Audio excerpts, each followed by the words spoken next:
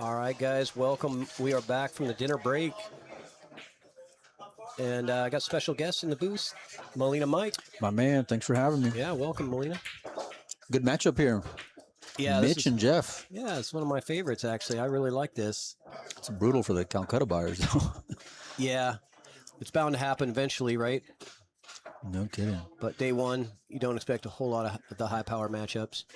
Are we there? Here? Yeah, but I actually, hold on a second. I'm going to get you set up.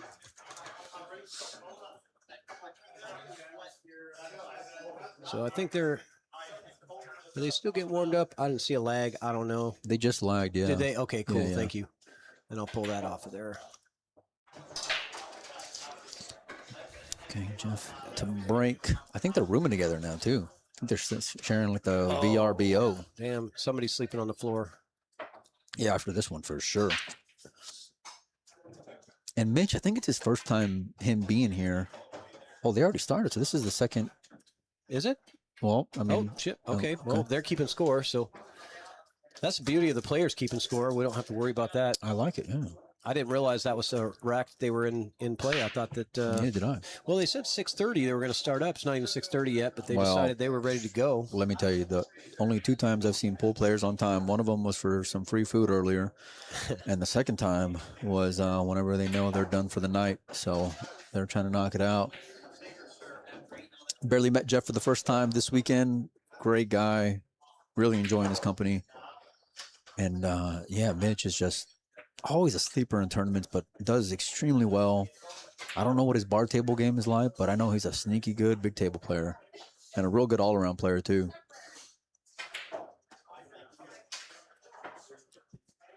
Jeff going with the two-way here and fortunate to get that one dressed up. I know that's what he was shooting for. He still would have had a shot on the 3-ball either way. Hopefully he can pull this back and get shape on the 3. Yeah, we just got back from dinner break. Shout out to it was a great dinner. Thanks to Jason and the family, and of course they had the Richard Geiler Award as well, and Geiler's class away. He gets to pick who gets his award every year, and so he picked Jason, and you can tell how thrown off Jason was because he had no idea, and it was just a real special moment. And you always get that when you're out here at the Don Weir. I think Jeff's fortunate here that 3's off the rail. He'll probably have to mass stay it a little bit, but he needs that ball to bite here coming off that rail because you can, not only do you want to make it, obviously, but then you want to make sure and get that cue ball back out for shape on the 5. Don't want to sacrifice accuracy here, though. Yeah, it's a tight window to get through. Hit it good. Yep. Hit it good and got the roll. The cue ball might have turned a little bit too much there, though, but at least we'll have an option. Yeah, is that 5 play in the other corner, you think? I don't think it passes the 9 here, but I think he's got a pretty much a layup safe if he wants it. Well, He might consider that 5-9.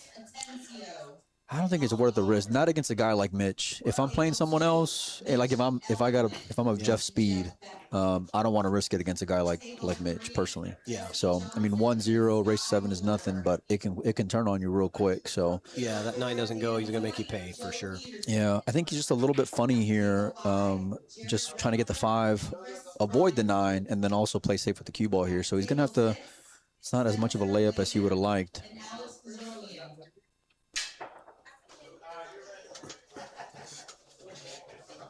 And actually, he might be able to play this in a way where he can just push forward and play the 9, and just the 5 ball should 2-rail out, and the cue ball should be able to go forward towards that 6-7 area. Yeah, like a 2-way there. Yeah, and that's exactly what he did there. And you see what I mean? How that 5 ball went in that direction.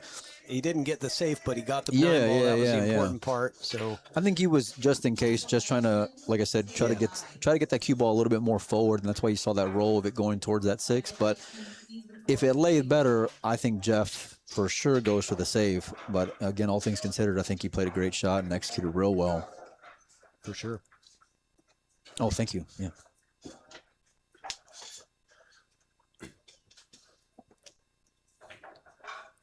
Mitch coming all the way from Arizona, rack 3. Yeah, I bet he's loving this temperature.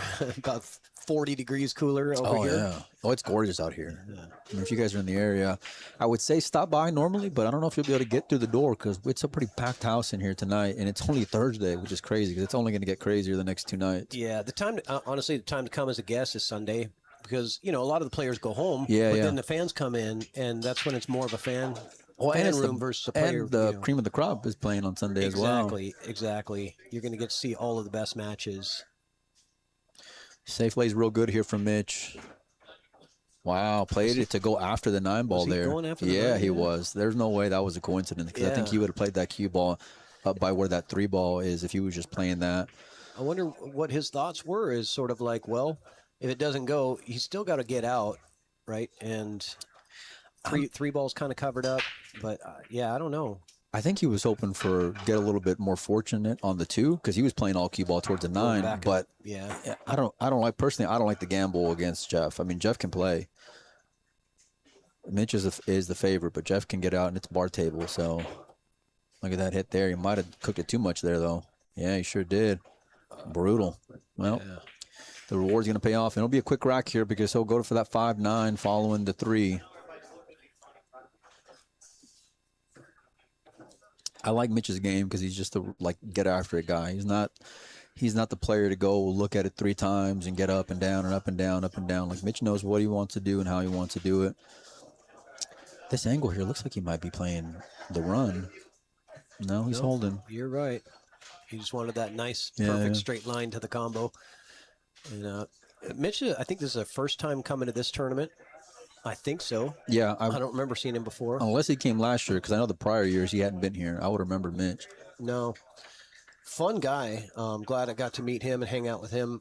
Really good guy. Oh, the other night at the just jokes that first dinner? Yeah. Both him and Jeff are just he's got some one-liners. Funny characters, man. Yeah.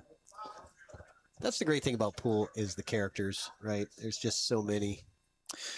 Mitch is definitely unique in that category, that's for sure, because he's just full of them, one after another after another. Yeah. And even Jeff, to your point, even him, he's always got a smile on his face and just enjoying life, it seems like, and real good energy. And I tell you what, these boys can play pool, but where the real action is on the ping pong table, because these 2 guys, you would have thought, they were going for blood against each other the other night. Dude, Beckley's got that wicked spin. Oh, yeah, he was killing on the serve. Man. Killing the serve. Nice break there from Jeff. And that's the reason why, I didn't like that gamble there early on, like I said, but Mitch ended up getting away with it. And now, Jeff's got the game to just play with him rack for rack. He's been out here for a few days as well. I'm not sure what, if any, TV table he's had to this point because I haven't been following. This is both of these guys' first time on this table Yeah. anyway, but Okay. I mean, we have 7 other stream tables. There you go. Some of them have commentary and some don't. But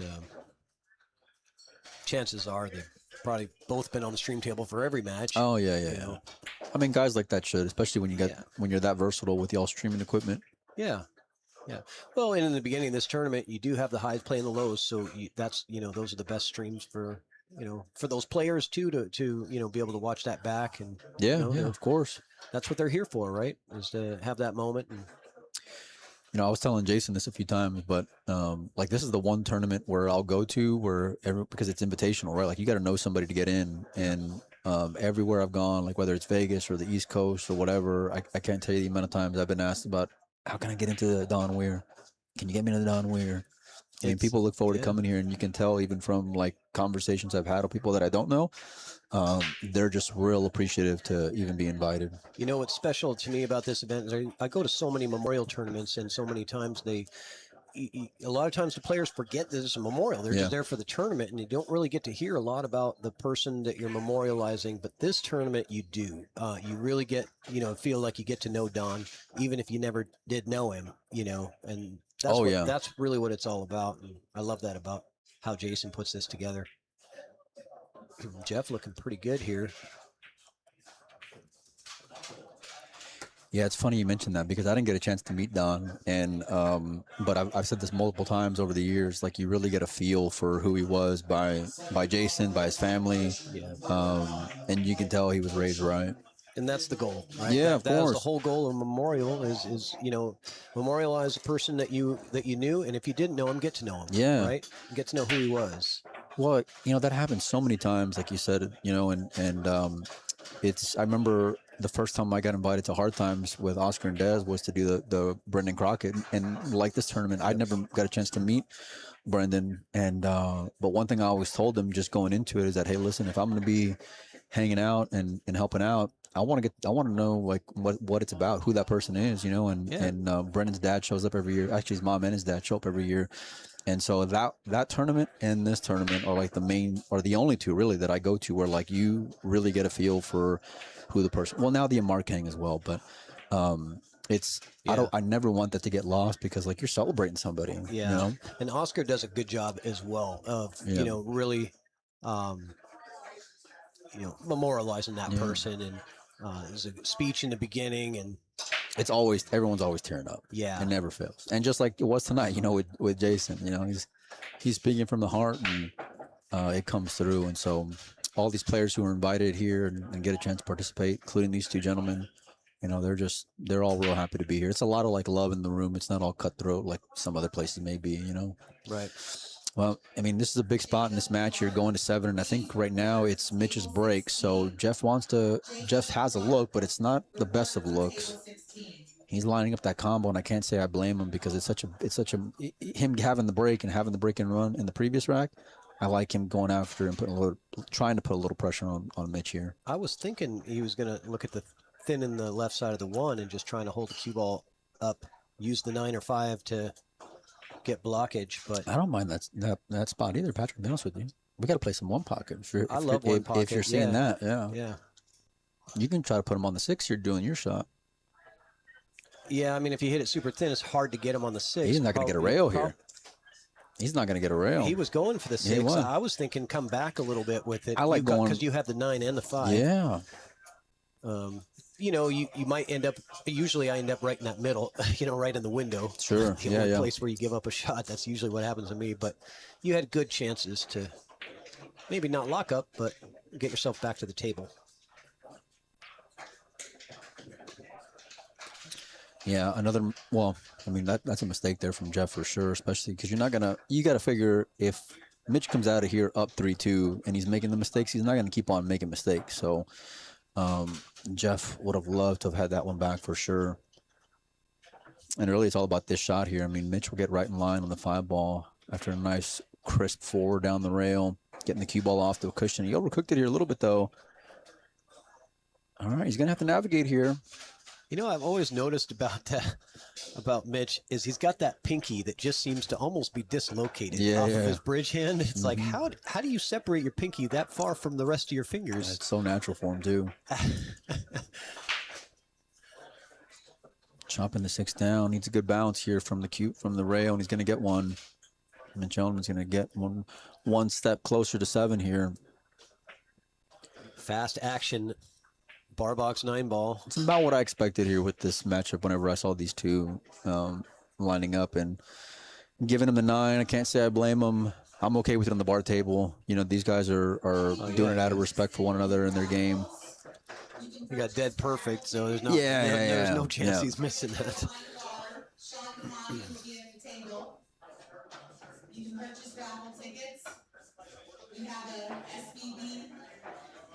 We do got a raffle going on for those of you interested, as Katie is announcing it here on the mic. If you guys want to get involved, you can hit up. Actually, you can hit me up, and I can get you hooked up with some payment information. Or if you're in town and you're here in the pool room, they can get you hooked up here with Sean Damani. We got 3 cues. Over 5 winners will be picked. A good mix of Q-Tech cues and apprentice cue. Over like $5,000 at least for the product, so it's a good little bang for your buck. Nice. Nice break there. Gonna get the kick. Unlucky, but that's brutal for Jeff. I mean, he broke the balls good, you know. So it's so common on the bar box for the scratch on break because, you know, a lot of action. There's so much more pocket space and there is rail space than on a 9, you know, so scratching is way easier. Well, you know, it just always seems like the pool gods are going to punish you when you make a mistake. And I've seen it so many times where like that last rack, you know, he's supposed to get out or at least play a good safe, you know, in Jeff. And so that mistake, it just seems like the pool gods are like, well, you did that one, we're going to give you another one. You don't deserve it. Yeah. Nice transition there. Beautiful hole of the cue ball, but he's still going to have to try to, if he can, hit it thin and go into the 6, or if not, just get a decent amount of angle here. Wow, and playing the cue ball made a big mistake there from Mitch. And is it hold up? Look at this. I don't know. I don't think it goes here, Patrick. If not, he'll tuck him under the 6 for the safe. You better. Very delicate shot, but I think if it doesn't go, he's got to. That's the only thing that's there. I don't mind playing the conservative. Put him, you know, on top of this. Put the 4 on top of the 6, and then send the cue ball here on, you know, on the right side of the 9. Just make Mitch have to kick at it, or at least don't give him an open pocket. I don't even know what he's doing here. I'm not sure. Oh, I like this play. Yeah. Switch really put an emphasis on that cue ball. Played the 6 really well. Smart. He's gonna easy kick, but how do you end up getting safe on this? You know, Mitch is gonna have to get a roll. Actually, I don't mind this play, playing it softly. Oh man, that's really high. That's experience right there from Mitch. For sure. Playing that 2 rail with that speed. For sure. He knew exactly what he was doing there. Great shot from Mitch Ellerman. Yeah, the question is that ball frozen to the rail? Because that's a big difference if it is. I don't know. Jeff trying to give him one back. I didn't see them arguing about it or even, you know, make any mention of whether or not it was on the rail. So I'm assuming that it's good, but either way, can't really tell from that angle. They're looking at it. Well, he's looking at it now. I mean, they're playing a gentleman. Oh no, it's not on the rail. No? No, Okay. I just looked over it. It's definitely off the rail. Then I'm playing this with that same type of speed that Mitch, and not. I don't even really care about the cue ball. I just don't want the 4 to come out. You know, even if I'm on top of the 4 and I'm at the kick here in a minute again, I'm okay with it just because Mitch is just too dangerous. Yep. 2 rail, perfect speed. God, he hit that ball good, didn't he? Yeah, he did. A couple of real good safeties in this. Nice. Like the speed here. Okay. And he's going to get cover. Yeah. Nice return here. Might have given up the edge, but that's okay. I don't think he did. I don't think he gave it up. So one more try at this. Yeah. Who's going to blink first here? Yeah, no kidding. It's like we just keep doing the same. There you go. What a nice shot there from Mitch. I love the cat and mouse game personally. I do too. Especially when you get it at this level, because everything they're doing is like with intent. Yeah, I mean, when they break and all the balls are open and they run them out, it's like, yeah, okay, good run out, but it doesn't make you think. Exactly. I like games that really make you think. Like, what am I supposed to do here? I mean, especially for these guys, like they can get on an open layout, on an open table, they're gonna get out. Like and they got a wide range to put that cue ball into. But these type of shots are like they really are bearing down to make sure they're making contact. And Mids just hit that ball so good, and I'm not even sure what he's looking at here. No, either. I think just the one rail right at it, to be honest with you, but maybe it's because I'm a fish. No, that's what I was looking at too, but I'm a fish also, so we're in the same boat. Yeah. I don't know any other way to really get to it. That 9 ball looks like it blocks like a 3 rail path to get to it, but I mean. But even if you're going 3 rails, how do you even get into that second rail? Yeah. 1, 2, 3. Unless you're going like 5 rails at it. He's got to go 1 rail, and he's got to hit it with some pace too. Yeah, because it's getting off. Yeah, he's going after that 1 rail. Yeah, because you're not getting safe if you hit it soft. Well, you have to hit on the bottom side here too. It's so easy to sell out though. I don't mind hitting this with a little bit of pace and just trying to get lucky here.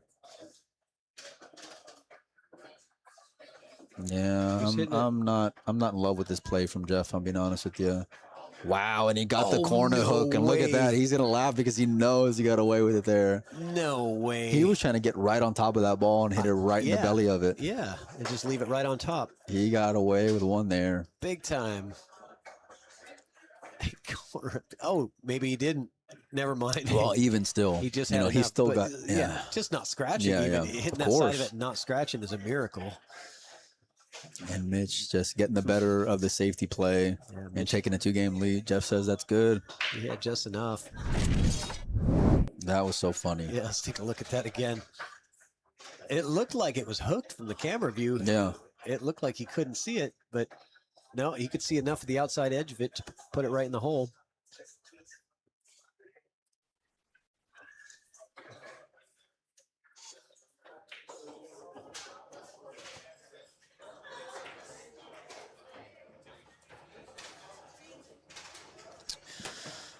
Okay. I haven't seen. Well, Mitch has won all of his serves, I think, to this point that I've watched. So makes the wing ball, gonna get position. 2 balls gonna be open. I mean, there's not a whole lot of issue here for Mitch to have to navigate. That 5, 6, 7 area. But Mitch's style of game is just real easy on the eye. Quick decisions. He's comfortable where he's at. There's no need to drag it out. Yeah, I like his style. It's fun to watch. Yeah, and there's a lot of guys that are like that here. I mean, Sky, Shane, Spencer, for that matter. I mean, Spencer. Oh, yeah, for sure. It's quick. Definitely Spencer. Defending champion here.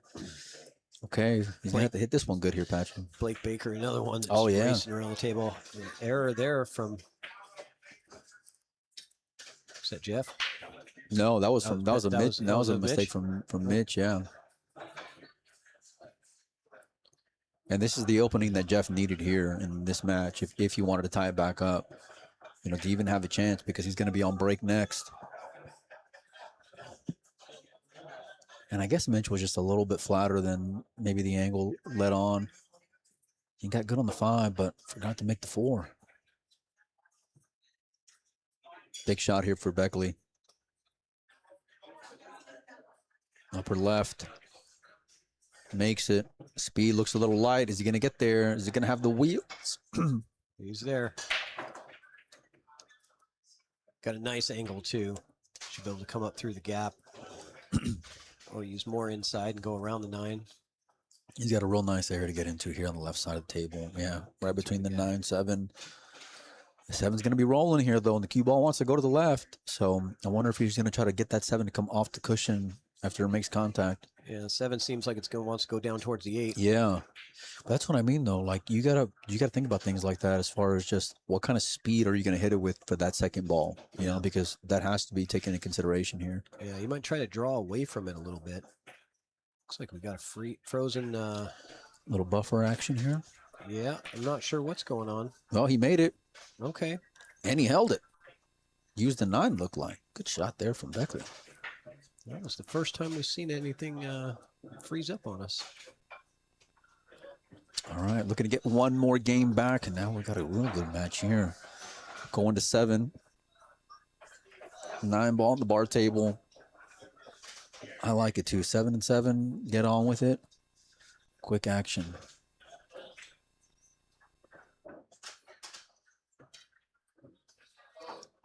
Wow, and they said that was good. Okay. All right. Good enough. Good enough. I'd have made him shoot it, but that one I might have made him shoot it. That one I might have. But I mean, Jeff plays great, so I can't say I got any issue with it personally. So how many tables I got streamed here this week? So we stream 8 tables here. Nice. Yeah, we have 7 that are just our standard Evo Sports with remote commentary, and then the feature table, which I have the normal, streaming setup, OBS and all that stuff. So, which, we like doing this. A lot of tournaments are starting to do that now, where they'll bring us in for the side tables, for all the side table action. They'll have a feature stream, for the feature table. Sure. And then they'll have a bunch of other action, maybe bring in some remote commentators. And, yeah, you get a lot more coverage without any extra work. I like it, man. Yeah. I mean, listen, I complained about that for forever, it felt like. So for us to finally get in this century in the pool world is a big plus, especially for the fans. I mean, we all want to see as much of the action, and that's really the only way you're going to be able to appreciate the stories throughout the tournament as well. Yeah. We might find a gap here. He did not. Okay. Shot from Beckley. The majority of our users are lower rated players. They're typically like 400 to 550 Fargo. That's the majority of our users, because they don't get the chance to be on streams that much, and so they can go and do it themselves. Let's check out this jump shot from Mitch. Mitch going airborne here. Oh, what? Not by much. Yeah, kind of surprised that didn't drop. And he would have had shape here on the 2. Just 2 rolled out though. Can't see Jeff going offensive here. But then again, I've been wrong a few times at least in this match, so. Curious to see what he does. Coming off the top side here on this angle, feathering it. That's a dangerous play. He's really got to have a good cue ball, which he's not going to have. Yeah, I mean, you really got to have a good line if you're going to play it that way, because you always knew that 2 was going to hold it up right there. So we still got the 3 to the 4 transition that's going to be a little bit of an issue for Mitch. 1, 2, 3. Here we go. Loosen stuff up. Move the 3 ball around. But how do you still? You got to get back to the 4. Well, yeah. I mean, the 4 doesn't pass the 6, so you got to get to the other side of it. And now that he's loosened up the stack, kind of takes away some of the safety options. It's got pretty straight on this 3. You think he'll be able to stun it? I think a little. Well, he's drawn out of it. Looks like maybe he can stun out underneath it. Yeah, looks like he tried to manufacture a little more angle. Oh, it's huge here, because look at where that 5-9 is as well. So I like him playing a good cue ball. Yeah, great shot there. Yeah, containing. Makes his decisions real quick. Yeah, he does. He sure does. Right away when he didn't get the shape, he's like, okay, safe. He just sees the game real well, and that's really just a credit to his all-around ability, because he's a real sneaky good one-pocket player, underrated in my opinion. And you can just see it, and even the way he explains the game, whenever you talk to him, is real. He's got a real high IQ when it comes to pool. Yeah. Jump shot coming. Let's see, get a better view here. Jeff has to make this. Jeff has to hit this, and Jeff's not going to do either. Yeah, he had to land on top of the he had to land on top of the ball to have a chance there. So, good save from Mitch. The kick shot was in play there, but a guy like chose to go against it. I don't know how Jeff jumps, but a player of his caliber, he should have at least threatened the pocket in that shot there, and he's going to regret that one for sure. I was playing a guy earlier. I mean, he was just making every jump shot in the book, felt like. Here? Yeah. Dart jumping it. I mean, you name it. It was.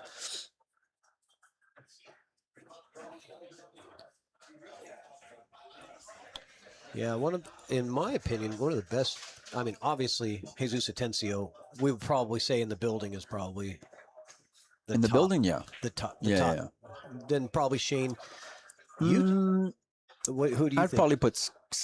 Actually, I'd probably put. I don't know if I'd put Shane after Jesus. It's Jesus, but then Spencer is really underrated when it comes to the short stick as well. I mean, especially on the bar table, he was ginning them. Yeah. And then, of course, you got Sky here, and you can't forget about him.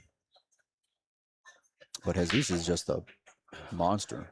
Yeah, last year Spencer borrowed Jeff Beckley's cue and was jumping with that cue. Is that right? That's funny. He ended up winning the tournament with it. That's Spencer in a nutshell. Yeah. He's that good. Where's the cue ball going to finish here for Mitch? In a real good spot to get on the hill. Yeah, I don't see any problems. The 5 does pass by the 7 if he likes that pocket. He does. Yeah, he's going to put a few balls in that pocket here.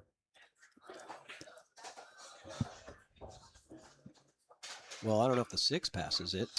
Yeah, but it's a real manageable combination here for a guy like Mitch. Yeah. I mean, he's not even sweating it, especially it being on the rail. Yeah. Nighttime here in rack number 9. It's like he's got a doctor appointment to get to or something. When you were doing your interview on your podcast with Jason, you asked him, who do you think is going to win the tournament? He immediately snap called and said Mitch Ellerman. Did he pick Mitch? Yeah. I remember him. But not even thinking about it. He just snap called Mitch Ellerman. I was I'm telling you, man. I mean, he's that kind of guy.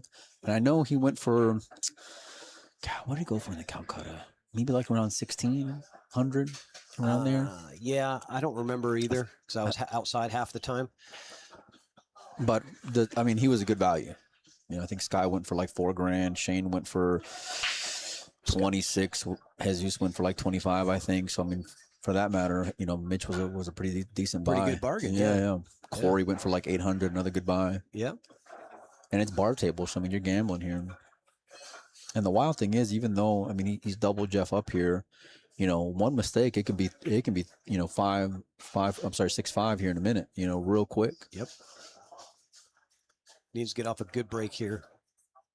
Oh, he's got to play perfect from here on. Oof. So last time he almost scratched in the upper left. This time he almost scratched in the side, and I'm not sure if he's got anything offensive here. I mean, the scratch in the upper left, I understand because it's usually getting kicked in, but when you scratch in the side and it doesn't get kicked, that's all you. Yeah, you know yeah. I mean, it's not luck, right? And that's what almost happened there. Just lost it.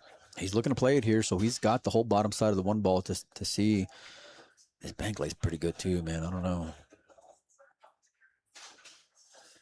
And I feel like you can control your cue ball real easy here with the bank shot. Yeah, but you better make it. Oh yeah, I mean you're going all in. Yeah, there's nowhere to hide. There's you can't half-ass it here. You got to go. I mean, well, if you do, just fully commit to it. You know, one way or the other. Have to. Does it slide by the 2? Jeff looked at it. I think it does. So, and I think if you're going that route, it's just mainly about the cue ball here, right? Avoiding the 7 and getting back on the 2. But he's digging down here a little bit here. He's cueing low. I mean, he's banking. No, maybe. Yeah, okay. Try to hold his rock here, and that extra bounce is gonna be curtains here. I feel like because that think is so too. Yeah. Listen. You got to make a move. I don't think it laid too bad, you know, and you're gonna have to come up with something if you want to get a few games back on a guy like Mitch. So let's see if Mitch can close out. Oh, look, he might even consider this 4-9, considering that the 5's in the way of the 4. You know. Yeah, he's certainly gonna draw it back. You're right. Mm-hmm. Man, this is quick action here. Mitch Ellerman looking to take it down in, what, 25 minutes? I like it. Nope. Oh, it does go in. He nails it. Good job, Mitch Ellerman. All right. Gets it done. Well, I appreciate you having me, Patrick. Yeah, hey, thanks for joining me in the booth, and good luck in your next match. I'm going to come back, though. Yeah, I'm going to come back, my man. Yeah, come on back. Well, I appreciate it. All right. See you, Mike. Yep. That was good. Yeah. Yeah, thank you. Really appreciate it. Just message me if you don't see me around. Okay. Okay, sounds good.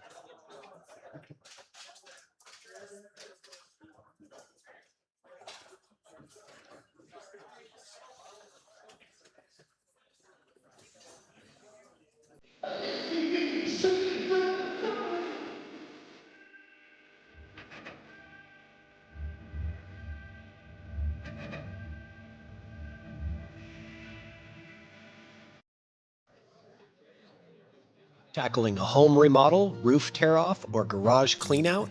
Simplify your project with a dumpster rental from True Grit Junk Removal.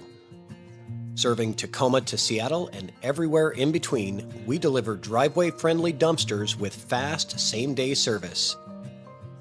Plus, 5% of all profits are donated directly to veterans foundations. Reserve your dumpster online in minutes at truegrit-junkremoval.com. Sooner or later, it's gotta be a Meucci. Meucci Cues are engineered to give you a power advantage you can feel. Our Ultraflex technology creates a spring-like energy transfer throughout the cue, giving you more power with less effort. Our exclusive power piston technology can reduce deflection while also delivering even more power. The Meucci shaft is loaded with low deflection technology from end to end. Upgrade your Pro shaft to Q wood or carbon fiber to fit your playing style. We meticulously select the finest materials for our cues, whether it's the classic beauty of maple wood or the high-tech performance of carbon fiber. Unlock your full potential with the Meucci Cue. It's a difference you can feel, but it's also a difference you can see. Meucci is famous for its iconic designs that'll turn heads in the pool hall, like the Glass Rose, the Mike Massey 5, the stunning Diamond Cocobolo, or any of our popular casino series that pay homage to the allure of Lady Luck. Find a cue that makes a statement, in addition to making you a better player. Don't settle, because sooner or later, it's gotta be a Meucci. Click to find yours today. Let's get this party started. Wow, look how hardcore he did that. Oh yeah, he's cutting to the bottom. Wow. Boom. Nice shot. Come around. That was a wizard shot. 13, 15 back at him. Oh, look at that. And it is solid.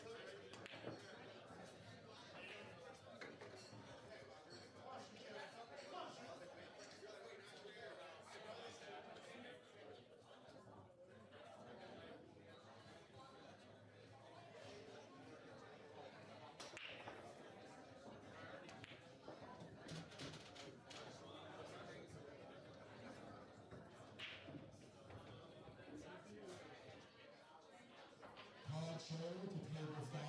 Todd Sherry to table 5. We are now on the clock.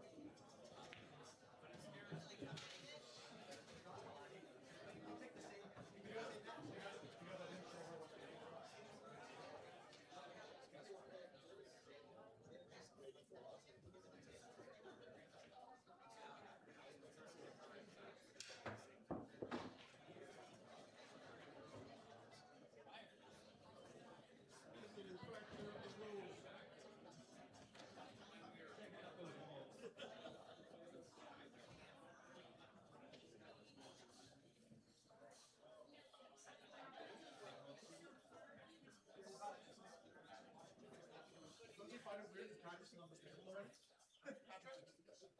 Don't you think it's weird just practicing on this table already?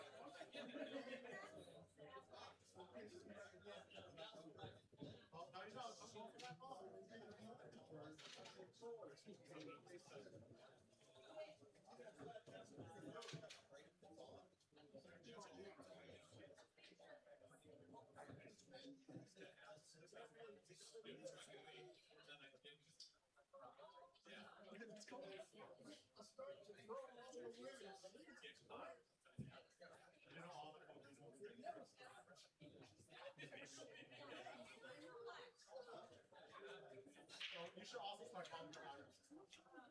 She'll respond. The problem is she'll respond. So it becomes a viable name. If you don't answer,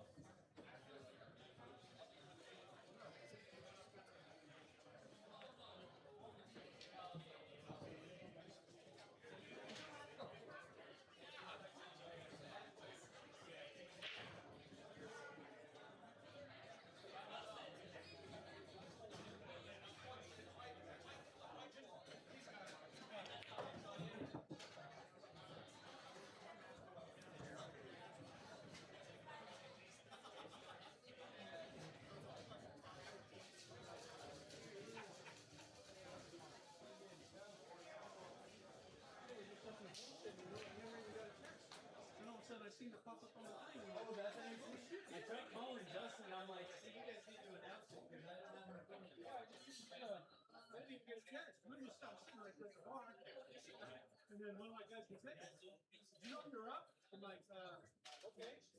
Okay. Yeah. I go, where am I at? He goes, you're on table two. All right. Now I know.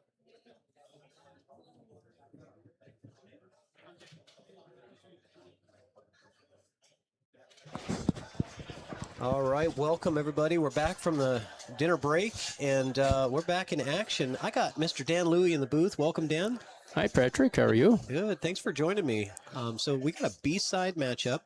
They're about to lag for break, so I'm going to take that little graphic off the screen that says starting soon, because we are starting now. And yeah, good matchup here. Dave Schneider, about a 650-ish Fargo. Is that legal right there? I don't know. If the opponent doesn't say it's not, I guess it is. I guess it's legal. Well, he lost the lag anyway, so it didn't matter. If he would have put it back down there, he would have ended with a perfect lag. Sure. Should have had that ball back a little bit. Yeah. He was too close. Hey, he was a little bit too close. It's a good matchup. So Dave Schneider's from the Tri-Cities area. Yeah, I think Kennewick area, and plays out of, well, Players Bar and Grill. Players, sure. Fun fact about Players Bar and Grill in Kennewick is they are the first U.S. location for Evo Sports. So they believed in us before, and nobody else had it, and they were the first. Kidding. They were the first ones to get it. I did not know that. Tammy and Vic over there. So, sure. They put in Evo Sports, and that was 2.5 years ago. And, wow, and look what happened at Evo Sports in the last 2.5 years. Yeah, it's been kind of crazy. It's grown quite a bit. You guys done a lot of traveling, even back to Asia, Japan, Taiwan, Jakarta, and China, of course. Yeah, well, not Did me, you go to China? But no, anybody? Well, we did the Taipei Open, and I went to that in Taiwan, and then Jakarta Open was just one of our engineer went over there just to set up, because it doesn't take a whole lot for us to stream 8 tables. We don't need more than just one person go up and set up the equipment. So okay, so you need somebody to set up, tear down, and you can do a remote commentary. Yeah, for events, it's best, right? If we have someone get it set up right for them, but most of our venues that have it, they just install it themselves. Oh, it's just it's just a little box like what you see up there.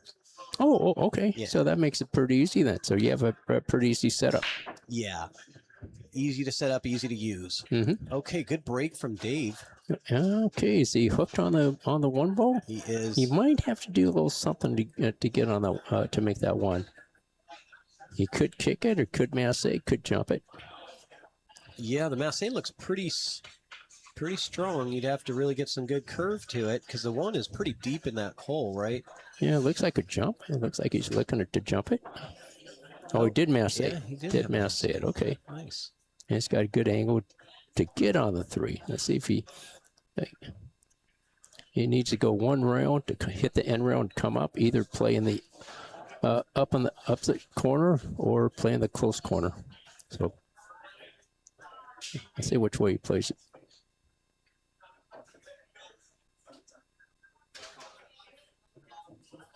Oh, okay. Yeah, 9 got a little bit in the way. I think if he hits it slightly thinner, he can probably avoid the 9. And hits a different part of the side pocket. Yeah, I think so that's he had what to he cheat was the pocket a intending. little I think bit. that's what he was trying to do. Yeah, for sure. Just got it a little too thick. And yeah, so on deck, waiting to shoot, Trevor Sickendick, 620, 630 Fargo, somewhere in there.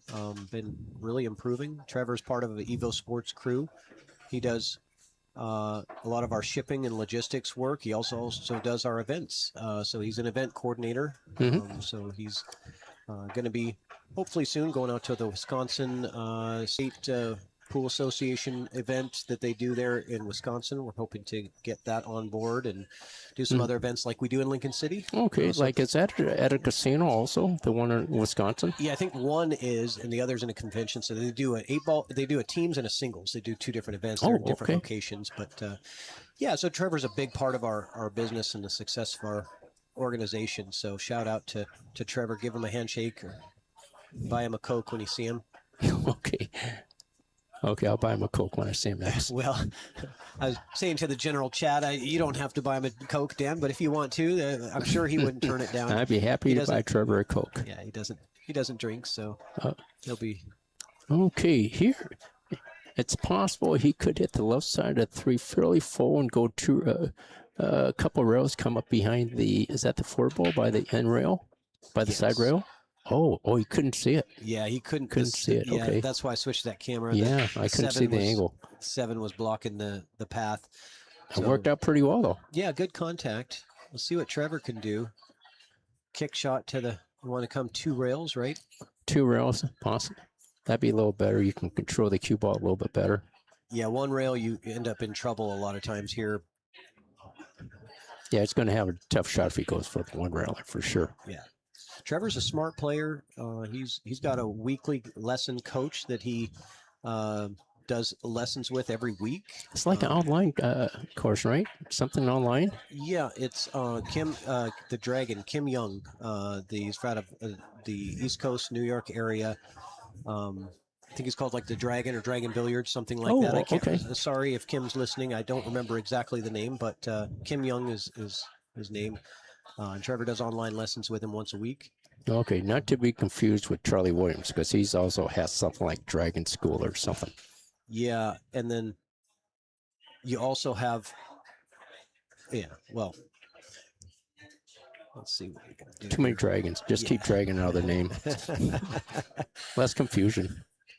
Well, I tell you, so this looks pretty good. Textbook out here for Dave to get on the board first. Didn't like the way he was settled in.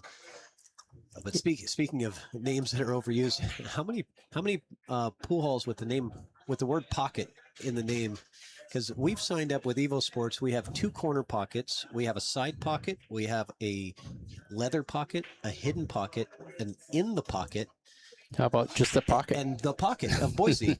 And I'm like, there's a lot of pockets. A lot of pockets. Yeah.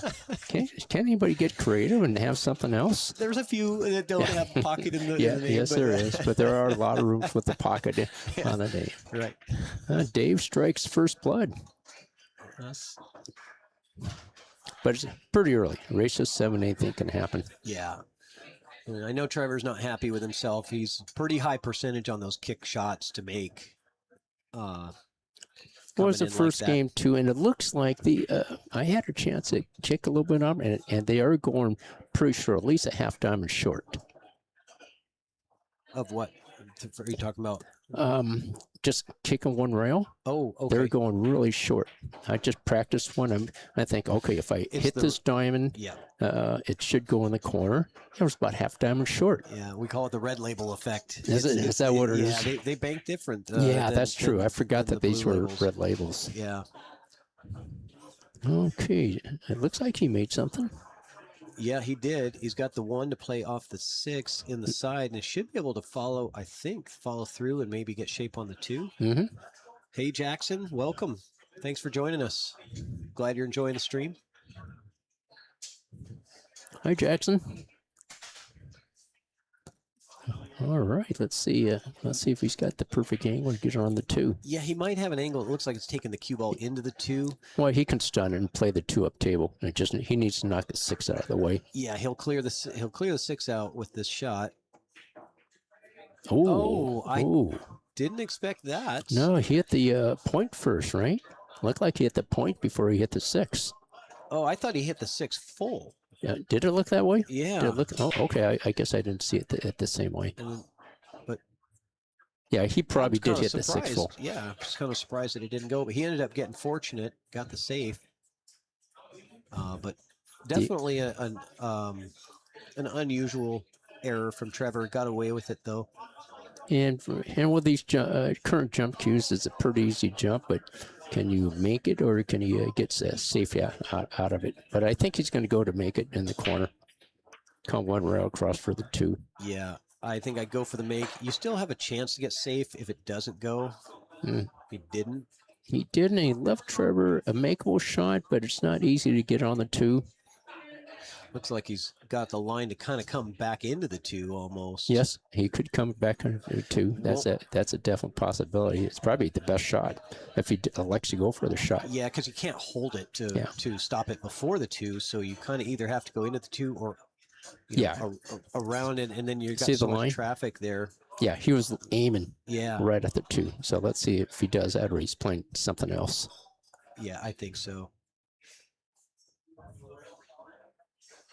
Oh, okay. Well, he didn't get the. Didn't quite get into the 2, but he did break up the 4-7. But he has a pretty tough shot on the 2. Looks like a safety to me. Just put the 2 ball on the end rail, right, and hide it with the 3 or 6-9. Just like that. Or 8. Yeah. Yep. Yeah, a lot of balls to hide behind. Yeah, perfect placement for that 2 ball.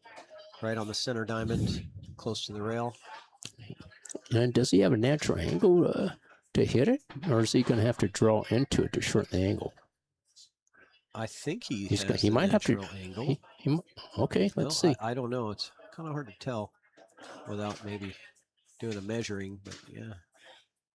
Well, I hit it pretty firm to shorten up a little bit. Oh, look where the Cuba got. Wow.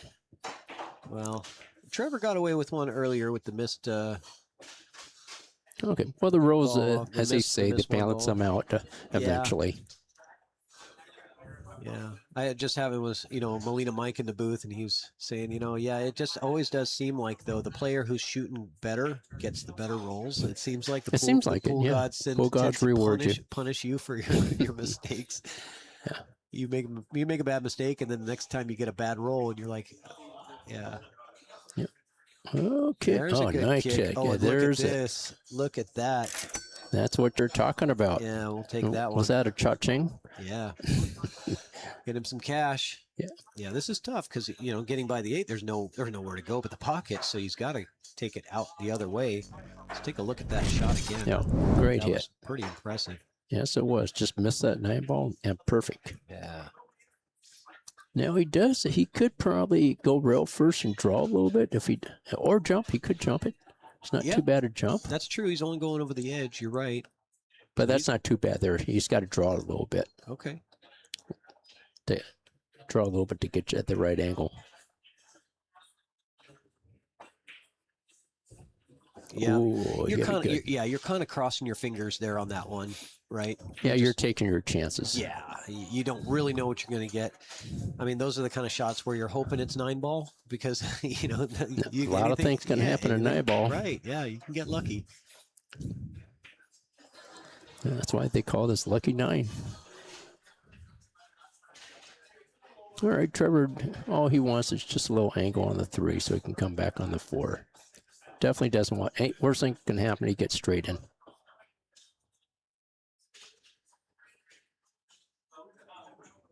So, Dan, what's your favorite pool game right now? What do you like to play the most? I actually like One Pocket. One Pocket's a fun game to play. I don't play it very much because I don't go out to the pool rooms very often. Yeah. But it's a fun game. Good. Me too. It's my favorite. I like the thinking part. Yeah, a lot of strategy. Yeah. And improves on a lot of aspects of your game, like banking. Sure. Of course, it helps your 2-rail game.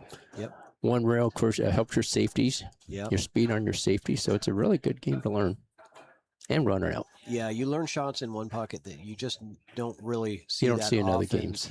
They'll pop up maybe once in a while in rotation, but you're used to those shots, and so you kind of have that advantage because you know what to do. Yeah. And I think one of my favorite players to watch is Tony Chohan. Yeah. Because he does some shots where It's always I fun. think I see what he did, but if I'm shooting the shot, I can't shoot that shot. Yeah, well, for one, do you see it first, and then 2, Yeah. Can you execute? Can you execute? You know, and there's both because I mean, most of his shots, or a lot of them, I don't even see because, well, probably because I can't execute them like that. So they're not even in my book of possibilities. Ooh, that's a little light. Yeah, it looks like he let up on that stroke just a little bit. Yeah, he would like to draw it a little bit. He did decelerate a little bit. Yeah, like a deceleration. Yeah. So It's probably not too bad a shot for Trevor. Here we go. Tie it up. Oh, watch out. No. Watch Oh, out. no. Oh, my God. Ah, brutal. Oh, my gosh. Okay. I mean, that 9 just barely dropped, and then Yep. but the cue ball was no question about it. Yeah, I think if he hit that 9 clean, that probably wouldn't have scratched or would have gone slightly long. But since he hit a little fuller, yeah. Oh, he made a good shot, just low unlucky with the cue ball. Yeah, it was the shot before that I think he's going to be kicking him. He's not going to really kick himself for that one, but I think it's he the could have got better. Shot before, because there's no reason that he shouldn't have been closer with a better angle. Yeah, for sure. And he knows it. Yeah. So, but that's the game of pool. It is tough, especially when you're under pressure. Oh, but it gets tougher when the scoreboard goes higher against you, and so he's got to make sure to keep that positive mentality. Yeah, you got to have a mind like an elephant. So next game, you got to forget all about the last shot because it doesn't matter. But some people, they remember every shot they miss, and it bothers them for the rest of the game. Yeah, and then but those are the same people that probably go home and they practice it 200 times in a row because they can't forget about it until they actually master it, because it just bothers them so much. And so there's good and bad to that, right? Sure. Maybe you can't let go during the match, but at least you learn afterwards so you don't do it again. So you'll never do it again, just practice so that never happens. Boy, look at that cue ball. Yeah. Great cue ball. Stopped dead on a dime. Does it get any more dead center than that? Nope, it doesn't. I don't know if I've ever seen anybody stop at dead center. The face man, Joe Town says Trevor has an 850 mustache. That's the first time I've seen anybody with a curled up mustache that you see in the westerns. Is it a handlebar mustache? Yeah, that's handlebar mustache. Yeah, I've never seen Trevor with it. Let's see. Oh, got just enough bump right there. Oh, Trevor's definitely sporting a new look.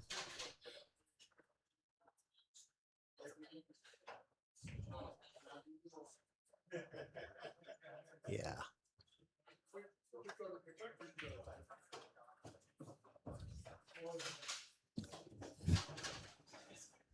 So, okay, looks okay. Yeah, Dave over here he's already feeling like it might be 3-0 pretty soon. Yeah, he could go 2 rails or he could go 3 rails. With right English 3 rails, that's a possibility. Let's see which way he plays it. Okay, got a little bit of trouble. I think I like that 3 rail a little better to get shape on the 5. That way you avoid that 8 ball. Yeah, what are you doing here? You gonna look for a safe, or you? It's a possible safe. You could just make it and get shape on the 6. Back cut it. Yeah. Safety. But it's a pretty simple safety though. Yep. So. Yeah, safety is laying pretty good, so that's a pretty good shot. Good choice. Very good choice. Well, not to mention Trevor missed the last kick that was kind of similar to this, but it was much easier, and he did not hit it good. And this is one where, again, you just hitting the ball is not going to be good enough. You've got to make it or make something here. Oh yeah. Look, there you go. Yeah, I was thinking that had a possibility to go. Nice. I like that shot. But he's got to come with a good shot here. This is not an easy shot under the gun. I don't want to commentate or curse him, but the back cut to the corner is kind of Trevor's sweet spot. He actually does do pretty well with these. A lot of people undercut him. That is the only thing he has here, right? I mean, there's nothing else there, is there? I'm missing. I think you're right. I don't think it plays to the top right. I think he's got to shoot. Yeah. But it doesn't look like that's what he's looking at. So. 1 on the second. Yeah. Oh, he did go for the corner. So looked like. Maybe it was there. Yeah. It must have been, obviously. Yeah, couldn't really tell with their angle. Not this angle. And that was a super tough shot too, especially at that speed. How's the angle? Come in nice and close. How's the angle? I don't know. It got a little tough. It's a challenge. He might thin off of it and go to the other side of the 9, possibly. I don't know. I don't know. Yeah. I'm not sure what he has there. Yeah, I mean, Could just try to get to the end rail and just bump it off here and get behind the 9. That's what I'm thinking. Shoot the 7 towards the end rail and just come out that way and just get behind the 9. shoot the 7 down this way. Yeah. And then cue ball this way. Cue ball like this way. This way. And yeah, that's what I'm thinking. But let's see what he sees. It's tricky.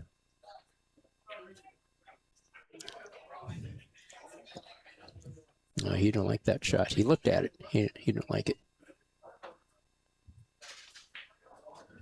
You don't think he's going for the 9 here, do you? I don't know what he's going for. Let's see. Okay, just want to leave him kind of tough, and That's not quite. Yeah, if he hits that harder, I see where he's going, right? He hits that a little harder, it bumps into the 9, cue ball ends up, maybe right down in this area over here, and you're sitting pretty good. Yeah, as it is, he didn't have a whole lot of good options. No, but it's hard to judge those too when you're Sure. hitting them so thin. No, okay, nice little stroke. Yep, that one looked real clean. No deceleration there. Get through the ball, get through these 2, and get yourself on the scoreboard. Nice stroke that with some confidence right there. So, right, should be a problem from here.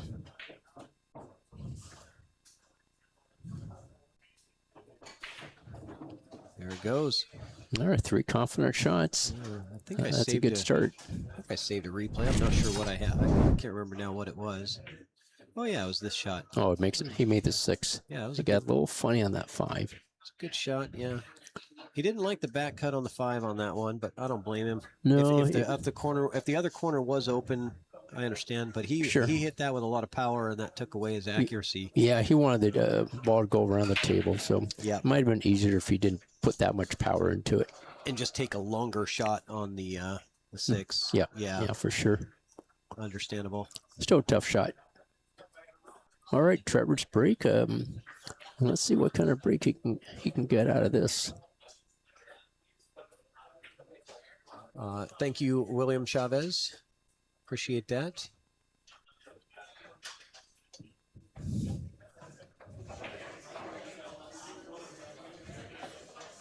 Oh, we got Vic Albertson in the chat saying he really likes Dave's shirt. I hope you're paying him, Vic.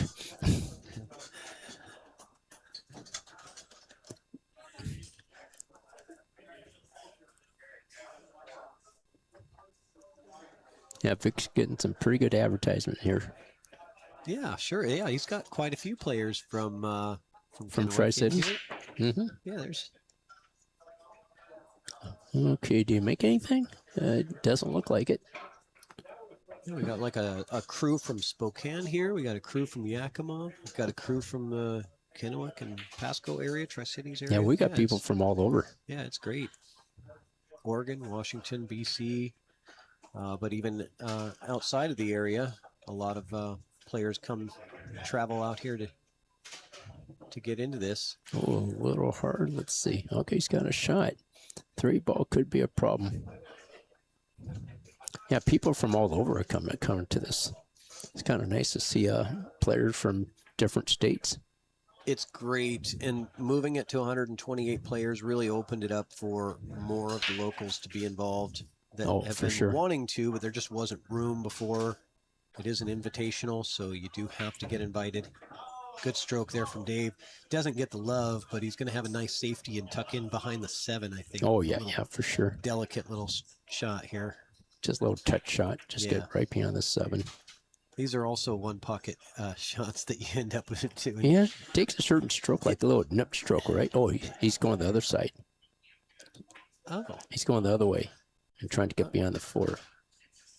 Yeah, 9. Leaving Let's see. distance, but you're opening. You're leaving him out in the open. Maybe that shot wasn't there that we were looking at, because it did look. Or maybe it just looked wasn't. like it's a possibility. Yeah, that shot maybe you're it just talking wasn't. about. Maybe it wasn't comfortable with the delicate, soft little 2-inch shot. Those are tough to control. Yeah, and I think he liked this angle better. I mean, maybe he was more comfortable shooting that way. Well, I know Trevor's more comfortable getting contact with the ball from that position than he That's would a have been from great behind the contact. 7. He turned the tables on that shot. He did. Well, okay, Dave can either go straight into the 3, and he might have a 2-railer, or he can do the kick and stick with the 2-railer. Yeah, I like that. If you can come in nice Coming and behind full, it, 2 rails. Yeah, you got to hit it full in the face from behind. He's going at a slow pace, and I don't know how you're really going to get safe at that speed. No, it's not easy to get safe at that speed. You got to create some separation. But on the other hand, it's not easy to get on the 4 ball. No, it's not. The 4 is pretty blocked up. You don't unless a 4-8. You might play the 8 ball possibly on a combo. Oh, but then what are you landing in that little window between the 7-9? Yeah. Well, he might not have anything else. I don't like that either. No, but Let's take a look. He might have an angle to come down table. It's hard to tell. Yeah, he did have an angle. Okay. Okay. All right. Nice. Good shot, Trevor. 4 on the side. Looks like you might bump the 7 coming out. Yeah, and hopefully he doesn't get hooked on the 5 ball.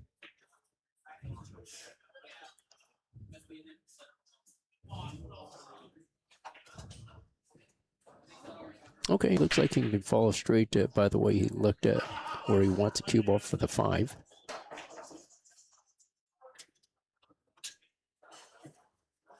Or maybe brush the edge of the 7 even. Possibly. That's not, wouldn't be terrible. Oh, yeah. Oh. And how's the speed? Ooh, just right. Enough, yeah. Just right. Not too hot, not too cold. A1 angle. Should be able to draw this back to the 6 to have an option. You could either play the 6 in the corner or the side, I think. Oh, for sure. Probably likes the Oh, corner. get off the rail? No? Now he okay.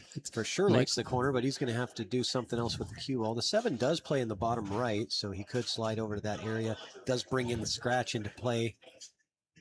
Well, he'll make sure he won't scratch. Yeah, just nip draw it or pinch draw it, whatever they say, just to kind of kill the energy off the cue ball. Oh yeah, for sure. But he is froze on the rail, which does make it a little tougher. Yeah, because you want to get real low on this to. Oh, he didn't follow it. Oh, and he missed it because the angle was a little funny. Yeah, and I think being close to the rail, like you said, and trying to get that draw to bite, you really got to get low. So that means you're jacking up on it. Yep.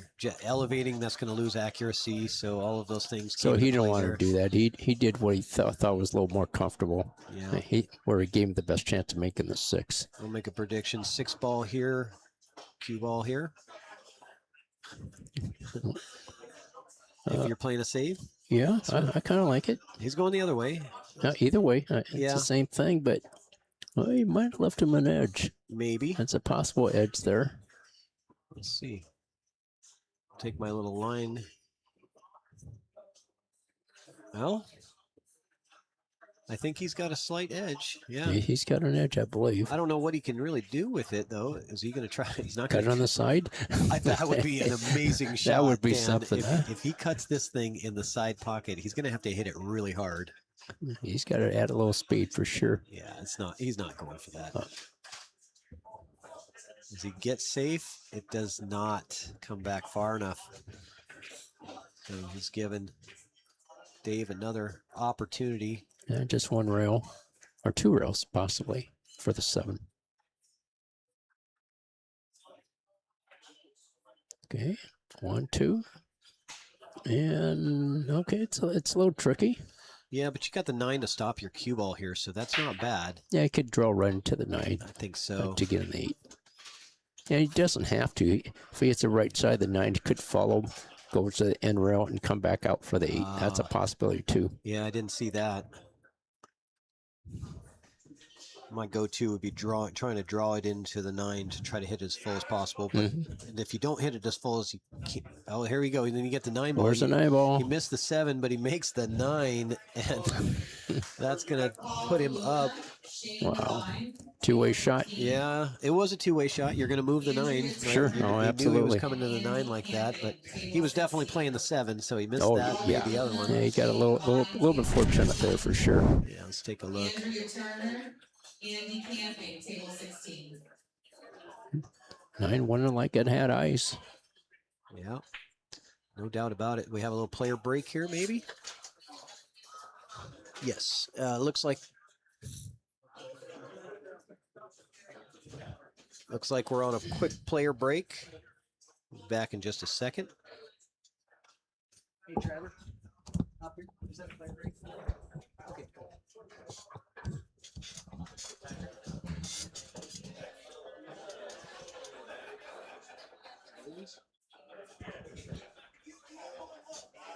I think so.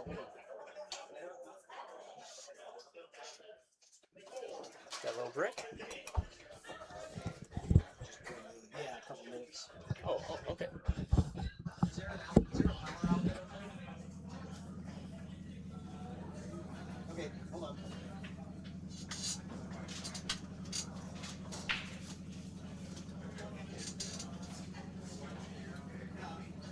Trevor?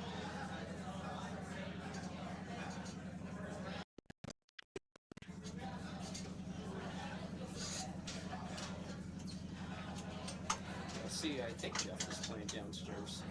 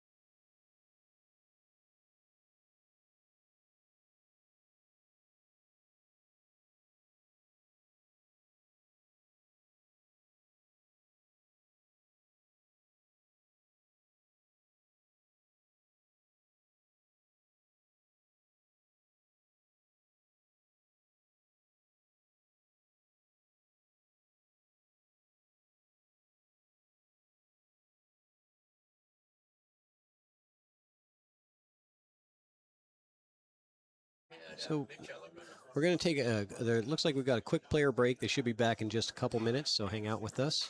Be right back.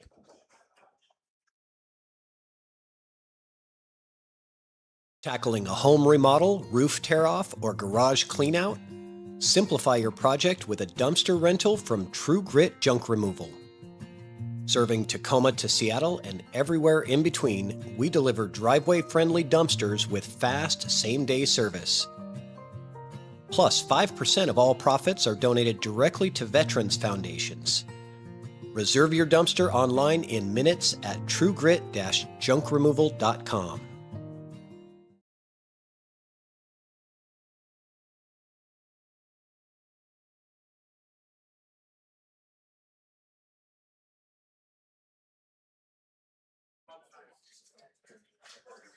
All right, looks like we're back in action. 3-1 lead for Dave Schneider. Trevor's going to try to stop the bleeding. That 9 ball hurt a little bit, you know, didn't have to go, but that's 9 ball for you. No, for sure. Maybe they should play where they call their 9 ball. What do you think about that? Play call 9 ball. Well, you don't have to call any other shot, just a 9. I don't know. You know, I think 9 ball is 9 ball, and I think 10 ball has its place for people that don't like the slop factor or the luck factor. But No. I get what you're saying. You know, on the money ball, Just right? on the 9 ball. on the game You ball. can slop any other ball, but just call the 9. Yeah. Now, after all, the 9 doesn't count on the break. So they did adopt that part They of 10 did- ball they- rows, they right? did adopt that, yes. Oh, nice shot by. That's a really nice shot by Trevor. Yeah, dry break from Dave. Now that we have the All right, just cut in the corner, one rail over for the 3. Could go 2 with follow. It is a gift for you, for all players. So if you lose out your tournament, just come to the tournament desk and you'll get a chalk and a medal wrap. Very cool. Oh, okay. Well, I was a little bit uncomfortable with that. A little funny angle. He was really trying to get a lot of that draw and get the cue ball to bite. Mm-hmm. I got perfect on a 3, but just barely missed that 2. It's usually what happens when you miss a shot close. You usually get the exact leave that you want, but you sacrifice the shot to get there. Yeah, for sure. And, yeah. Okay, he's got to draw off that bottom rail and come back for the 3. Yeah, okay, you can see the draw there. Okay, and pretty good. So they're doing something else this year. All the cue balls are the same. Ooh. Oh, wasn't expecting that one. No, wasn't expecting that one at all. I think he took that one for granted. It's like something I do. I do too. You know, I can't miss that shot. Then you don't aim and it doesn't go in. Should just focus all your attention on the next shot. Sure. And you're already shooting the 4 ball in your mind. Yeah, absolutely. Yeah, we all do that. I don't know anybody that doesn't.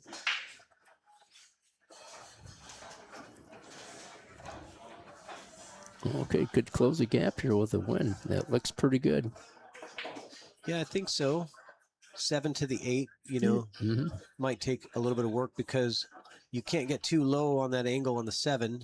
You know, you have to have the right leave on the 7 because of where the 9 is to get yourself good on the 8. But the 6 gets you there, right? So a stop shot, you know, on the 6 is actually a perfect spot to be in. Stop shot would be perfect. Yeah.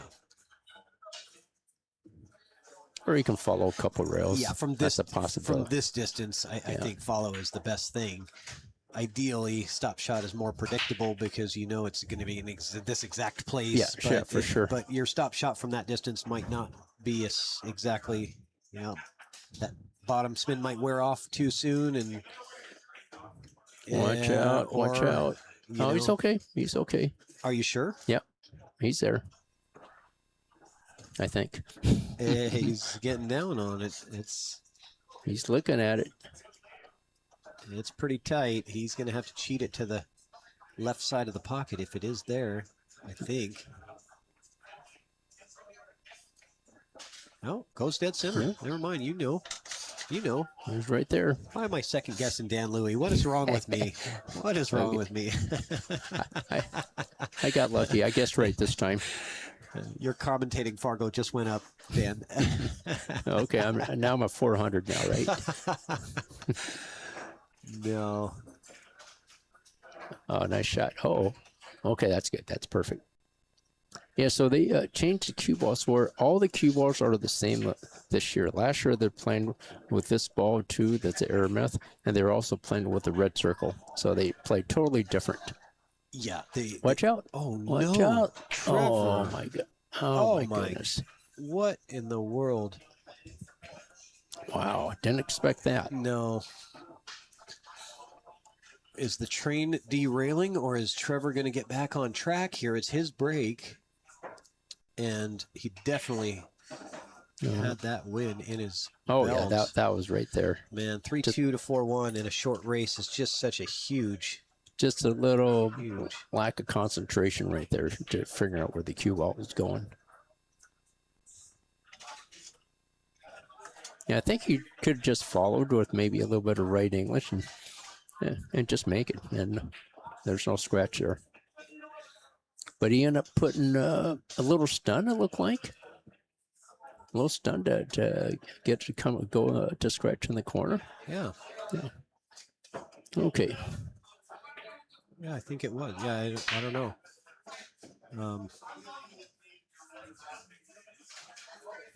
Okay. Looked like he made something. Good break, control the cue ball. Let's take a look at it. Corner ball must have went straight in. It did. Trevor hit that really, really nice. Good control on the cue ball.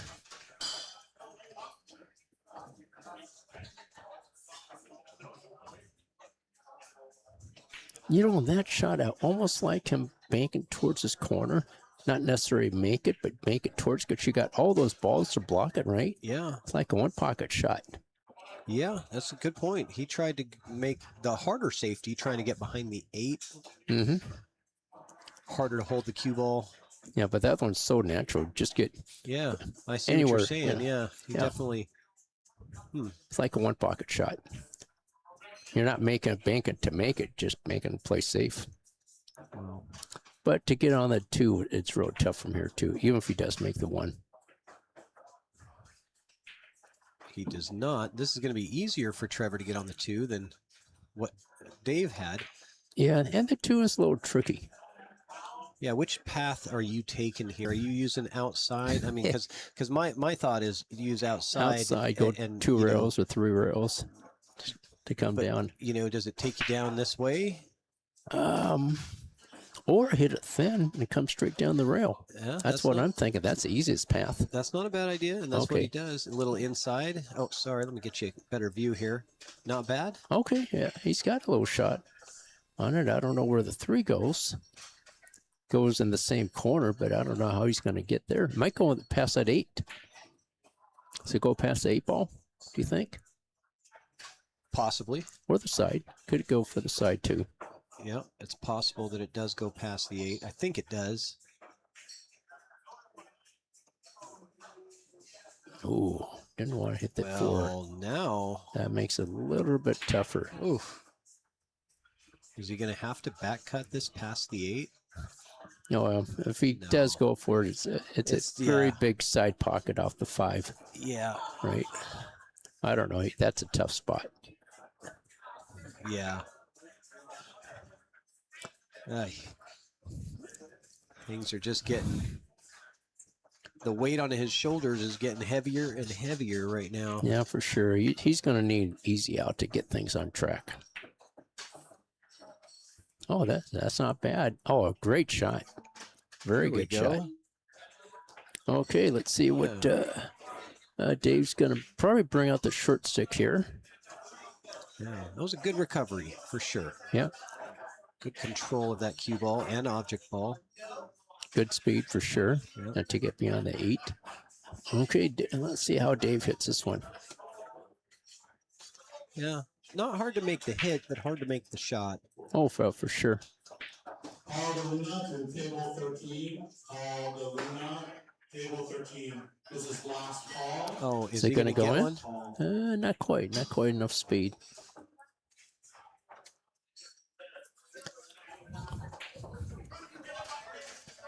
Trevor might have to load up on this one. I don't know. I don't know if he's got a natural pathway here. Definitely not going to be easy to get on the 4 ball.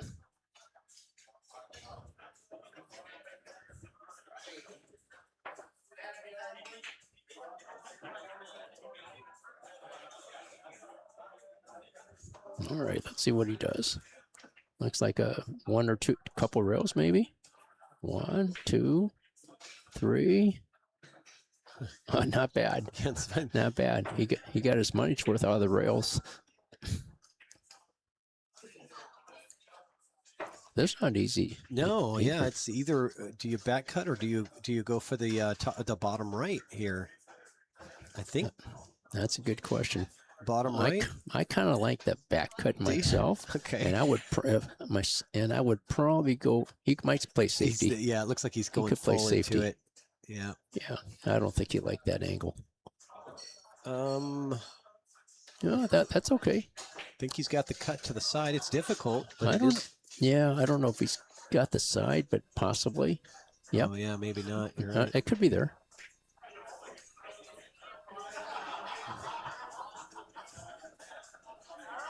This has left Trevor a little window here. Okay, it's a thin side pocket, but probably down the corner. Yeah, I don't think he'd be looking at side here. I mean, ideally it would be great if he could, because the 5 would be much easier. But oh, maybe Yeah, I'm thinking corner. Corner, go back and forth with the Yeah. cue ball. And it's not easy. That wasn't an easy shot. Just undercut it.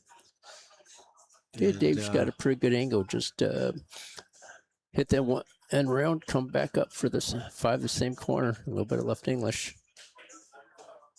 Oh, too much left. He came right into it. Yeah. I tend to do that a lot when I'm hitting with inside. I end up putting a little too much. A lot. When you're trying to come in, just like that shot right there, I come into the ball a lot more than I want to. Yeah, he just basically needed one tip, and he put, and that cost him the error. I was thinking he was going to be out here the way he's been playing in that layout. I thought high percentage he's getting out, but Trevor got a big gift here. That could be the swing that Trevor needed in this match to turn it around.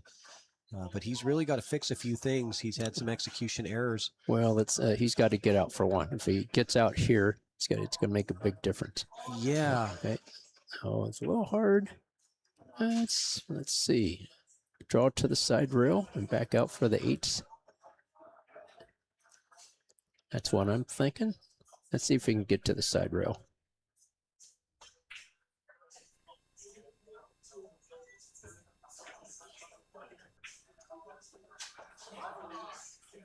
Oh boy, undercut it. The execution is just not there for Trevor in this match. No, he's losing a little focus for sure. And Dave's got a big opportunity, good opportunity here to go up 5-1.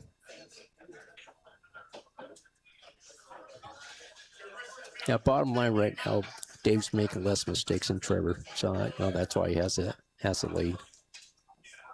Agreed.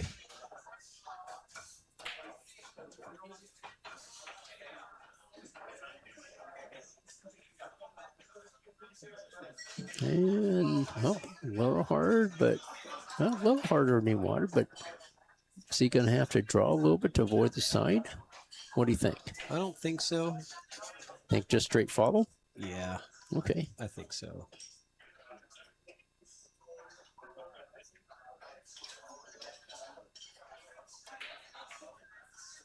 Yep. Dead center. You called. All right. Okay, 5-1. So 5-1, and it is Dave's break. Trevor just sitting down. He's going to get his head back into it, splash some water on his face or something. No, he's got to remember some of the shots that he missed. Yeah. He's not going to be happy. How do you do it, Dan? Like, you've been playing pool for so many years. I know you've been in situations where, like this, you're struggling in a match. How do you turn that around and not think about that stuff? And you're down set 5-1 in a race 7. How do you get there? Well, you got to calm yourself down for one. You're going 100 miles an hour. You got to take some deep breaths.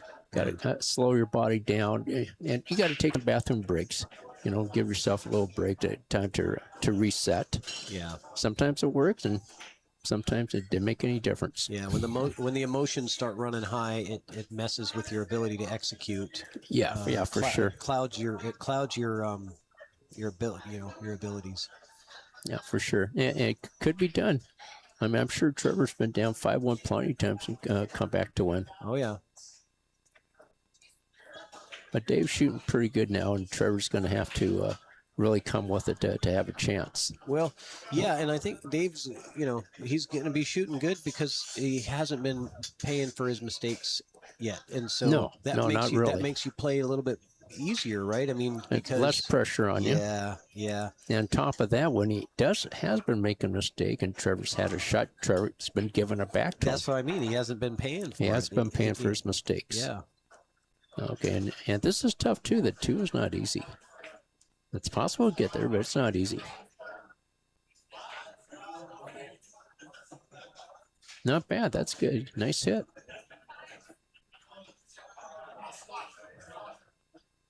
This is funny how the cue ball is going to come off here into the 7. What do you? I mean, he how do could you hit play the this 7. cue He ball? could actually go one rail and possibly miss the 7 and hit the 3. But if he decides to go for this, he's going to hit something. Yeah, there's no way you can't you can avoid all the traffic. He could play safe here if he doesn't like it. He decided you're right. a little bit inside. Look at that. That was a great shot. Yeah. Dave's going to get his jump cue out now. There's nothing else you can do here. And and 3 balls land tough, so even if he misses, or even if he he's not going to leave anything. Yeah. Or not leave much. Well, yeah, and even if he makes it, it's not, the end of the world. No, then I'll look for some kind of safe to play. Yeah, exactly. Okay, I think he's lining up and deciding what he wants to do. He doesn't have to kick. I mean, jump the ball. He could kick if he wanted to. But, all right. Went right around it. All right, so Trevor's got ball in hand. What are we doing with that 3 ball? Where do you put your cue ball if you're going to play safe? I'm going to have a little angle, like, I don't know if you can mark it, but I would put the cue ball right about here. This kind of angle with a lot of left. So you like cue ball like right here? Yes, right there. A lot of the left draw, and you got a chance to come off the side rail into the 3 to break it out. That's what I would do. Or he could play shape right for the 3 in the corner pocket. Let's see. Yeah, that angle was tough. He got kind of unlucky. If he comes into the 5 full, if he hit the 5, he could have stopped right there. Yeah, and he's good on the 3, and that might have been what he was trying to do. Yeah. He could just come right into the 5 ball. Safety coming maybe here. If he's got the edge of it, he might be able to draw this cue ball back to where it is now. Well, he's froze on the rail. You can't. I don't know. I'm not sure if he can get back. Maybe. Let's see. No. Oh man, another scratch. But the 3 ball got tied up to the 4, and yeah, it doesn't have a pocket anywhere. So we're gonna see another safety from. I like this shot. Aim it so it's really close to the 3, but where you can nick it and where the 3 doesn't move. Yeah. And you can hook him on that 8. I like that shot. See what I'm talking about? Have the cube. Oh, the 4 ball. I'm sorry. Yeah. I see what you're saying. Yeah, like ball in hand, maybe. But have very close, right next to it. Yeah, exactly. Right next to it. Even closer than that. Just catch the thinnest part of it that you can. Exactly. And move the cue ball over here. Yeah. And now he's in a real bad spot. You're going to get him on 2 potentially. Yeah.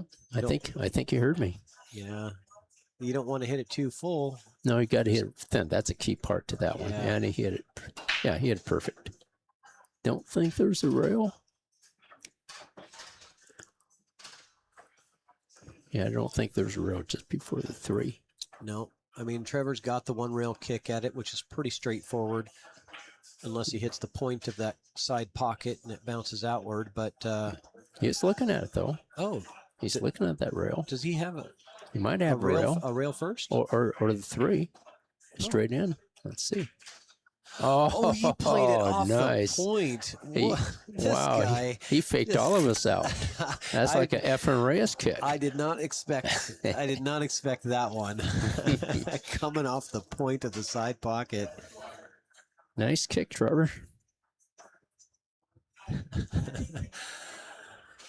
Okay, slow down. Okay, he's got a nice angle on the 5. Just come middle of the table somewhere. He should have a 5-8 combo.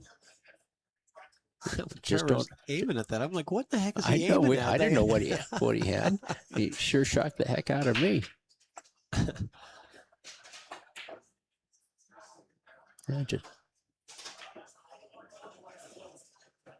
Okay, not bad. Pretty straightforward combo, but what do you do with it? Yeah, you got to go forward with the cue because the 5's going to travel that, Or you can draw a little bit and have the cue ball, the 5 ball, come towards the other corner. Or hit it soft. You can hit it soft too. See, that's... Yeah, you like that shot? Yeah, that's what I would... The 5 was going to go that direction no matter which way the cue ball was going to go. Yeah, it was going to go that way. He hit it a little thick. If he hit it a little thinner, would have been closer to the corner. Yeah, he made a nice shot there. Yeah, what is he like here? You going to power this thing to the top left? Yeah, looks like it. Or just, yeah. Okay, nice shot. No problem.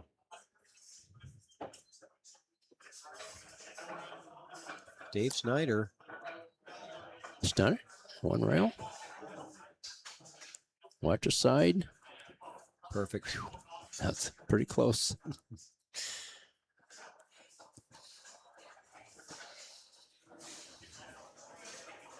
And he's on the hill, He's 6-1. on the hill.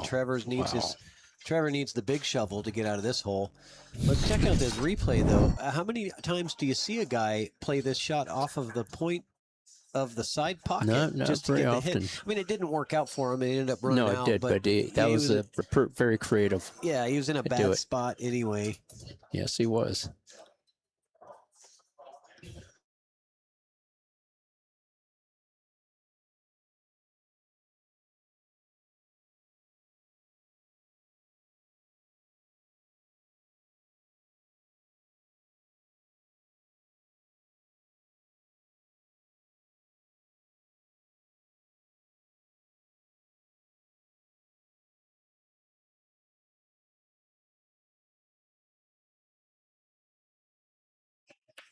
Okay, we're back. Just had a little message from Jason Weir. Uh-oh, Trevor. Uh-oh. Okay, he's okay. He's okay. And he's got a pretty good corner pocket if he wants, but I kind of like just making the one in the other corner without getting close to the three, because if you hit the three, you may not have a shot. Yeah, good point. And it's a pretty tight pocket to get through without hitting the three.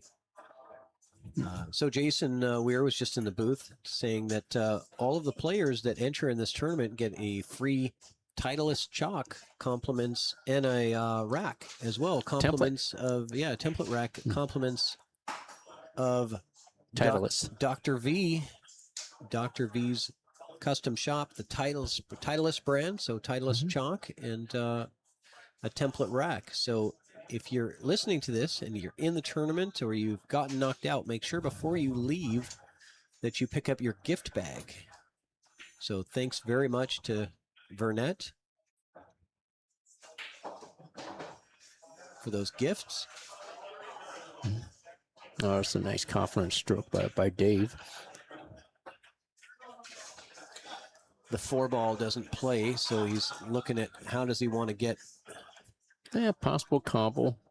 I'm guessing he's going to play the combo if he has a good angle on it. Yeah, I'd like to be a little hard. Yeah, I was going to say if you playing that combo, I'd like to be a little close to it. Yeah, that's not real close to it. That's not real close. No, definitely didn't want to be there. He might be hooked. Let's see. Lean out my little window here. It's possible. You're right. Oh, he's aiming like he's going to shoot the combo. So it's probably a pretty easy match say though if he can't make it. He's not. No. Massing. Oh, okay. He's not massing. Yeah, he can see it flat on the ball. Yeah. Okay. Nice hit. And good safe too. Yeah. Good speed to get safe. Look at this. Oh, look at that. Nice hit. When it rains, it pours. Yeah, just like I was saying, you know, but I don't know if that was so much, the luck of the rolls. That was a, well executed speed that he played that shot at. Oh, absolutely. Because he knew if he's thinning that ball at that speed, the cue ball is going to be somewhere down in this end. Yeah. Whether he got blocked or not is another story. That's, pretty hard to do. But the speed, I'll give him a lot of credit for. Well, Trevor's been kicking pretty good. We saw a great kick last game. Yeah, an unusual kick. Yeah, very unusual. I know that kick, but I guess if you don't have anything else, you got to shoot it. He might be better off not hitting it. Yeah, well, he might have heard you because he didn't hit it. I'm talking about the game before. This one, he probably would have been better off hitting. Yeah, that one, you got to hit that one. Yeah, so this is for the match now. Dave Schneider Jr. on the hill, ball in hand, 6 balls left on the table.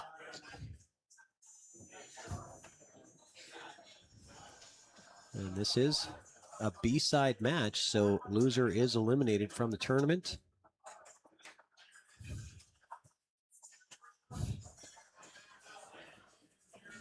Trevor can play good. This is not a good example of how good that guy can play. And he went for $40 in the Calcutta, and I said, "Man, that's a steal." Oh, for sure.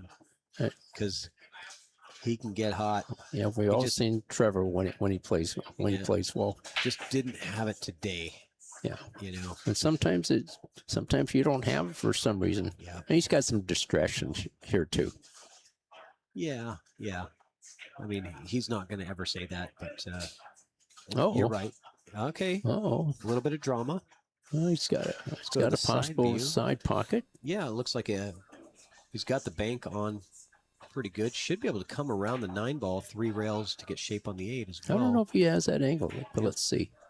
Oh, he just barely misses the bank. Yeah, you might have been right. You had to really. Yeah, you need a little more angle to go 3 rails. Yeah. I think he was trying to hit that 8-ball, and he did, but he didn't. He left himself a bank in case he made the 7. Okay, Trevor's got a pretty good bank here. Not playing safety, he just got bank and run out. He looks like he's kind of trying to play safe. Okay, I'd say you got a shot. Might as well go for it. That's what I'm thinking, especially when you're down 6-1. Yeah.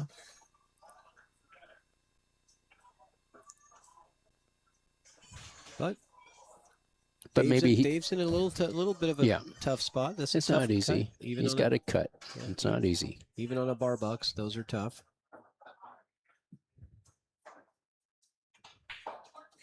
Oh, missed look it. at that. Wow. I think the deflection got him a little bit there. Sure. Well, you saw he put some left English there. Yeah. Okay, Trevor's strategy worked out really well. He did the best thing for himself. Yeah. Good thing he didn't listen to me. Well, hindsight is 20/20, as they say, right? I mean, you always have the right answer afterwards. After you see the answers to the test, it's pretty easy to take the tests. Absolutely. Okay, this should not be a problem for Trevor. Hey, we got Mark Adams in the chat from the Pocket of Boise out there. Welcome, Mark. Mark's a great commentator. He does a lot of commentary out of there in the Pocket. And Trevor, a long-awaited win. He hasn't had one for quite some time. No, it's been a while. Yeah, he's had definitely some racks that I feel like, and he feels like probably too, he should have won, but that doesn't matter now. Yeah, I think the last time he won a game it was 2-0 for Dave, and then he won a game to make it 2-1. I think that was the first game. Now he just won a second. You got a great memory. I know it was only a half an hour ago, but it all blurs together in my mind. Well, don't ask me again in 10 minutes. I'll forget then. Yeah, we're having a great time out here. Golden Fleece, Everett, Washington. Shout out to the owners, Kim and Dave, opening their doors for literally 3.5 days for this event, because it started Thursday night with the challenge matches and the auction and all of that, and then you got the 3-day event for the tournaments, and so they turn away to put together. Yeah. Well, you guys too. You guys had to do a little bit of work to put this together. Yeah, I mean they give us everything we need here. Kim and Dave just say, whatever you guys need to just tell us and we'll make it happen. And so they're just great hosts, and can't say enough wonderful things about the place and the people here. And speaking about Kim, we just had a banquet, and we just announced that she's the latest inductee in the Western BCA Hall of Fame for women. Yes, and that's she right. was so happy she was speechless. Yes. I gave her the microphone, and she could hardly say anything. It is very unusual to announce the winner before the isn't it normally announced at the event? Yes, right. It's normally in Lincoln City. Yeah, that will be the formal induction back then in Lincoln City in October. Yeah. And Steve Lingelbach was a men's inductee. And so they announced Steve last week. Darren announced him at a tournament. It's maybe Fortune Store, I think, down in Portland. Okay. And so he says, "Well, you got to let people know." So this is the way to let people know. And I thought this is a perfect opportunity. Perfect opportunity. Yeah. So great job remembering to talk about that, because Kim Jones been in the Pacific Northwest pool scene forever and done so many great things in her pool career. Good person and well deserving of the award. The newest member of the Western BCA Hall of Fame. That's a big honor.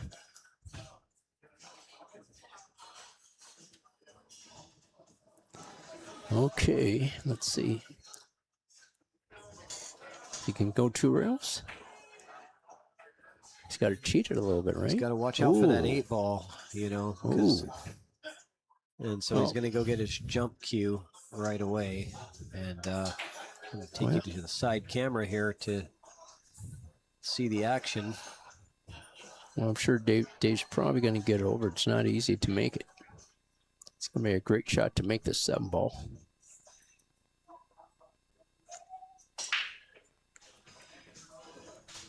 He's had a lot of jump shots this match. Yeah, he really has.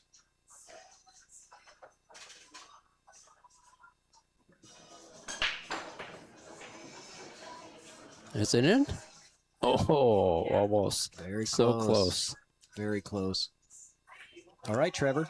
Time to get to 3. He's got a slide angle, so it shouldn't be a problem. Just a little follow and get on the 8, somewhere in the middle of the table. Yep, as long as you don't do anything crazy and put a bunch of right spin on it and go to the side pocket. Yep. Okay, just perfect. That's an absolute #1 angle. Yo-yo drill here, which Trevor loves.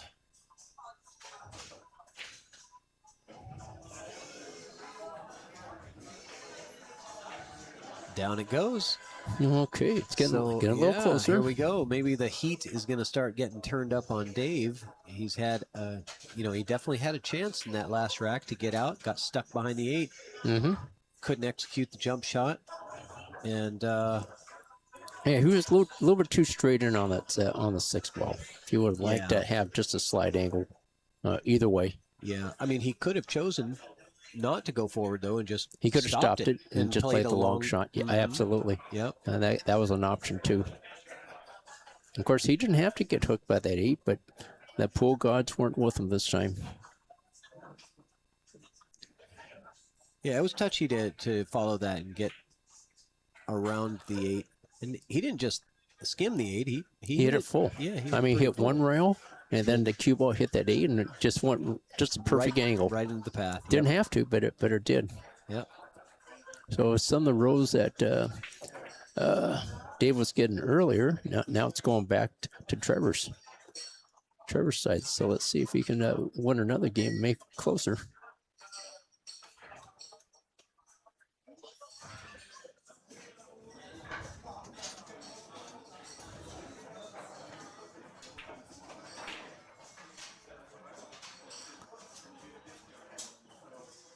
Was he breaking from there before, or was he putting it more towards the side?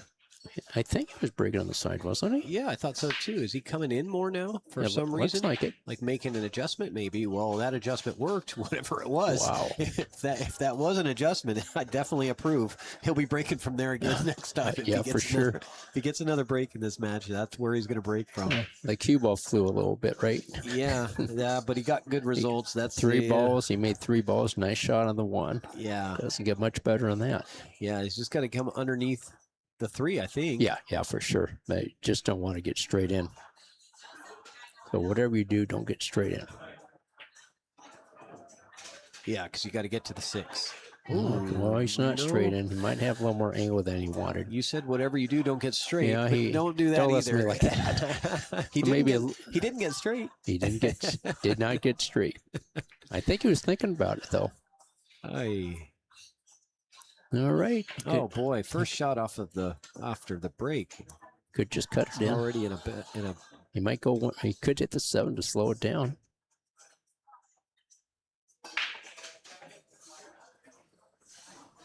Oh, okay. He did get a 2-way out of it. Yeah. Yeah. Looks like he. Yep. Did it look like he hooked him? Yep. Dave's getting his jump cue. Okay. Right? No, I don't know. He's got a shooting cue in hand, so Does have a shooting cue. You gonna mass say, or are you gonna kick at it? Oh, he likes to kick anyway. Yeah, because he can't see it. No. So he likes the kick shot. I don't blame him. Oh yeah. The jump doesn't really have a lot of reward to it. Oh, that Wow, could have that ended almost up. Yeah, almost went in. yeah, it almost Wow. went in, but it also could have ended up a lot better for him. Has it, missed that Yeah, for sure. and end up down table. In the meantime, just got to hit it fairly soft. One rail shape on the 6. So this is a key shot here. Are you floating this? Yeah, just shoot it easy. I think that's all you need to do. Just like that. Very good. All right, now what? You're Now, straight in. yeah. You can stop it and shoot the. Yeah, do you like the 7-8 next since he got so straight on this, or are you going to draw back and not mess with the combo? Well, it depends where his confidence is. Good If point. if you're confident, you draw it back for the side or corner. But it's not bad just stopping your ball, shooting that 7-8 combo. It's not a bad shot. Right, and he agrees with you. As long as you don't. Yeah, I mean, I really don't see any way this is going to go wrong unless he hits it really bad. I mean, he could pocket both balls and leave himself a little bit tougher on the 9 than 7 could go straight in. That's a possibility. I like the 8 ball though. Okay. Not bad. And he's straight in. You could just make it. Maybe draw your ball back a little bit. Yeah. Making it close. Okay, that was a nice stroke. Yeah, good confidence there, staying Good down. confident stroke. Following through. Looked like he's shooting with a little more confidence here. Yeah. Now that he's won a couple games in a row. It does help, doesn't it? It helps for sure. It really does.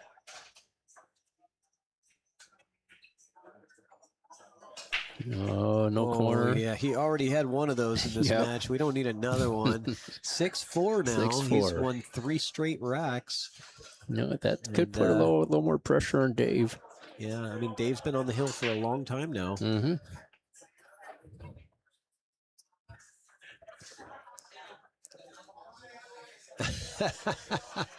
Max says Trevor can get you a killer deal on a used car. Oh, people like to give him shit about his mustache, but I like it. Oh, he looks like a used car salesman. Is that the or maybe that's the dress, the slacks too, and okay. with the mustache. I don't know. It all goes together, I guess. Trevor is a very memorable. He's got a memorable mustache. He's got a memorable name. You don't usually see that name. No, that's an unusual name. That's for sure. He embraces it though. People are like, "Is that really your name?" And they, yeah. How do I pronounce it? Just like it's spelled. He loves it. Yeah, I'm sure he gets asked by it all the time. Oh yeah, all the time. Let's see how's the break. Oh, it's looking really good. Yeah, nice break, Dave. Yeah, the 1 is clear to the corner. It made three balls, and everything's looking great. Yeah, there's no worry about the 9 ball. It's ready to go whenever you are. Whenever you get there. Oh my gosh! But you got to make the 1. Oh my God! Trevor is like, okay, he's going to keep giving me chances. I'm going to keep. His confidence just goes up and up and up. Sure, right? and Dave's just going down a little bit. Yeah, it's amazing how the tides can really turn in this game. Yeah, we'll really put a lot of pressure on Dave by Trevor winning the last 3 games, and that's normally a shot Dave's going to make. Yep. That just shows what pressure can do to you. And to give him credit, he didn't have the entire pocket. No, he had a 3/4 pocket. Yeah. Okay. Oh, nice job avoiding the 2. Rubbed it a little bit, but didn't matter. Now, so you can go for the 3-9. Yeah, I'm looking at that. I mean, it's really easy as long as you get kind of up close to the 3, but it's not necessary. No, I prefer to run out. Just play it for down. the side pocket. Yeah. I mean, if you overrun it, you don't really have the corner as your option. So. And even if you get good, they're still missable. He is going side pocket. Oh, yeah, for 3, sure. Okay, how's the speed? Okay, pretty good. Not bad. Pretty good. That's just going to keep him on the correct side of the 7 to get down nice and close and easy on the 8, and then you don't have to worry about position on the 9. That's the nice thing about this rack. You really only have to run out to the 8. True story. 3-ball run out, basically. Yep.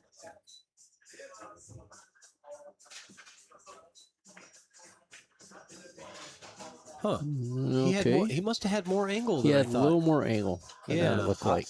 yeah.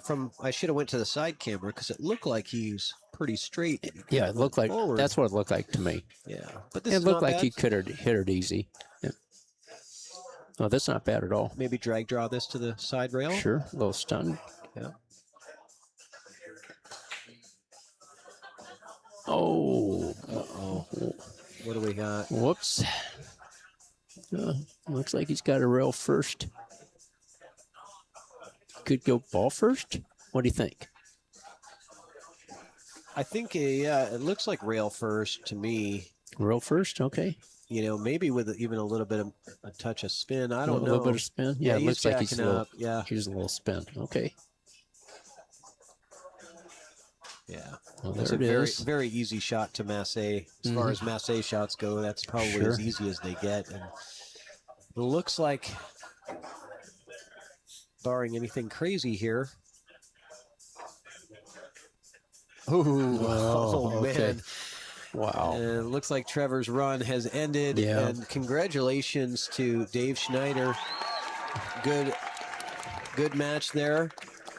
Trevor made it a little bit of a fight at the end. He did. They Finally, could have got to 6-5 for sure. yeah, he was able to capitalize on some of the mistakes in the last couple, but not that last one in not that that rack, last one. and certainly Yeah, not for the sure. ones before in the first 5 racks or so. It was pretty tough for him to get anything going, but great effort for Trevor, and you know we're going to see him back. He's going to be coming back to the Don Weir every year. he's hooked. He's a little disappointed, I'm sure. Oh yeah. 'Cause he knows he had some chances there. Yeah, but he's good on the mental side. You know, I won't talk to him for a couple hours. He'll be fine after that. You know. But Yeah. And congratulations to Dave. Nice Yeah. one there. very good. Congrats to Dave, and shout out again to Kennewick and Players Bar and Grill out there.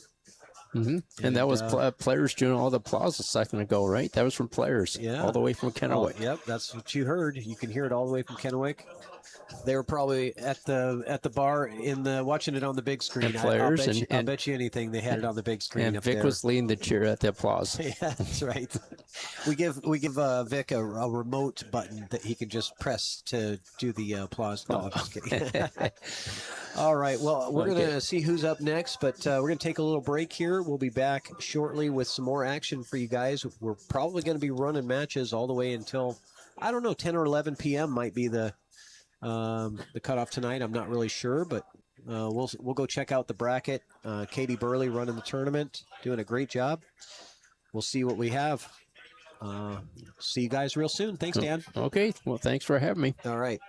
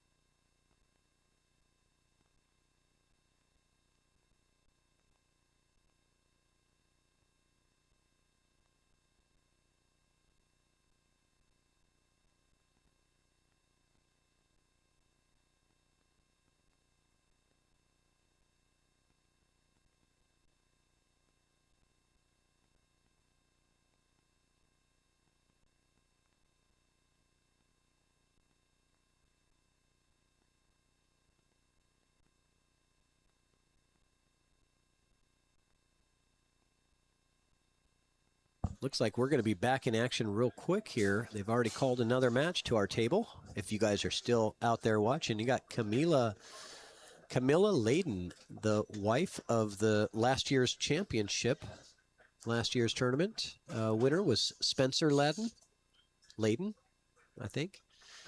And Camila's going to be playing against our local Sophia Tran. Not sure about the Fargos. I'm going to check it out and see what we've got here. I know Sophia, what she's around, but let's see Camila's Fargo, and I'll give you guys some intel.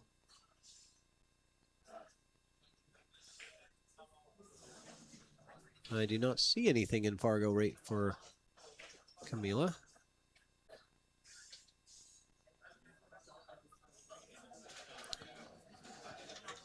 So I don't know.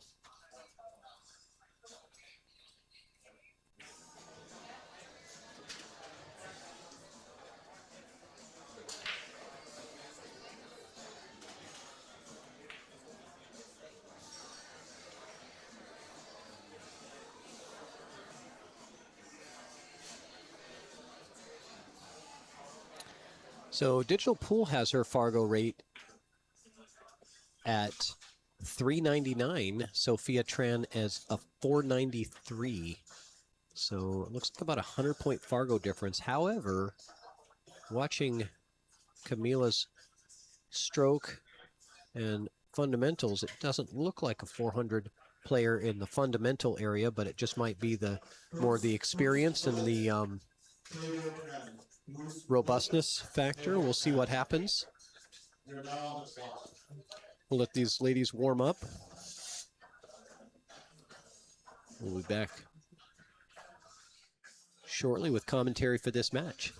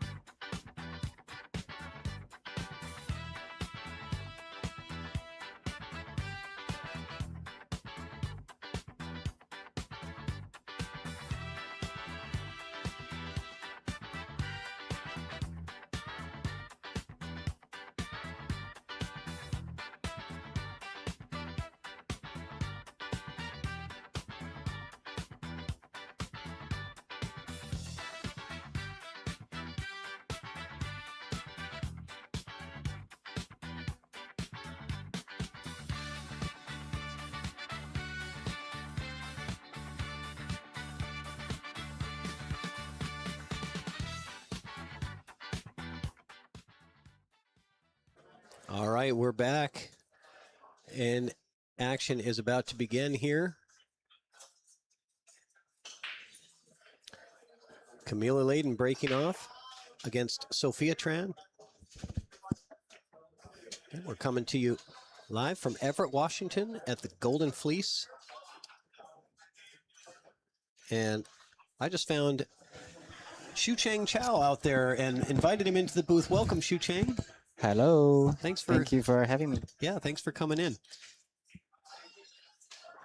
So Camila and Layden, Spencer's wife, Yeah. versus Sophia Tran. Camila's a 399, Sophia's a 496. So about 100-point Fargo difference. However, watching Camila shoot, I know. I have a feeling that her Fargo maybe has not caught up to her I skill know. yet. Yeah. She The seems way to have good fundamentals. Yeah, exactly. The way she approached the line and then, get down on the shot. Sorry. I'll get you. 1 second.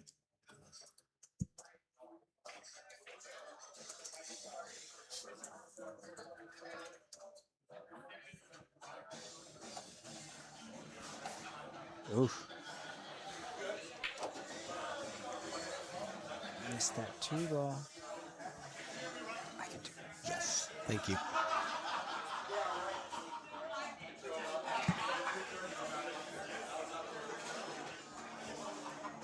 Oh.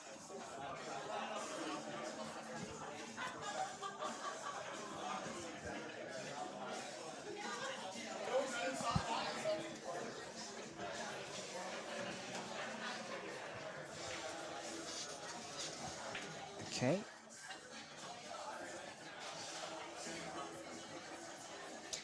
Yeah, I was gonna say I watched her match this morning, and I think by the time she was even up 3-0 or something against a 600-ish Fargo player. Camila? Yeah, I think she was up for a little while, but Wow. eventually she didn't get that match. But I was pretty impressed. Tensio are starting to see their lineup for Oh, most likely. tomorrow, I think, because they're both So- on the A side. Yeah, if they're both on the A side, then they'll be playing tomorrow next. Yeah. I think we're done with the A side matches tonight.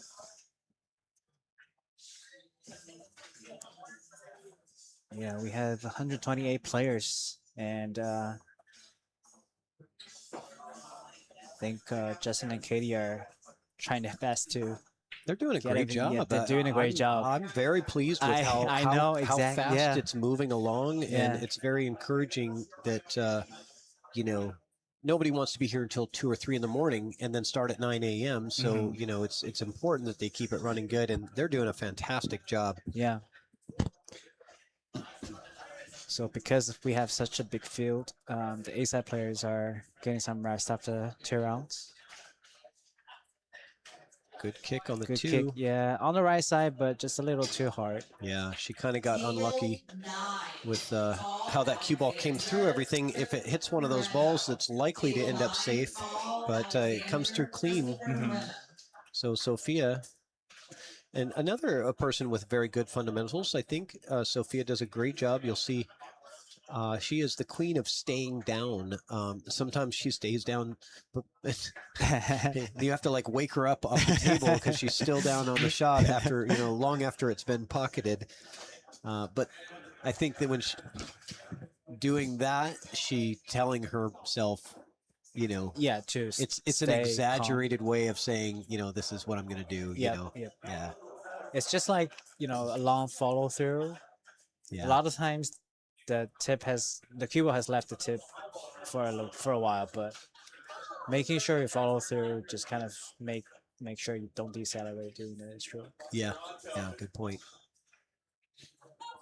It's pretty good.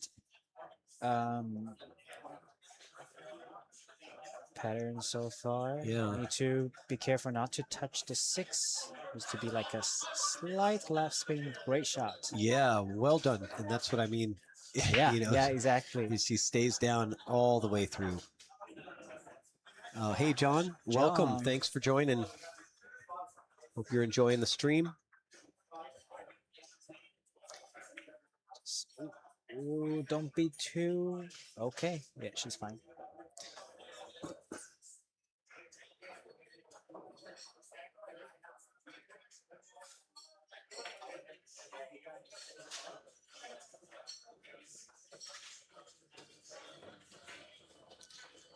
Oh, okay.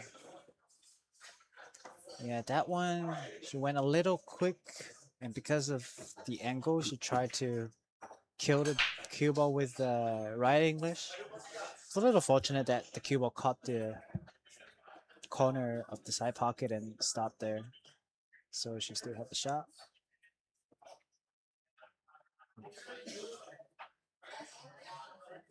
Bear down. Ooh. Oh, she's gonna get away with it. I'm not even sure if that's intentional or not. Oh, it wasn't intentional. I don't think so. You don't think so? Yeah, I think Yeah. her bridge hand was so long that she That kind of miscued a little bit Maybe, on it. yeah, that's probably. When you're, you know, and when Yeah. you have a bridge that's, you know, 18 inches to 2 feet long, Yeah. it It's- really it's hard. messes with your ability to hit the cue where you want. Exactly, yeah. But I mean, this kind of enlightens me. It's not a bad safety. Yeah, I mean, I'm taking the straight back bank on this because You're good at it. Well, I feel like it's high percentage for me to make this, and I don't see a good safety place. Yeah, you know. Yeah, she's doing it, and then sometimes it goes to either the upper corner or the upper or the right side pocket. After 3 rounds. Yeah. Almost got it. Yeah, I saw you made a lot of those during one of your one pocket matches earlier. Oh, on, yeah. shots. Yeah. Thank easy you. street You watched billiards. that. I watched okay. that. No, that was an impressive match. That was a great match. Yeah, I really enjoy one pocket. It's I like to think. I never get bored. I guess that's it. Sometimes That's playing cool. rotation, I get bored after a little while, and not Yeah. bored, but it's just not as interesting. Yeah. And so, but one pocket every single time I'm at the table, I have to really. Yep. There's so many options on every turn at the table. You have like 40 choices, and so you get to be very creative. Yeah, I get you. It's like every shot is this one of a kind like problem to solve. Mm-hmm. Yeah. So it's all puzzle. Yeah. I like the aspect of that aspect of one pocket too. I just don't want to be tired, like exhausted by. Oh, that was a nice try. How's the cue ball? Cue ball's going to be in a pretty good spot for Camilla. Hey John again from YouTube.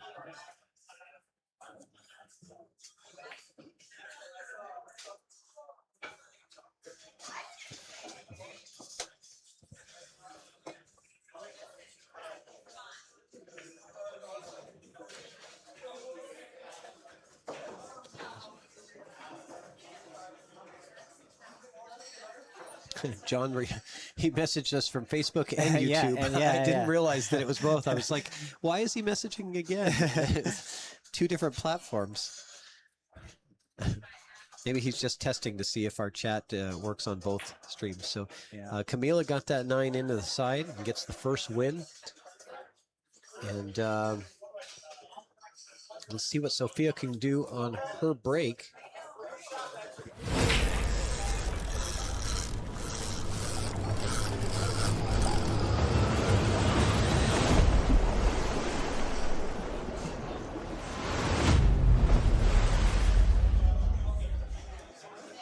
Okay, don't forget to pick up your cube of Titleist chalk. Everybody here gets a free gift. Compliments of Dr. V's custom shop. All the players get a gift bag with a cube of chalk and a template rack in there. Yeah, This those is are the best tournament ever. You get a gift bag with chalk and racks, and you get a dinner, and you get to meet and hang out with all of the pros. All the pros, exactly. What a great event. Yeah, it's just like a big party with, most of the players we kind of meet a lot during our PNW area tournaments. Yeah. And this is like a huge party for a lot of players. You get to see some of the best in the world, and you also get some really good Northwest players as well. Blake Baker and Daniel Sardencilio and Stan Taranjo, and you got so many and a lot of good players players out from here. California, from Canada. Mm-hmm. Yeah. All right, that was a nice shot from Sophia. Yeah, get started, and she is hampered a little bit over the 9, and getting on the 3 is not easy either. So yeah, like a slow roll. I like topspin. I think if you force topspin, okay, she's doing. Yeah, she likes this kind of safety. Do you think that was intentional the last time? I'm not sure. Yeah, I'm really not sure. I felt because her bridge was so long, I just felt like it was a miscue. But maybe you're right. Yeah, because she did a similar apparently thing. doing it. Yeah. And she probably didn't like the 3 ball, right? Yeah, and so there's not really a good reward. But if you're going to play safety there, why not bank the 2 3 rails around the table, leaving a lot of distance between the 2 balls? Mm-hmm. I feel like that gives you a much better outcome. A better outcome.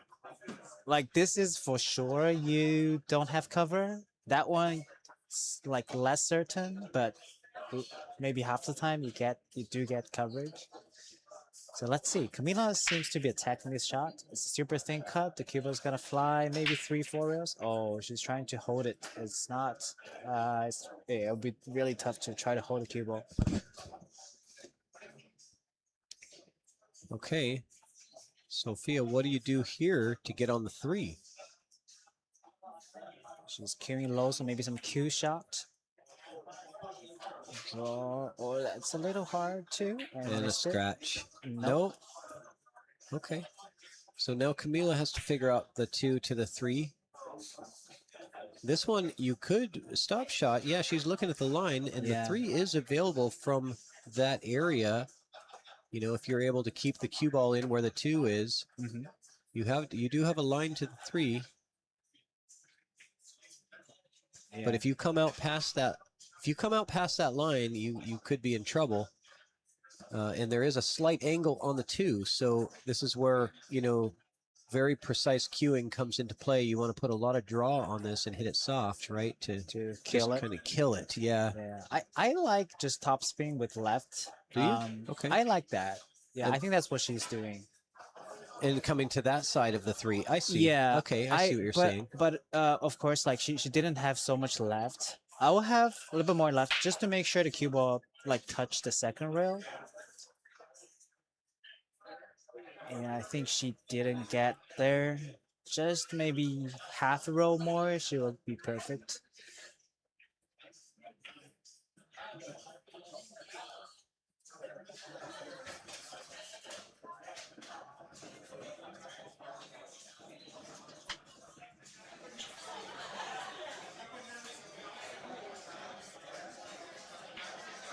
Oh, nice shot to Yeah, very dodge good. the double kiss. Unfortunate. Yeah, I think she's left the window, which Left is an edge. Yeah, unusual that you would leave a window with such a great position being in there. If the 3 rolls a little further or the cue ball rolls a little further, that's real bad lockup. But Sophia can see the edge. I don't think she can make it, but she can swing the cue ball back. Let's see. Is that enough? Ooh, not enough. Yeah, Almost. She hit it a little bit full. Yeah, a little thinner would have made more travel for the cue ball, but less travel for the 3 ball, which may have made it, you know, more playable. Towards Hard to say. Yep. All right, killing low for Camila. Nice shots. Yeah. That's too much of a stroke. Yeah. Came to the other side. Yeah, definitely not a 399. You know, Stroke wise. Obviously, yeah, maybe experience wise, but she has definitely got the fundamentals of somebody much, much higher than her, Fargo. Not saying that, you know, I'm not calling her sandbagger. Of course, I would never do that, but it's just, it takes a while for Fargo when you learn the game and you take lessons and you know, you should get coaching probably, I'm sure, from Spencer. Yeah. Then, oh, 9 look ball. at this. Wow. No way. She just made the 9 on that shot. Unbelievable. A little frustrating. Yeah, a little frustrating for Sophia, but this is 9 ball. This is 9 ball. What are you going to do? I mean, you know, that's just... Yeah. It happens. Yeah, it's part of the game. So... Yeah, I remember I saw Spencer posted on Facebook a while back saying that like Camila used to not play like that, was not that into pool a while ago, and then recently she's being more interested and then start to kind of learn more. So it's pretty natural for her to just improve quickly when she has instructions from Spencer. Yeah, but the for Fargo sure. is not catching up. So. It takes a while for the Fargo to adjust. Brian Williams and Michaela Jones, table 11. Brian Williams, Michaela Jones, table 11.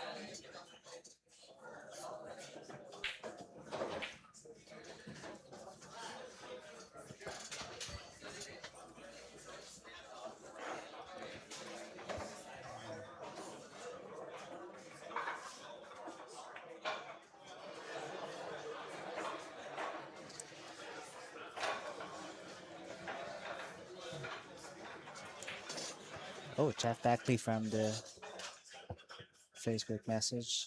4:32 Fargo. 5:30. Yeah. Yeah, if she has like not too many robustness. Yeah, I totally agree. if she doesn't have too much robustness now, and then she's been like playing consistently like this, definitely agree. However, at the same time, Sophia, I have to shout out to her for some PNW love. Malini Baker. She's a fighter, not giving up. Table 11. Yeah, absolutely. I've seen Sophia play a lot. She's played at my house on my Chalkbox live stream. She's played on Lee Baldwin's stream, and she's not afraid to get in the action. And but you know, Sophia's got a lot of experience, good fundamentals. I think that right now, you know, she's got a very demanding job, which we all can, a lot of us can relate to. That just takes your time away from the ability to play a lot of pool. So staying consistent is harder. Yeah. Yeah. I totally feel that. Yeah. It's the same for me too. Oh Yeah. wow, it's hard to miss that ball from there. Okay, cut it a little too thin. I like rail first here, I think. I like Professional wow. volleyball player. I could see that. Ah, yeah. She looks like a volleyball player. Yeah, very She does healthy go figure. She does go rail first. Okay, look at wow. That is working out. I think it's cuttable. It's hard to say how the cue ball is gonna travel, and then she has to probably use lefty from there. I think the safety is safety gonna be is more her speed here, more the right move. Although, yeah, you can back cut this, but just the cue ball gets a little bit wild on you. If she was from a professional volleyball background, then she is gonna go for the back cut here. She's gonna say Camila's upper, like, never know, sky's the limit. She's going for maybe the carom or maybe the safety. Yeah.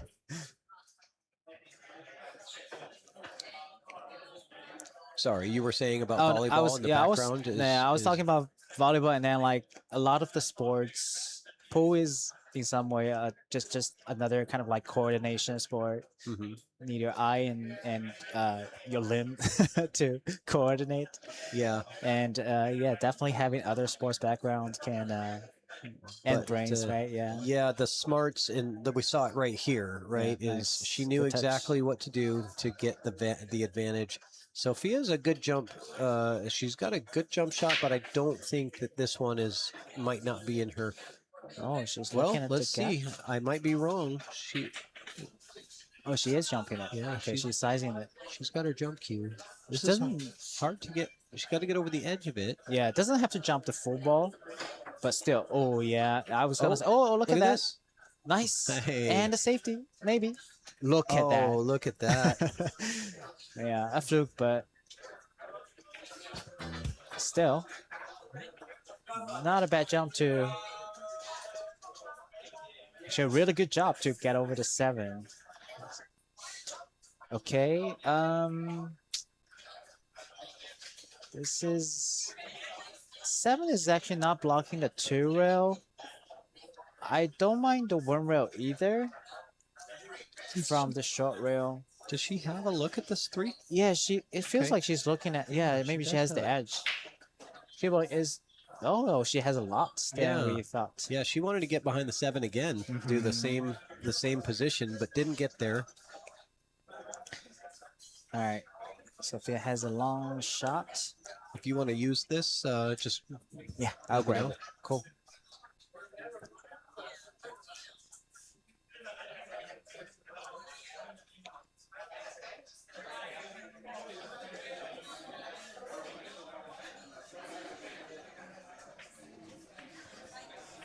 Little thing. Oh, cool. Nice shot. Nice shot. There we go. Very calm stroke.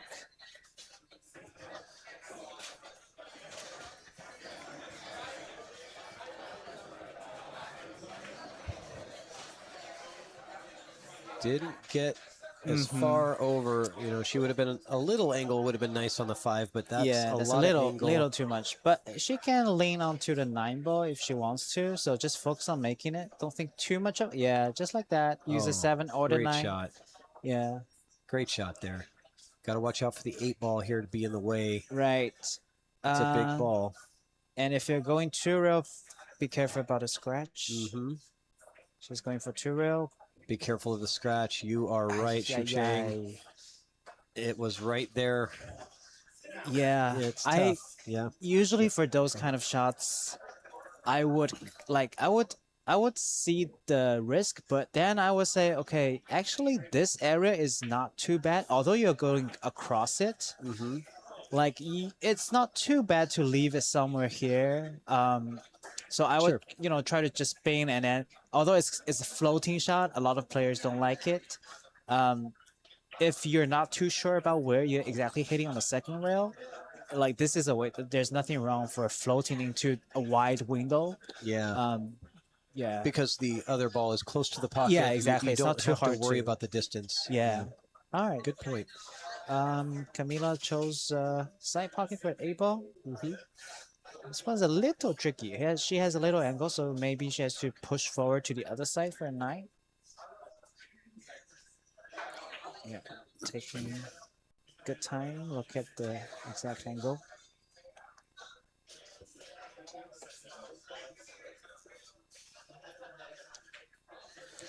Oof. Yeah, side pockets are not easy to hit from there.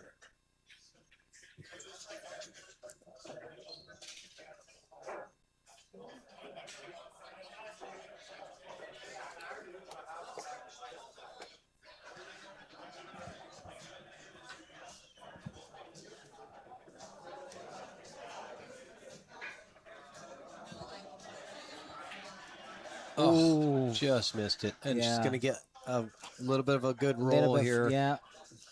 Cuba didn't dodge Cuba dodged the scratch, and the 8 ball stick to the side.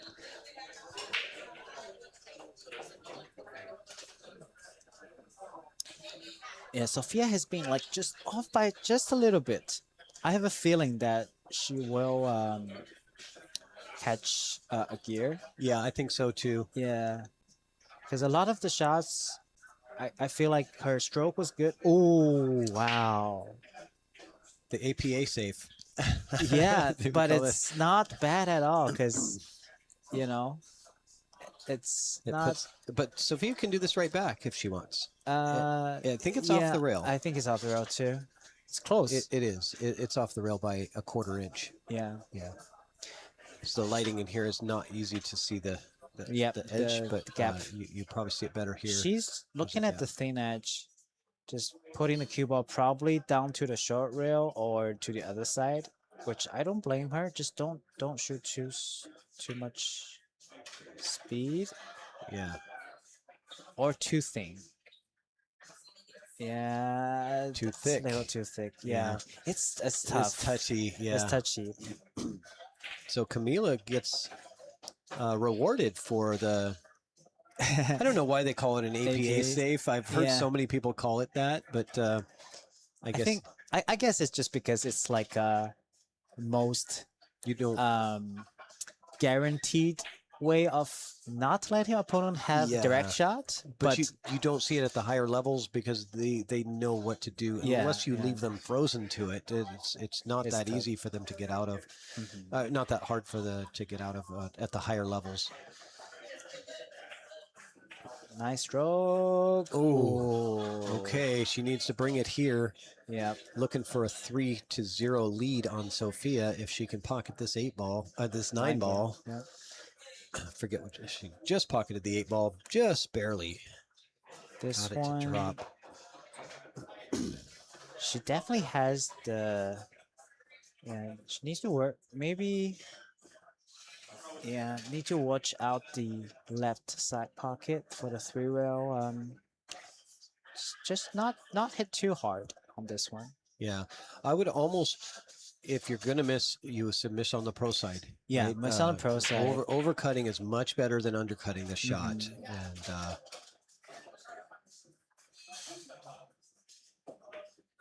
but Yeah. she says Watch no. out the left side. Watch out the left side. It's okay. Oof. She's got it. What a great shot from Camila, and gets it done there. Let's take a look at that 9-ball again. That was a very clean stroke. You can see how straight that cue went out. Yes, and yeah, her fundamentals were perfect on that shot. Great job, Camila. Yeah. And I personally is afraid of that shot because I know the scratches there, but she's been doing great. So a little look at the tournament board. There's a live score look for you. Yep, these are all the B-side actions. Yeah, this is all B-side action. I'll leave that up until Sophia's ready to break. Just give you guys an update of what's going on right now. These are the live matches. Okay, looks like she's ready. Waiting for the other table.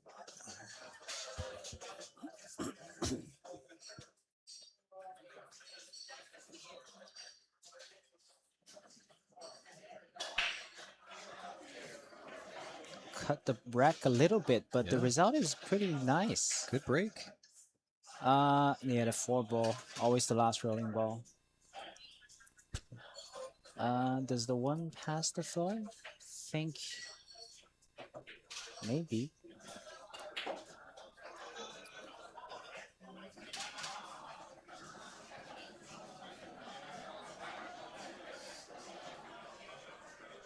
Okay, need a slight draw.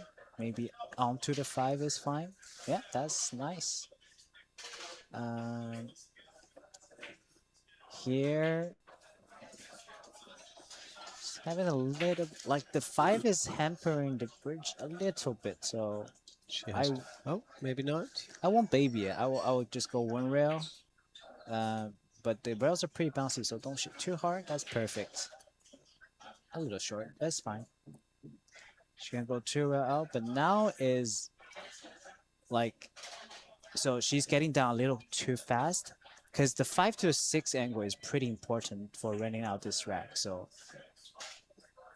if you didn't actually take a look at like here, she probably will have to draw straight back.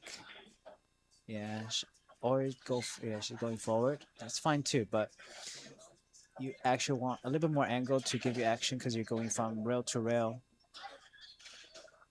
I like the attempt there. Yeah. Needed a little, like maybe half a tip more of the where you want to hit the cue ball to generate that zoom speed. Yeah. From the cue ball. It's not the end of the world. She can see the ball. It's a pretty routine split shot. And the 7 and 9 could help you with blockage as well. Let's see. A little bit hard. Ooh, I'm not sure if she was trying to hide behind the 9 or trying to bank it. It's like too hard for the speed, safety. I right? think she just was.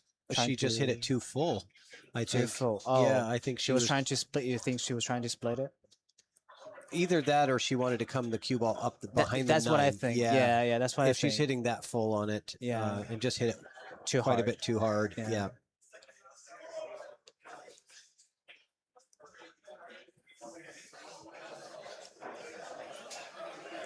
All right, this is not a easy shot either because you don't want too much angle on a 7. So let's see. Oh, okay. Didn't get too punished.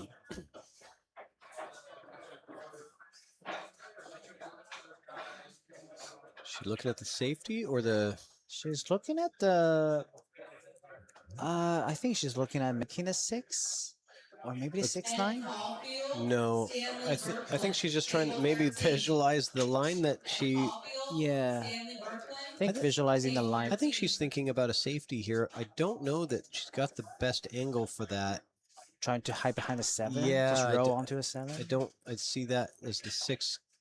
Oh yeah, I think she hit a little too much to the left. To Yeah. her left, right? To her left, which makes the cue ball go to the right. Yeah.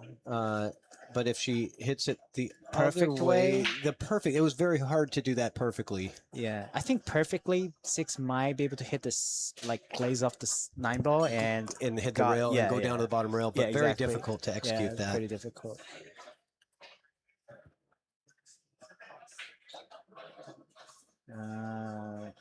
It's a little awkward for right-handed players, so Camila. Even on a 7-foot Taken out. table, and she's a pretty tall very girl, tall. right? Obviously, Yeah. if she plays volleyball, you have to have some height. Well, Needed low Maverick from YouTube. Needed low left on that 6. Yeah, yeah, it's a hard shot. Like it's the natural way. It's, this cue ball is kind of scratching, so you kind of have to alter the line. Yeah, drew back a little too much.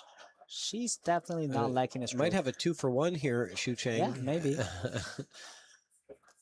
Get both of them to go, but just put all your attention into the 7 ball. You know you're probably going to run into the 9. Don't worry about it. You know what I mean? Exactly. I wouldn't hit it super hard.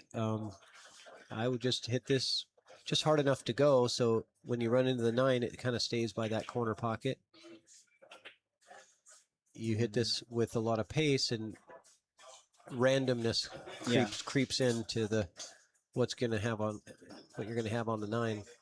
All right, just looking at the line. Cue ball is probably gonna glaze the left side of the 9 like that. How's the cue ball ending now? She's gonna have a long 9 ball. We're gonna see. We're gonna see what she's made of here. Yeah. Look at how close that is to the rail. This is the true money shot. I don't like this shot. I don't like this shot. I miss this shot a lot. Yeah. And it's at a position where like there's really no so-called like pro side of missing or anything. If you miss it, it's probably gonna just creep to the other pocket. Yeah, there's not much. You have to make. You have to just commit to making it, and not adding random spin on the cue ball.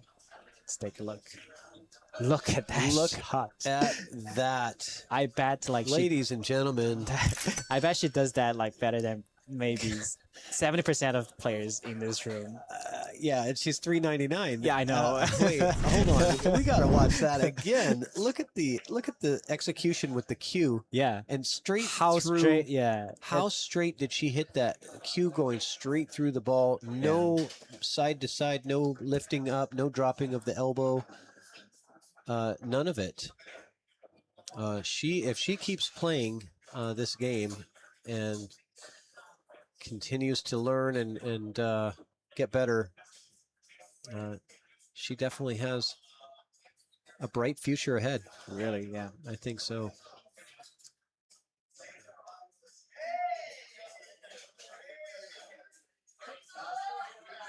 Yeah, trusting those mechanics. It's not only the trusting part, it's that her mechanics is really the correct mechanics. Well, I gotta tell you, after this match, I'm gonna go sign up for lessons with Spencer. I know, right? It must be the magic from the Spencer. I'm not gonna take anything away from Camilla. We're not gonna give Spencer credit. 9 ball creeping to the pocket. Maybe you need to go play volleyball for a while first. That's what I need. Yeah, I need to play volleyball. All right. Or any sport is good for the hand-eye coordination, like you say. Yeah. And the physical exercise. 9 ball in the pocket. Yeah, this is a little awkward. I don't like this. I don't like when the 9 ball is so close to the pocket and I don't have a clear shot. Right, yeah, because anything, it's 9 ball, right? Yeah. Anything can happen here. When you know the game can be lost in one stroke. So she's doing the cam, looks like. Be careful, don't scratch on that. Oh, okay, she hit a thing. How's the cue ball? Oh. Oh, does she still have the 2? She has the 2. Oh my goodness. It's not easy to get back to the 3 though. But if she's fearless like that, sometimes if you don't think about it. Well, I think the 4-0 true. score makes you a little Maybe. more fearless. You feel like you can take more chances, and you're that's getting true, away too. with it. And But I really feel like she's gonna run into the 7 from bottom. Okay, unless. oh my. She already got one I in the know, match. You can't. yeah. You shouldn't get more than one. But So, look at this. Like I feel for Sophia. I do too. How? Yeah, The 9 didn't go, but she's just going to pocket Yeah, the 9. yeah. This is a smart play. Yeah. Make Camilla run out. You know, that's a no-brainer. I think right there.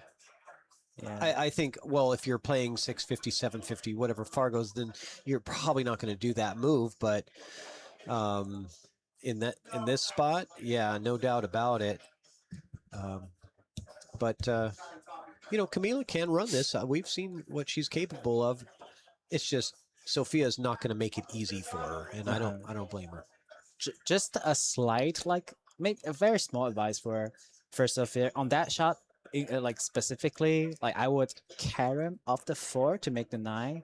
To make the 4 tougher. Yeah, just a little bit tougher. Yeah. Sometimes you never know. Like maybe if the 4 is on the rail, even though it's still close to pocket, maybe that's Yeah, that's good. right? That's good Yeah. thinking. I didn't even think of that. Good idea. Oh, that's a little too far. Yeah, she's gonna maybe hit the window. Maybe. Wow, perfect window. Look at that. Yeah, but this cut to the side looks like she's gonna glance off the 6 and kind of go into this bad area. There's that whole bad zone to be in. Top left area. Yeah. I think if she's hitting hard, she might actually dodge the 6 entirely, because she wants to hit a little hard to make the cue ball come back. So maybe she can hit it. Oh yeah, she hit it too thick. So she was aware of the 6, so she didn't want to hit it too thin. All right, so the strategy pays off so far for Sophia. She's back to the table with a pretty good opening shot after sitting for a while. And maybe, okay, yep, just push to there. Yeah, Sophia hasn't had a whole lot of opportunities. It's the match for the most part has been kind of dominated by Camilla. She had some, but then like she just didn't get any good kind of. She ran into trouble a couple of times. Yeah, and then she didn't get too many benefit out from Camilla's misses or mistakes. So this could be. She's fine. Yeah, this could be a good kickstart for her if she can catch this one. Yeah, it's a little. So she's thing. jacking up to get some draw on this. I don't know that that's necessary. Don't know. Yeah, I don't think that's necessary. You just need to hit like reasonably hard. Don't hit like too soft and too much top. Yeah, because if you hit it firm, the tangent line's going to be more just true. Like that. And don't make the 7. Okay, she's okay. Oh, she's okay. This is actually really good now. She Yeah. can control the. She'll have to probably use a bridge or use the left hand. That's the only thing I'm a little worried about. But Now, do you take this 1 rail to the 9 or do you go 2 or 3? I go 2. Okay. But depending on like how I'm feeling. The side pocket does come into play with the 2 rail. It does. I will use left hand to play. She's going. That's good. That's good. She's okay. on the rail, yeah, but she's straight on the 9. Yep. So just need to bear down. Take a breath. Yeah, this is where we just, take a breath, reset. And then just smoothly send it out. Don't kind of like, that's good. Good shot. Sophia gets it done. And she's back in the game, 4-1. Yeah, I think they should be playing. To me, their like scoreline should be pretty close. Like right now, Camila has more on her side, but I think both are playing pretty good pool for their Fargo level. Look at those nails. Yeah, pretty nails. Sophia getting her manicure done before the match. That's important. I'm always amazed by how girls are able to play Get the bridge. Yeah, with the finger. Yeah. I'm amazed at the girls that can type so good on the typewriter with the really long nails. Or even type on the phone with the cue. These are things men just don't understand. Never these practiced are that These are skill. mysteries. Yeah, mysteries to men. All right. Sophia wearing her Bad Girls hoodie. Recently got the sponsorship from Bad Boys, Bad Girls. I think she's also sponsored by Q-Tech, right? Q-Tech, that's right. Great figure to represent Northwest. Just yeah, she doesn't have the one ball. Otherwise, it would have been a really great rack to try to tackle on. She can see the right side of the one. Yeah, pretty natural way to go. Maybe 2 rail for the cue ball to come back. She's hitting a little full from my perspective. I'm not sure. Oh, she can maybe see the making angle. She's gonna get good here. Look at that. Look at that. A little bit of love. Little bit of love. The tide might turn. Yeah, sometimes the pool gods change their minds and say, okay, we're gonna give you some now. Yeah. And then when you think, oh, I'm catching up, and then, you know, suddenly something could change again. So the one thing I know for sure is that you could never rely on luck. Yeah, that's true. You could never rely on your opponent getting lucky or you getting lucky or bad luck. It happens, it happens. Don't even think about it. You know, anybody that puts any thought or concern into whether they got lucky or the other guy got lucky or whatever, and it bothers them, I always ask them, okay, so what are you going to do about that? Yeah. And they, well, what can you do? Yeah. Right. So if you can't do anything, why do you spend any energy on it? If you have no control over it, what's the point of spending your energy, your mental energy on that thing? When you could be spending your focus and attention on the things that you do have full control over, which is your execution and your mindset, you know, so that did not work out. What did she just want to put the two on the rail? Okay. Because she really didn't have a spot to tie anything up, but making the 1 to the 2 transition, much harder. Yeah, that's smart. Her pool IQ is it's there. Yeah. You can tell. So Sophia now has to just draw this back. What happens many times is we may scratch also in the opposite corner because... Or we draw too short because we are afraid of scratch. I usually draw too far because I'm afraid of going too short in this spot, you know, because you have to really, you know... Yeah. And so you get into Oh, look at that stroke. That was good. Don't get too straight. I think that's fine. Perfect. That is perfect. Yeah, regarding luck and mindset, I like the way to think about it as it's objectively there. So it's okay to observe and recognize that, you know, maybe luck is not on your side, but don't get too tangled up on... But why does it matter? Yeah. It matters because, like, even though you can't control it, most of people are not machine and they, like, their emotions are gonna get affected by it. So by acknowledging it, like by acknowledging that objectively, it's just there. luck and it's random and I didn't have anything to do with me, so I'm... Is that what you mean? Like acknowledging the fact that you have no control? Yeah. Yeah. Okay. Acknowledging the fact that, okay, right now, you know, the luck is not completely on my side, but by acknowledging that, you're kind of comforting your mind a little bit. Yeah. Because you can't just tell him to completely ignore it. Yeah. Okay, so got out of the shape a little bit here. You could also, you know, invest in some 4-leaf clovers or rabbit's feet or you could wear red color. That's lucky, right? A little superstition doesn't hurt, you know. Maybe that helps. Sometimes those, you know, some charms on spells, whatever that could help you. Witchcraft, you know, whatever helps. Yes. Oh, she tried to shorten that bank up and she got it too short. Yeah, too short. These red labels, they do bank a bit shorter, it seems like, than the blue label diamonds. And I've seen a lot of even higher level players banking quite short on these tables. And the kick short too. Because of the same reason. So you really need some adjustment on this. So this shot... can go either way. Personally, I like top left. Simply because she's looking at it.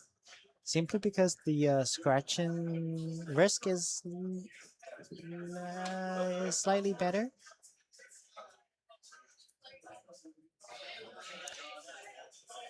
And it's not like a complete blind pocket. She's looking at it. Digging down, trying to put some draw. But yeah, the 8 ball is affecting the bridge a little bit. Look at that shot. Look at that shot. Got too much draw from it. Still though, yeah, that was impressive. Yeah. It's tough to, for most of the players, it's like tough to get that good of an action. Like she got too much of those, and then it's always, I think it's always easier to tune back rather than like, you know, try to get too much.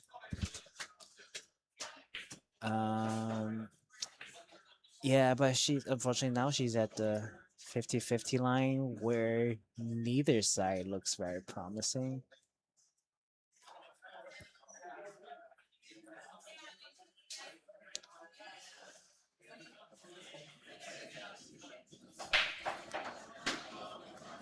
If cutting the left edge of the 7 from our side, her right side, okay, she's doing another kind of APA safety. Yeah, she is, but oh wow. wow. Dead on, look at that. She hit it dead straight. Yeah, that's straight. That's almost like a drill, right? Yeah, drill where you have to roll the ball through the hoop and then back through the hoop again. Yeah. Or between two balls and come back between those same two balls without hitting them. Yeah. And that's why you train those drills, you know, exactly match position. Yeah. All right, but now Sophia has the option to thin it and for the cue ball to go 3 to 4 rails. Don't shoot too hard. Like it's, yeah, that's fine. So you might not get cover. I like that. Smart shot from Sophia. Yeah, you might not find cover, but again, like you're not giving out 7 by the pocket shot. So yeah, that's 2 good smart shots from both players. You know, so if you were to guess at Camila's Fargo rating, if you didn't know who she was or didn't look it up, and just watching this match and seeing the decisions that she's made and then the fundamentals that she uses to make shots, where would you guess that? Where would you put her Fargo at? I would put her at like a 490, 500-ish. Okay. Because I think her stroke is like, I can even say the 600 level or above even. Like her stroke is really good. Her mechanics is really good. Yeah. But you can still tell she's like in some, you know, especially pattern running experiences. But other than that, a lot of those, you know, little smart shots, she's been executing them well. And like I can even imagine her Fargo jumping up every tournament. After every tournament she attends, I would assume so. Yeah, because she and not only that, but also like this 490 that I'm that I'm thinking about conservatively might even change the next day I see her. Yeah, she's really learning fast. Yeah, with those fundamentals, you can accelerate really quickly if you have good fundamentals, because now you just really need to learn more of the strategy side of things and get better at that side of it.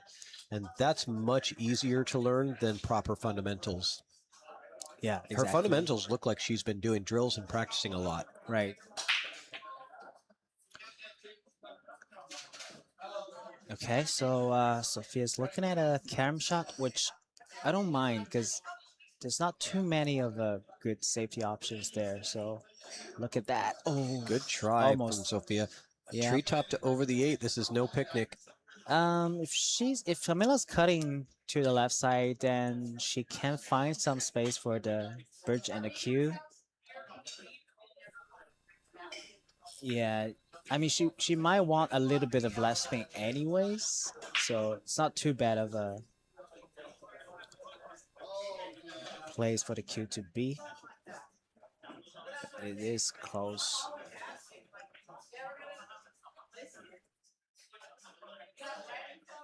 Yeah, she's looking at the cut.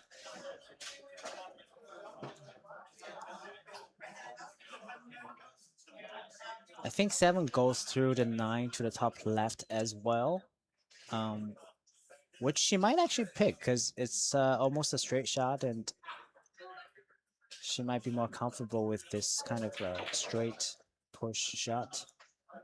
Let's see.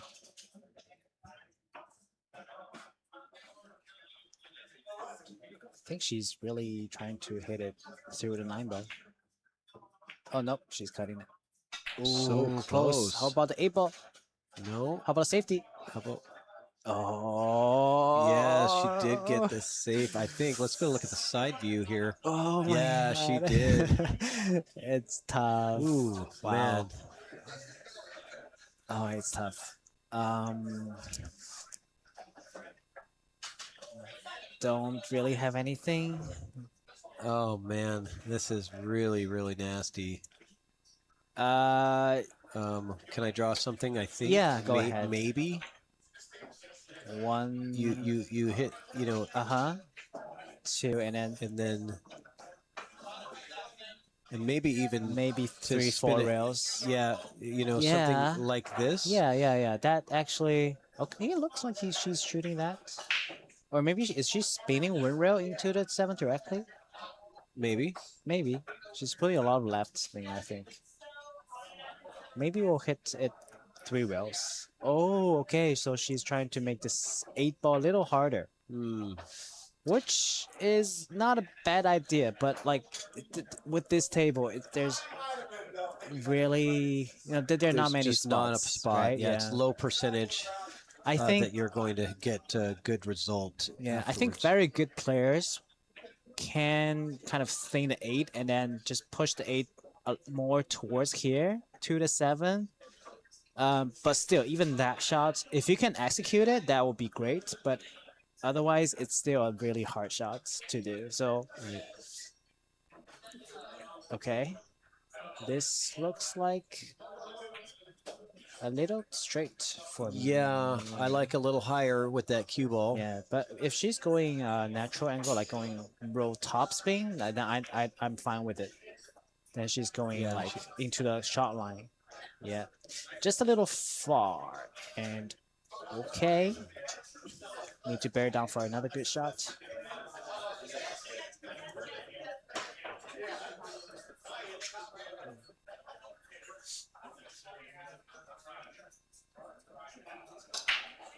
This shot, she really needs to make up her mind on whether she wants to use top or. That sounds All right, like you. okay. Thank you, Shu I'm Chang. caught. All right, good luck in your match. They just announced Shu Chang's name, so he is bailing out of here on me. That's okay. Shout out to Shu Chang Chow for the commentary. Super good guy, great player. Glad we were able to have him in the booth for a little while.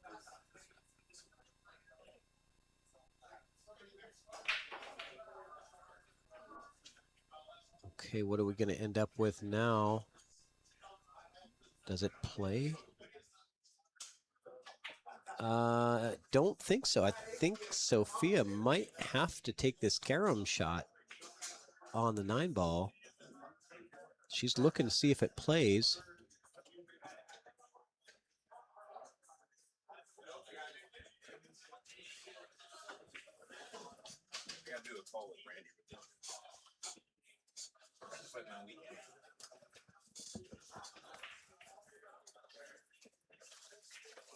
Oh, nice shot from Sophia.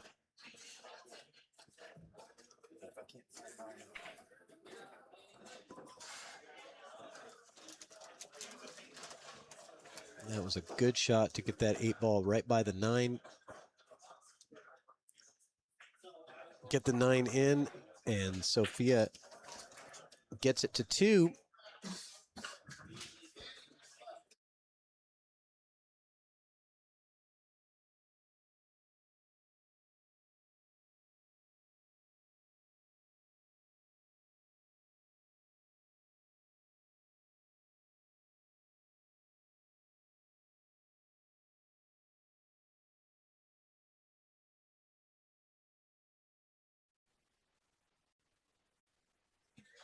All right. Look at that rock on Camila's finger. Great job, Spencer.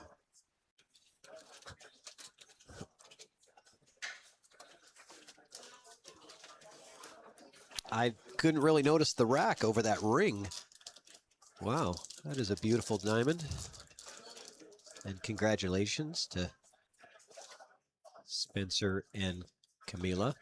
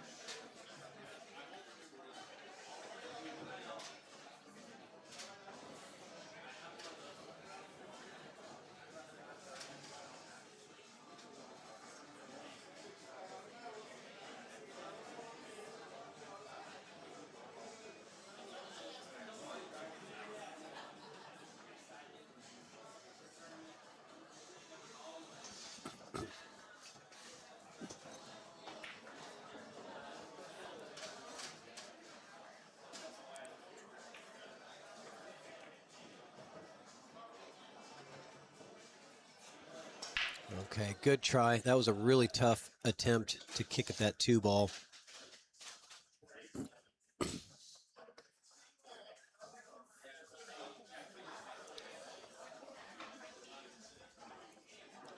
The 5 ball is still a problem. Tied up to the 9, not in a way that's good. And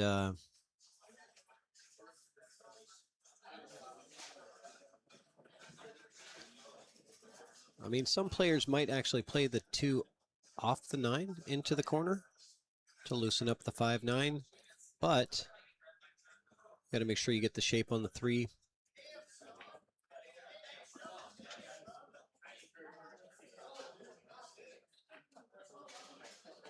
I'm glad she's taken her time with this one. It's, you know, ball in hand. It's a big decision on how you start here because you do have multiple ways that you could play these patterns. That's just the way that I like, actually. But you got to have a plan for when you get down to the 5. Are you going to play a safety on it? And if so, where are you going to get the cue ball to get that safe? All those things have to come into play in your mind. You have to have that committed.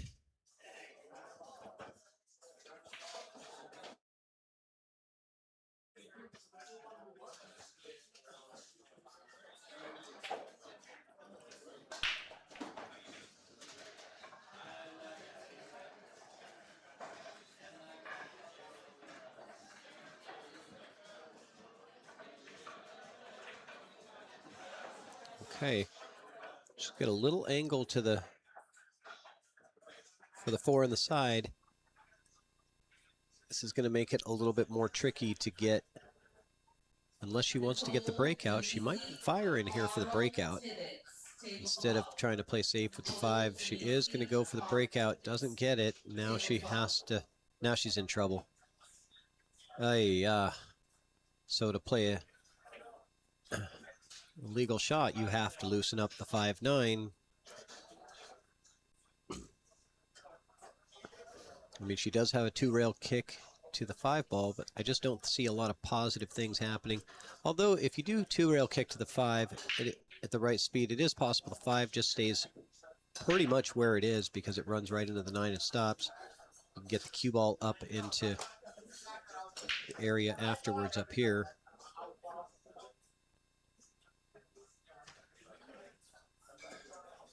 So, whatever it is, 2-rail kick to the 5, sends the cue ball up in this direction, leaves the 5 where it is.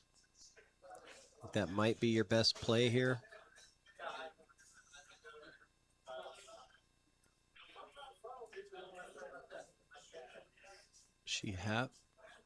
Is she just going to tie up the 7? 5, 7, 9? I don't know if that really helps. I don't think that that really does anything good for you because it only makes the return safe even easier for Camila when she gets the ball in hand. Just a reminder, we're still running the raffles. If you'd like to purchase tickets, there's an SVB queue.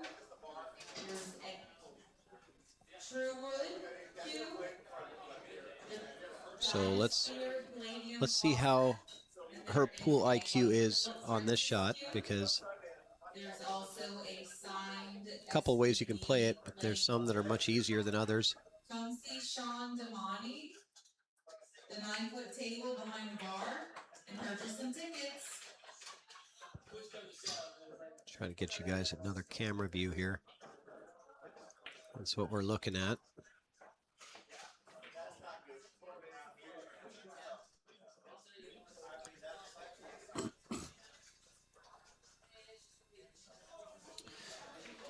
Yeah, it doesn't really work to put it back behind there, and playing a stop shot doesn't really help you a lot.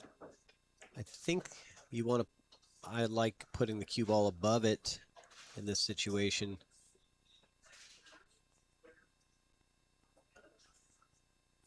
I think I like putting the cue ball here and coming off of it like this, bringing the cue ball back to the 9 in that area, sending the 5 to the rail. So she tried to make the 9, came close, but considering she had ball in hand, I think there was some higher percentage options there. It's hard to see those, you know, unless you've got a lot of experience under your belt.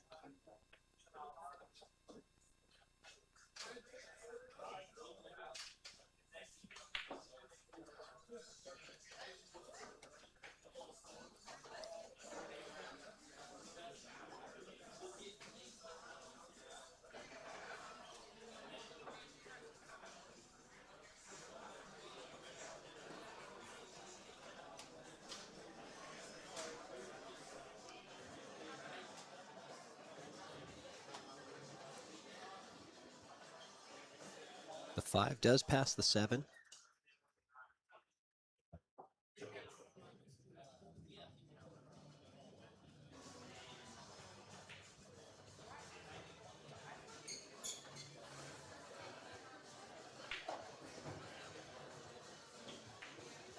What a great shot from Sophia. She gets long on the 7, but she's still at the table, and this is kind of sketchy, but you know what? Just play this slow roll and then cut the 8 into the 9 to win the game. Slow roll the 7 down there. She powered it. She's going to end up with, okay, it's going to be a little tough now. Unless the carom is there. That would be a pretty sweet shot if Camila could play the carom off the top side of the 7. Just put the 8 right in the side, play it at a nice soft speed. Table 4, Melina Mike, Aaron Moss, table 4. I'm not sure if she has the best angle for that.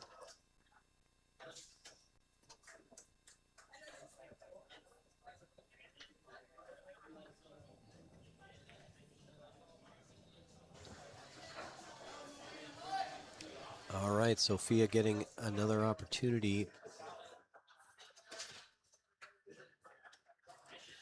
Yeah, I don't see a combo coming up now. Now that the 8 ball is sitting in the hole, I see whoever making this 7 ball winning this rack.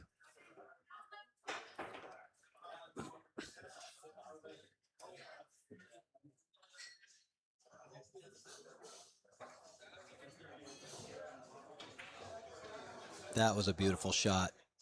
Right there in the hole. Pressure shot from Sophia. Down 4-2, knowing that if she misses that 7, it's probably going to be game over. And now she's put herself in a spot where she's got to get her extension or the bridge. Luckily, there's not much to do here. All right. Sophia Tran with the 7 ball. That was clutch.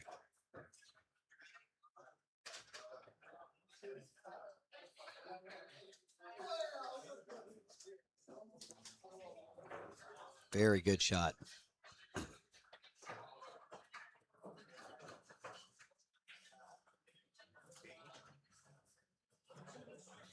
Get another look at that manicure.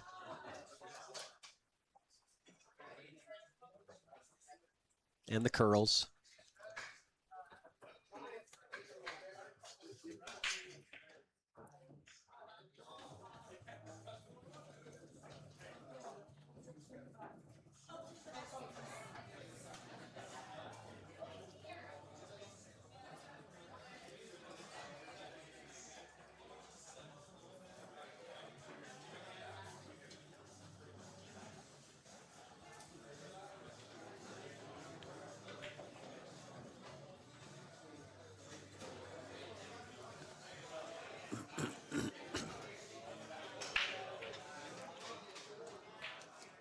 Aaron Carlisle, Jeff Jerome, table 9.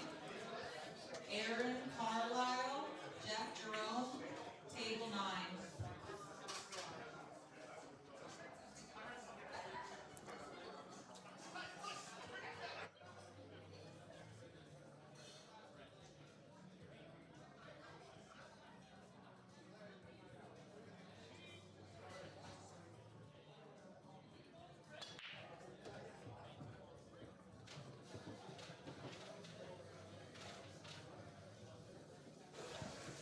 What a break from Sophia Tran.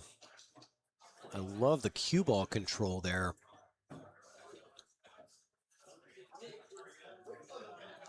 Cue ball had very minimal movement, and she got very good movement into the rack. And rewarded with a nice 1 ball opener.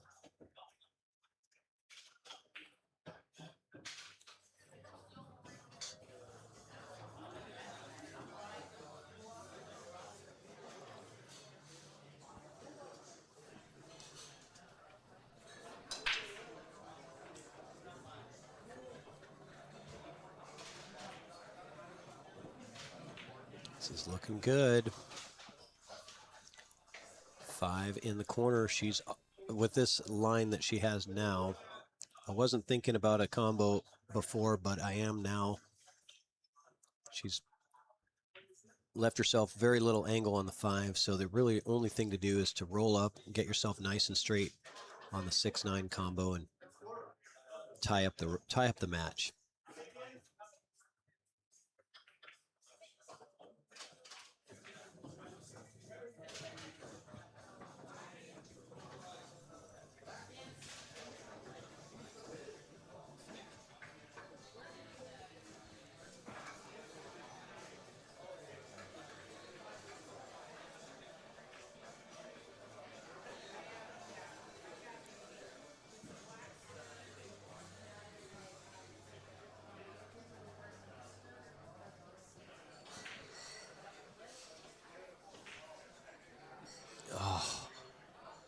Heartbreaker. That would have been a nice way to tie up the match. Great momentum. We got to take a look at that break, though, from Sophia. Watch the cue ball. Doesn't really have a lot of movement, but gets very good separation in the balls.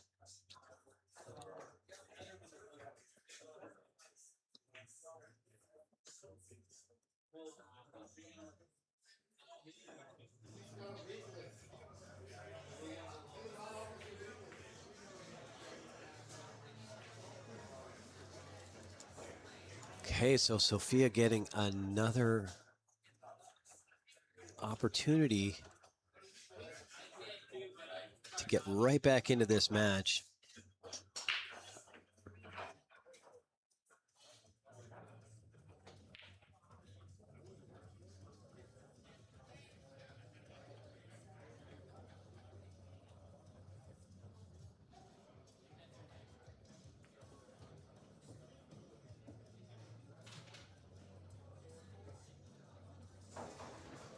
Well, she probably would have liked to have a little angle just to get the cue ball off the rail, but she's just gonna draw it back a little bit. Put the 9 in the side. It's very close to the hole.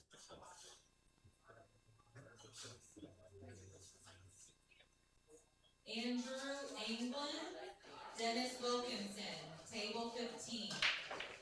Andrew Anglin, Great shot. Dennis Wilkinson, Sophia Tran table ties 15. up the score. And Camila only had 1 inning in that rack. So very quickly, being down 4-0, Sophia has won the last 4 racks in a row. I'm pretty sure that that's correct. Was it 4-0 in the beginning? I'm going to go back in the video and see. Yes, it was 4-0. So the first 4 go to Camila. The next 4 go to Sophia. And now we're in a race to 3 to see who stays into this tournament. And a scratch on break. Where's the 1 ball? 2 ball is dressed up. 1 ball's good. 3 balls out in the open. This is a very runnable rack as long as you stay in control of that cue ball. And pick your spots, pick your angles.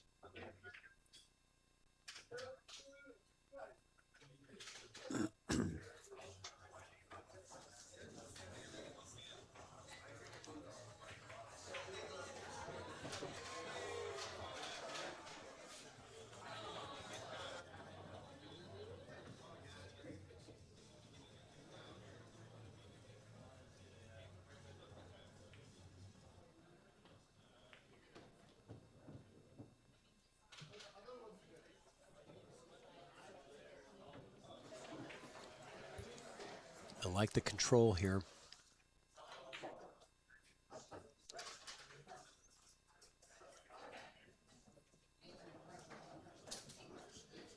Is she looking at pocketing the 3 and running into the 9? The problem with that is if you don't make the 9, you make the 3, you are stuck with a bank shot on the 5. Most likely.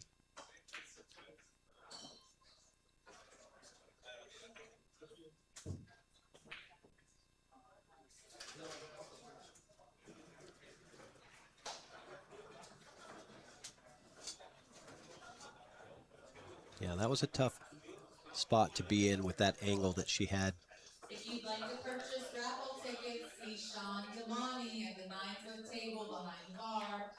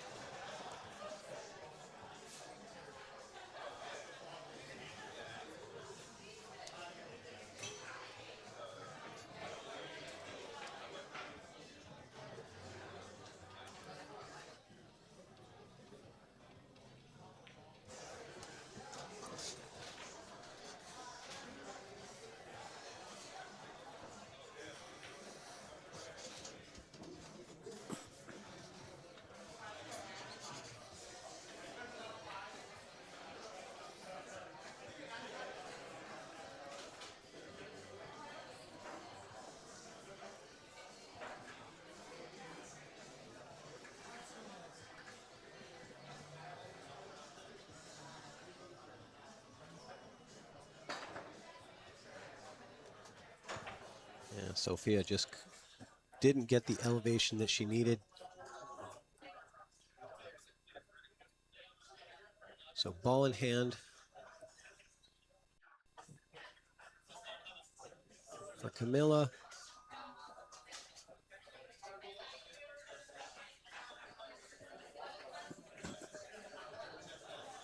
Always better to go forward than it is to draw back. That's right. That is the correct way to play it.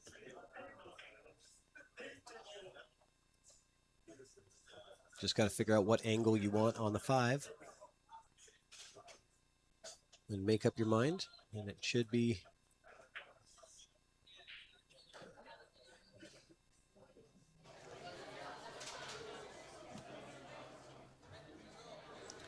you should get a good result here.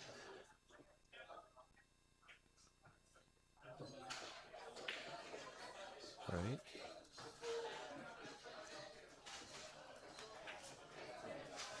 Nice angle, a little bit of draw. Bring it out to just past the spot.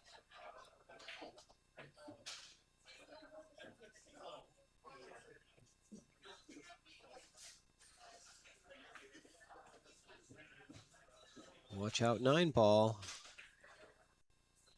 That's gonna cause a problem.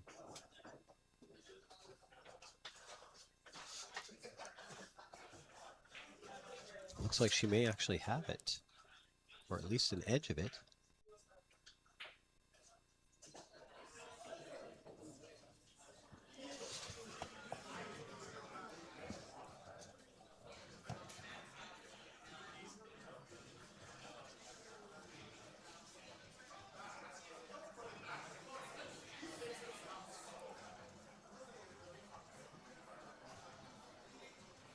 Yeah. She was just trying to barely miss that 9 ball and catch as much of the 6 ball as she could.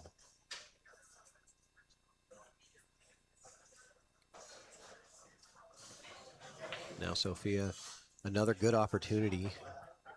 Ball in hand, 4 balls left on the table.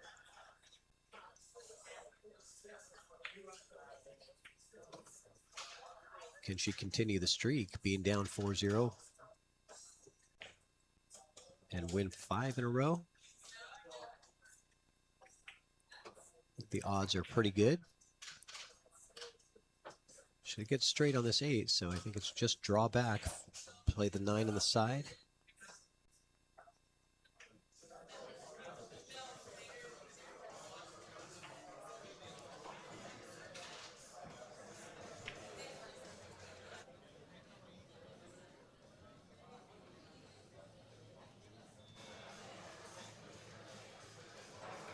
Just follow through. Remember your fundamentals, follow through, stay down. Beautiful shot. Beautiful shot. A little bit of a back cut on the 9, but it shouldn't be a problem here. Scratch is not in play. Well, not in play in the pocket that you would expect. So I think she just hit that quite a bit harder than was necessary. It was close to the pocket, so it didn't take a lot of speed, even though it was a thin cut. So an unfortunate error for Sophia, breaking her streak. I have a feeling this match is going to be hill-hill. What do you guys think?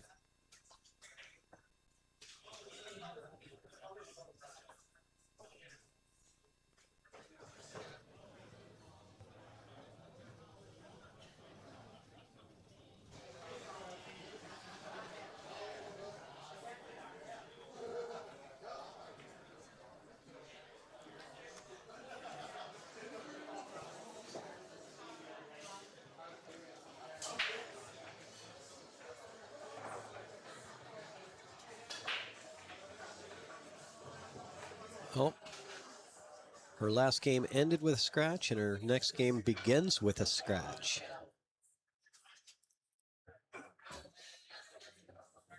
That's a good way to break your momentum. Sophia had all the momentum going.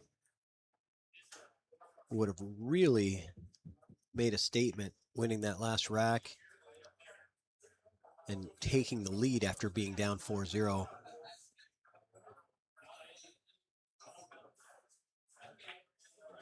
But pool can be cruel, as they say. But it can also be cool.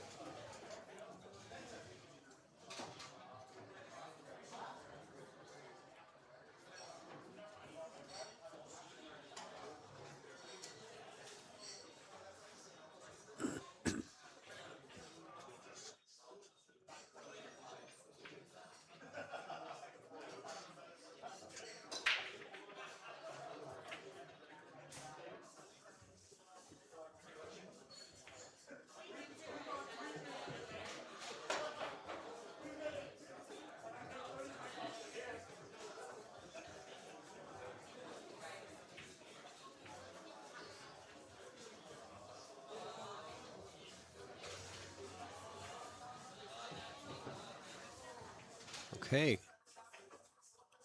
What's going to happen here? She didn't come full into the 9, coming off the edge of it. Might have gotten hooked. She could do a little swerve shot if she just elevates on here. But the problem with that is you don't really have anything on the 4 afterwards, because you're swerving in and hitting the 3 ball more full. You got the 7 blocker to the 4. So it's not really that great of an option. The jump shot is a good option. Doesn't take much elevation, and then you can come off the right side of the 4, sending the cue ball up table towards the 7.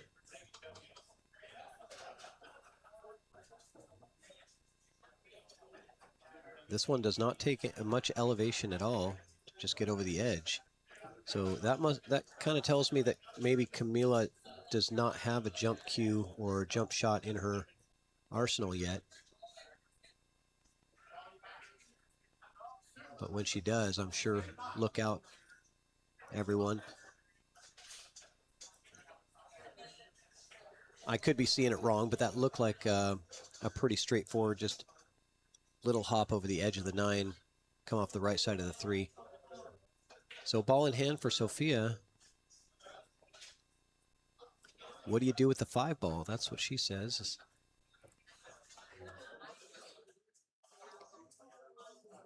What's going to happen there?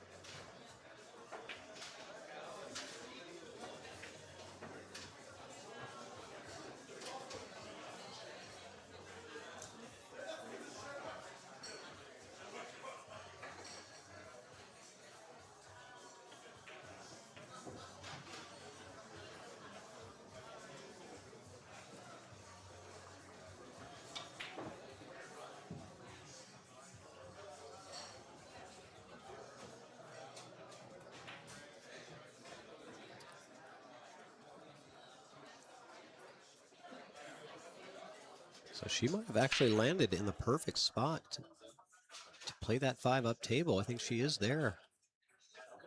That was a great leave. Very difficult spot to get to. Makes the 5. Sophia Tran showing a lot of fight here. She's not going down like that. More work to do here. See if she elects to go above the 7. Yes, to play it in the corner. I like this angle.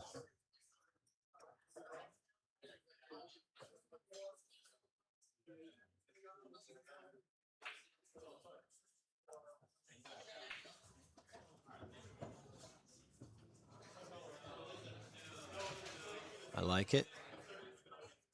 She actually has a little bit of an inside angle, which can help her with a stunning the cue ball off the rail a bit more.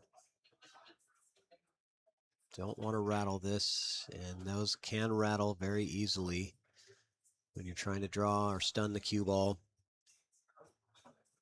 And that 8-ball is off the rail by ½ inch to an inch. It makes it very easy to rattle those shots.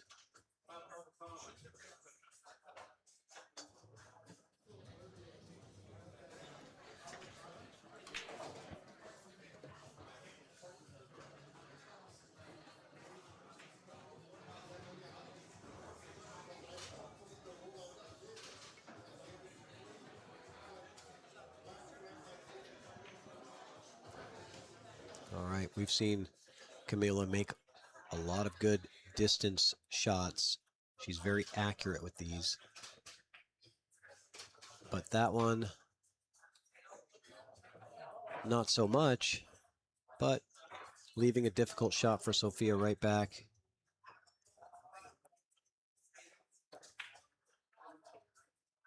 Eight ball does look like it's off the rail by about an inch or two.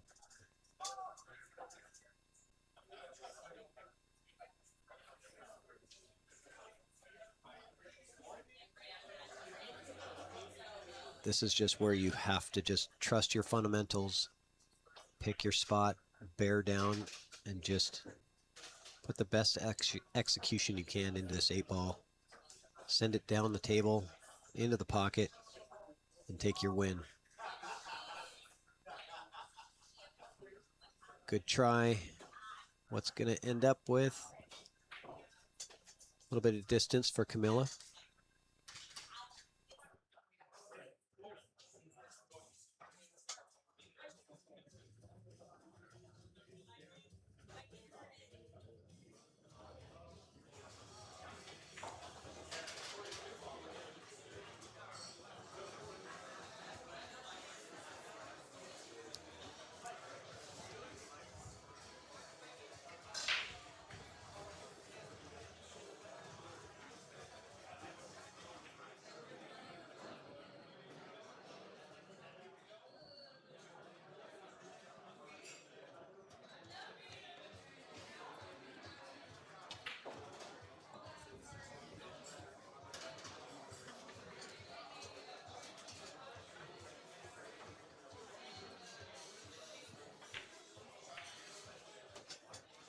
Great shot from Camila.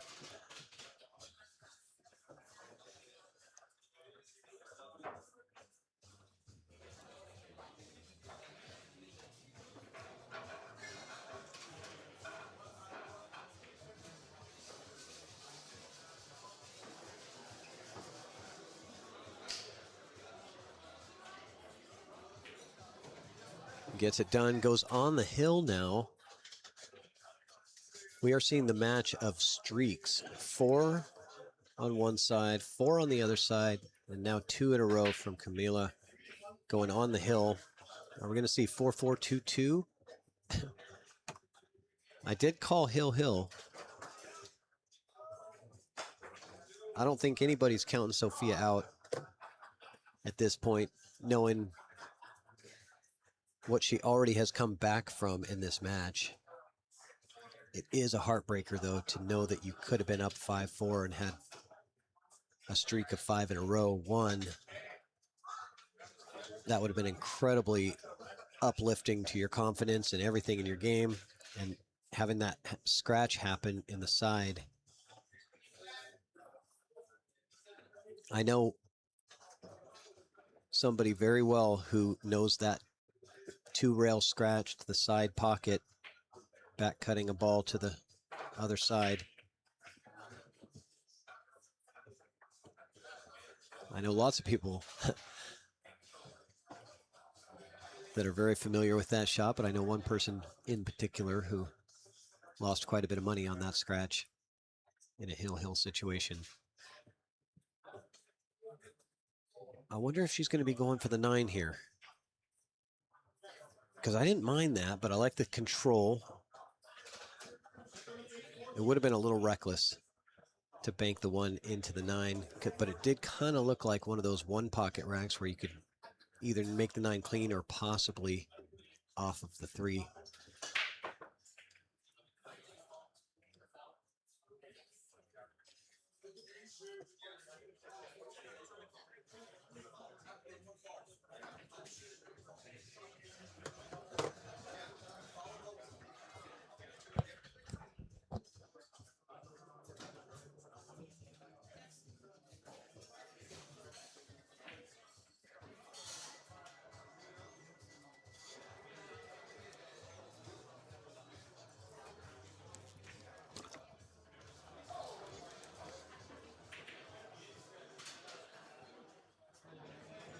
Gordon Graham, Jared Redfern, table 16.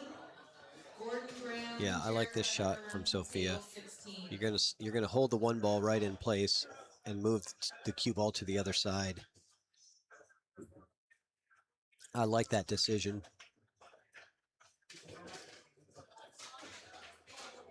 I'm definitely looking at, is this wired to, no, it's not. Looks like it's wired to go there. So she is using the mirror system, which is basically drawing a line from here to the rail, then drawing another line out to here, and drawing a line to the cue ball. Your present bag. And that's how you do it. It's a pretty easy way to measure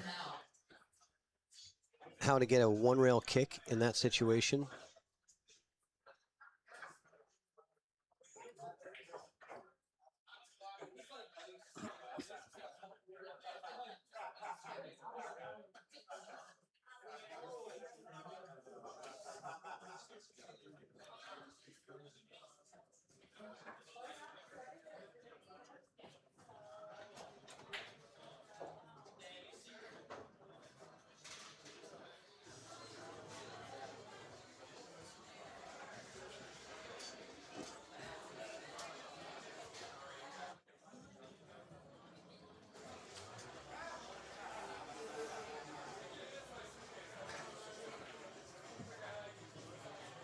Okay, safety coming here. Let's see if she plays this. Who's coming? Bringing the cue ball right off the 1, sending the 1 this way.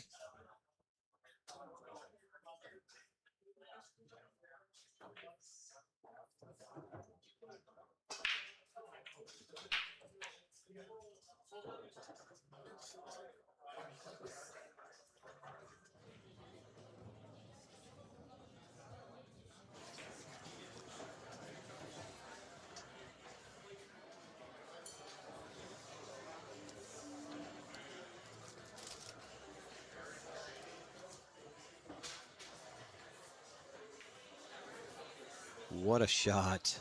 I was all in on the safety. She says, nope. I'm, I'm going to just go ahead and go offensive all the way here and cut that thing right past the 2, right into the pocket. Cue ball comes back and forth, and she gets shape on the 2. What a great shot that was. She has to make something happen here. Coming off this 2, you're going to run into the 4 or the 9, and she did it perfectly. Wow. 2 great shots.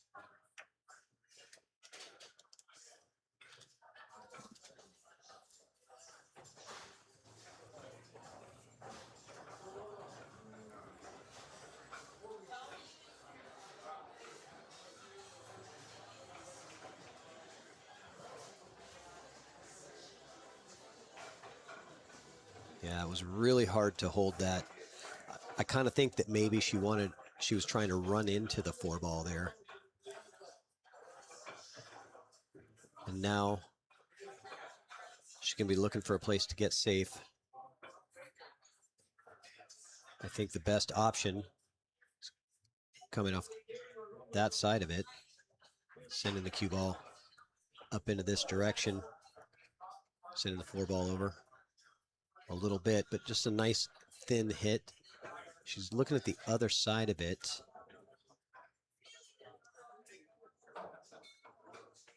I mean, that safety works too if you get there, and she did. Jeff Beckley, please believe. report to your match on table 11. Jeff Beckley, table 11. You're on the clock.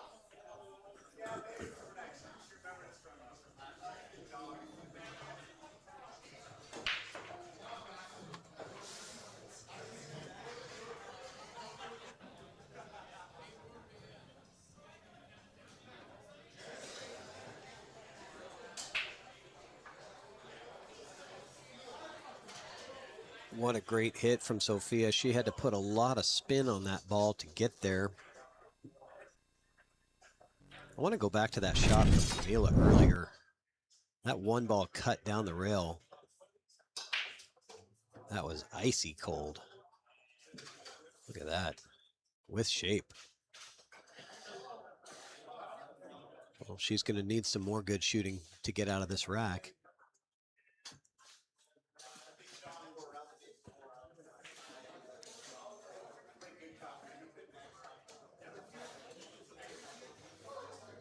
Jared Redfern, table 16. Jared Redfern, report to table 16. And please know at the tournament desk that you are at table 16 before you go downstairs.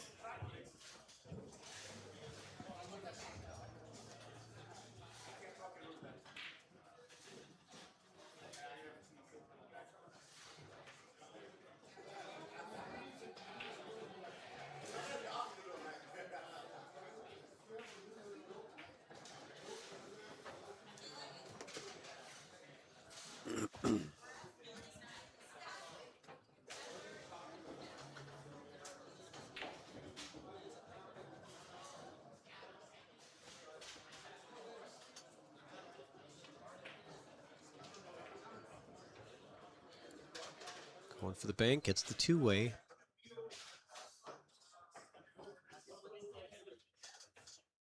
There is a window for a one-rail kick between the 8-9 if she wants to go that way. And there's also this as well. Using the mirror system, finding that point, drawing a line from that point to the cue ball where her finger is. She says it's right here. I'll give you the line. That's where she put her finger. Right across that second diamond.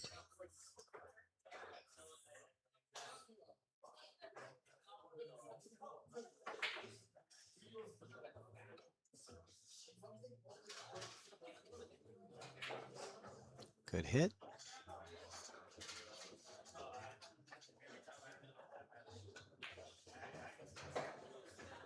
Kind of a tough spot for Sophia. Like the half ball hit here, send the 4 over to the 9, sending the cue ball to the other side. That's what I like. You could go the other way, sending the cue ball to the 9.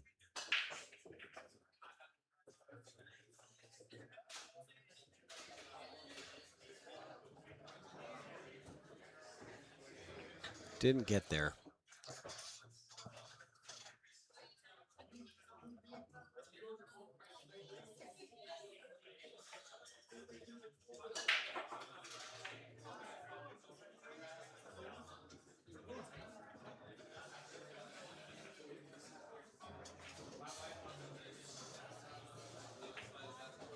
It's a good angle for Camila to make the 4 on one side and the 5 on the other side.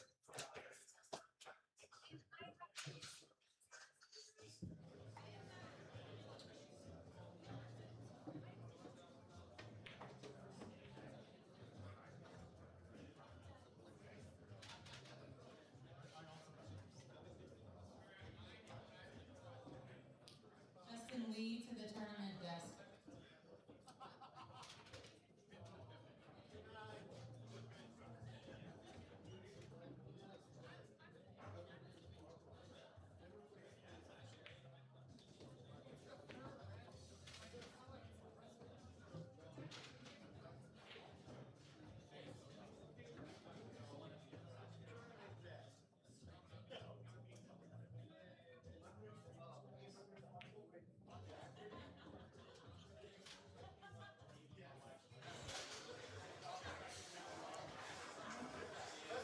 Sorry about that, guys. I had to step out for a second. Looks like Camila successfully executed the 4 and the 5. Got the back cut now on the 6 to the side.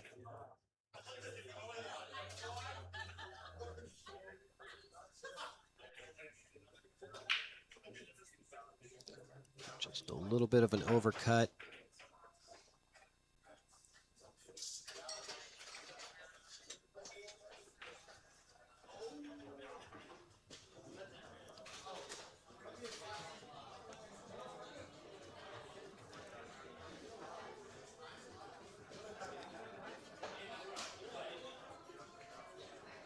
Not automatic position here. You got to work for it.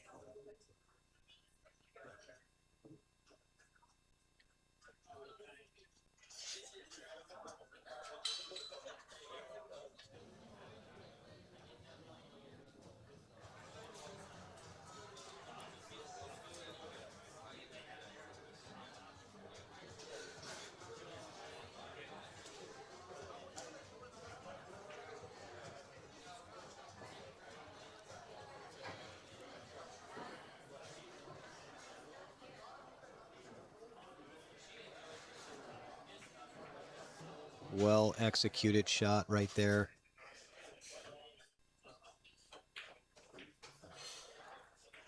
Sophia doing what she does best, is trusting and executing on her fundamentals.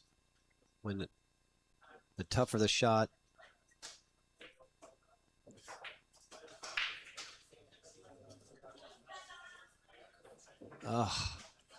heartbreaker. It's a rough game. All right, so Camila, I've seen her hit these shots with a lot of inside successfully. So I'm thinking that that's what she likes. It's easier to miss with putting inside on it, but it certainly makes the leave on the 9 a lot easier.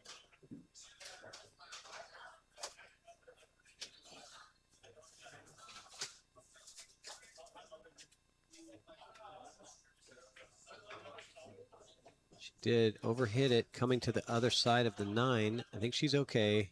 It's not going to scratch, but she's got a much more difficult shot than she wanted. That's okay. She's got a chance to win the match right now with this 9 ball, defeating a chance to defeat Sophia Tran.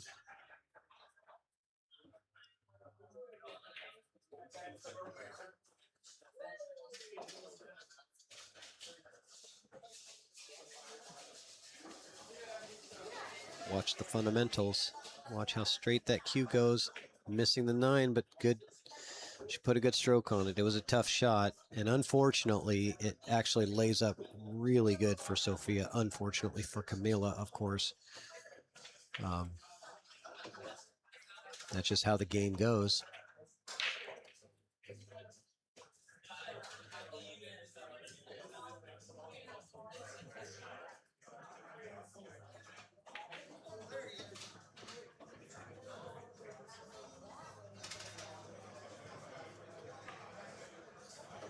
Down goes the 9 ball, so a chance to win the match for Camila is put on hold one more rack at least.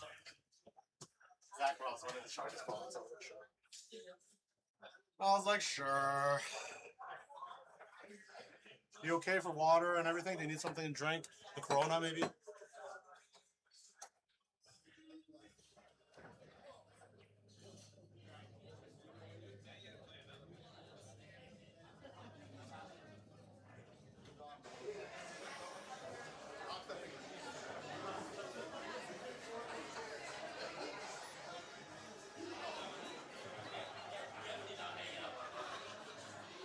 All right, 6-5. I called Hill about 45 minutes ago. What do you guys think now? Anybody think it's going to be Hill, or do you think it's going to be 7-5 after this rack?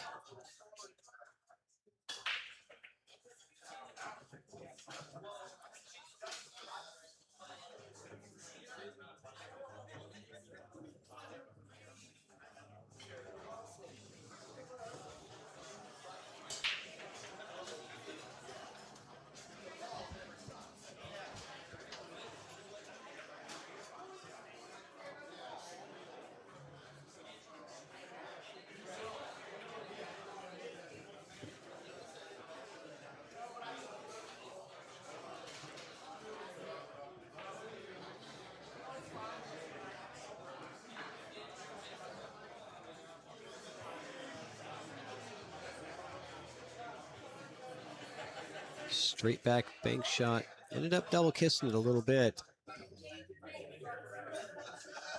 And that caused the miss. Does roll into a favorable spot for Camila. But getting on the 4 is not the easiest task. Lots of things that could go wrong here. But she hit that like a champ. Very good shot. Navigated through the traffic on that shot to come around underneath the 8 ball, give herself a nice angle, close range 4 ball.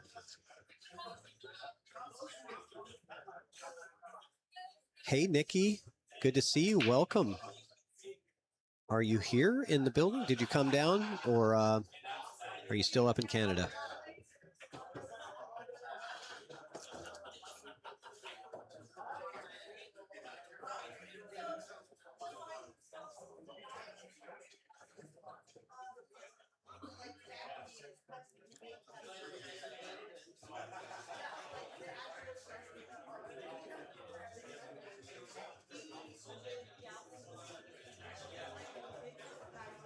This match has been a grind for both of these ladies.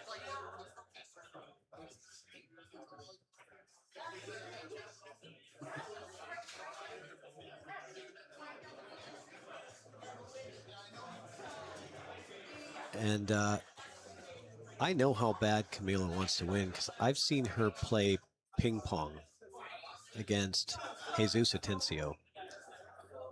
And let me tell you, that was very competitive. She does not like to lose. And she's made some great shots in this rack to get to this point, controlling the cue ball very well. Can she close it out? It's going to be tough. It's going to be tough from here.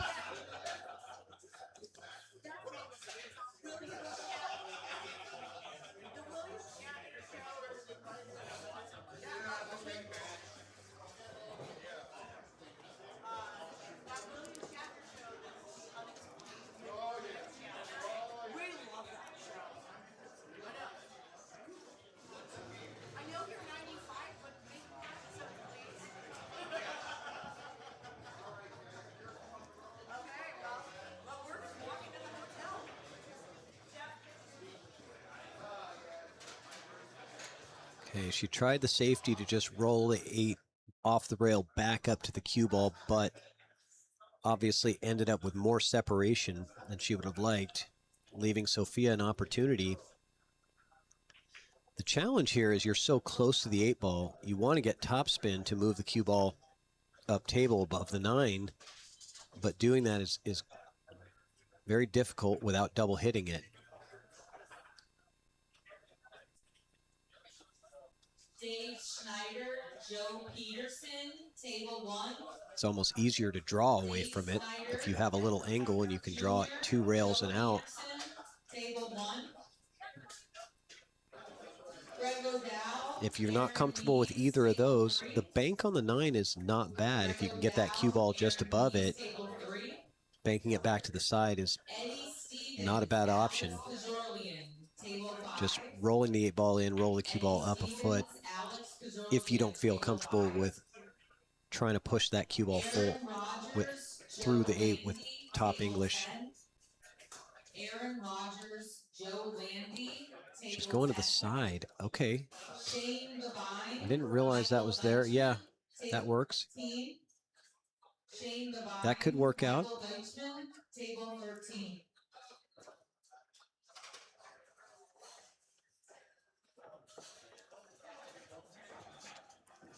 This could work. She wants to hit this very accurate.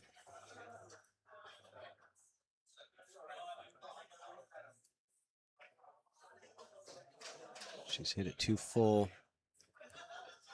It does kind of land in a funny spot, though, where the cue ball ended up and the 8 ball ended up.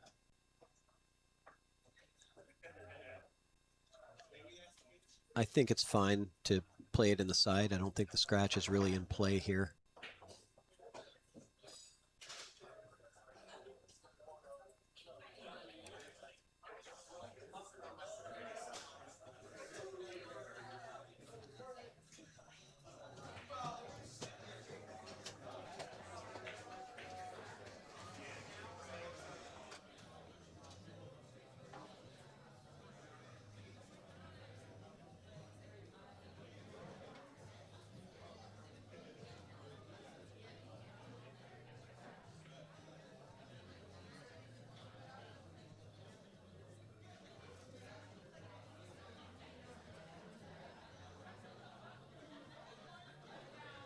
Yes, no, thank you.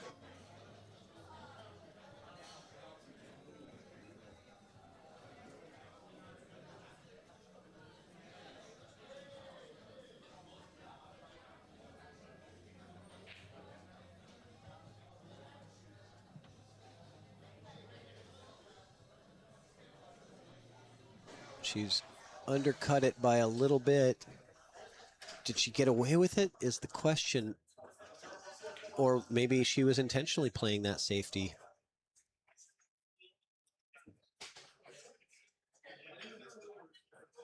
It's very close. Josh Anderson, table 14.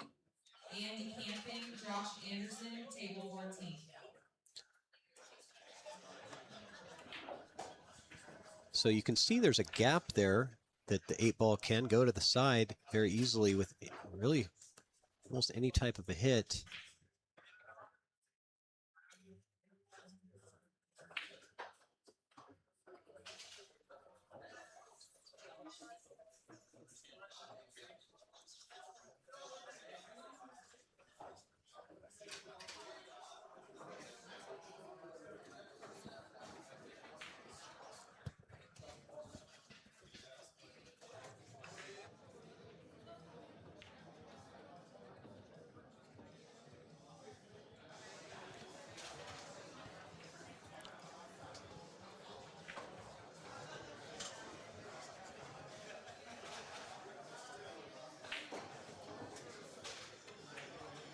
She's just going to tie up the 8 and 9. I don't like this. I don't. Oh, that's interesting. This is really interesting.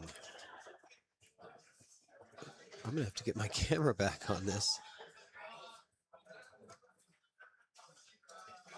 I don't know if we can see much from this camera view as far as like if Camila can manage to hit enough of the 8-ball to go in. The safety is hard. If she can't pocket the 8, the safety is pretty difficult too. Really very smart shot from Sophia and well executed.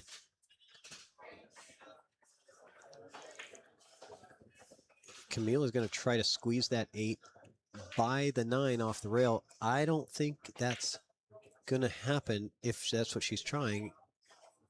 She is. It looks like you could also scratch really easily. Okay, there we go. Just rest it up on the 8. She's breathes a sigh of relief for that one. Very touchy shots here. Both of these players showing their intelligence and, you know, will to win, being patient, doing the little things like this that are incredibly important at this crucial stage of the match. I like this part of the game. She is going to be thinning the 8 and going into the 9. Does she want to have somebody watch it? Is that what they were saying?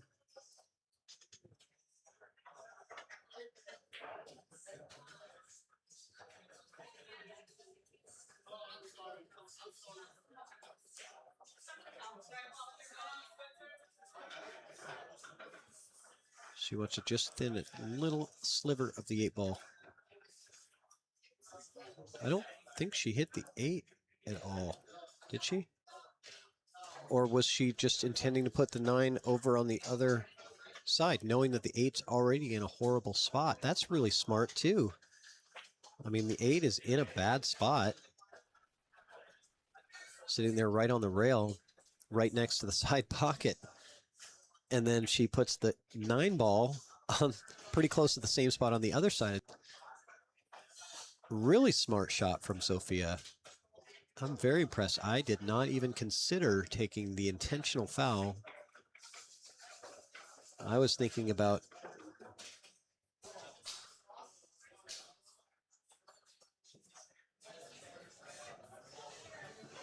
Justin Lee to the tournament desk.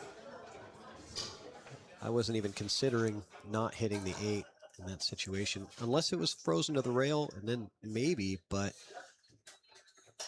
still don't know if I would have even thought of that. But I like it.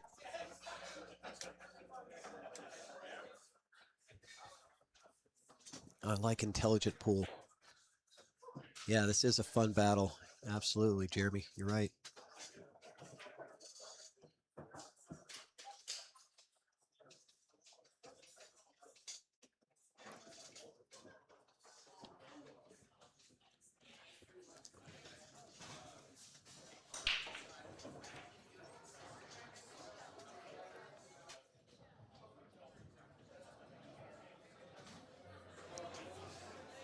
Is Camila now is going to take an intentional foul, but there is a 3 foul rule now.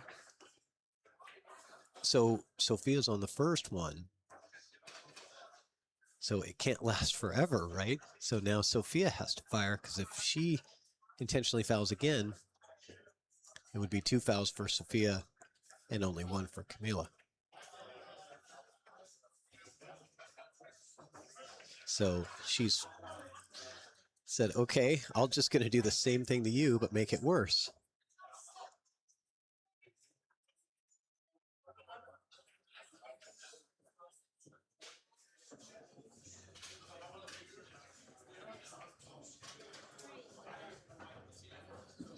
Definitely didn't want it to come up that high. I know what she was trying to do, just get it to go down to that bottom rail and sit there.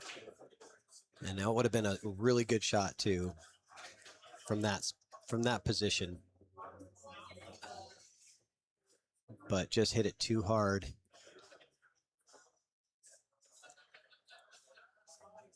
And now the hard part about, yeah, see, the hard part about pool is when you get into these safety battles, you have to flip the switch when you have the offensive opportunity and get out of that defensive mindset. It's very difficult to do. To have that defense or offense switch that you flip in your mind and get right back into it. Because I guarantee if Camila would have just come off 3 offensive shots in a row, that 8 ball probably drops in the pocket, no problem. I know she was trying to work the cue ball a little bit to get good on the 9. But from what I've seen,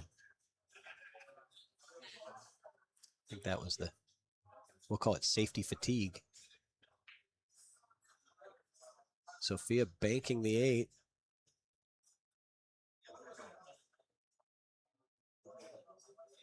Okay, Camila's got a slight angle. If she follows through with top, she can go 2 rails and come back to nice shape for the 9 in the bottom right corner.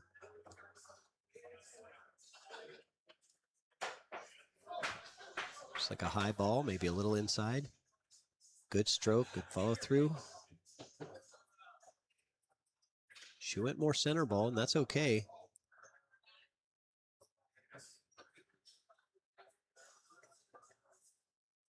So here we go. She had a match-winning 9-ball shot in the last rack that she was not able to convert. Can she do it in this rack?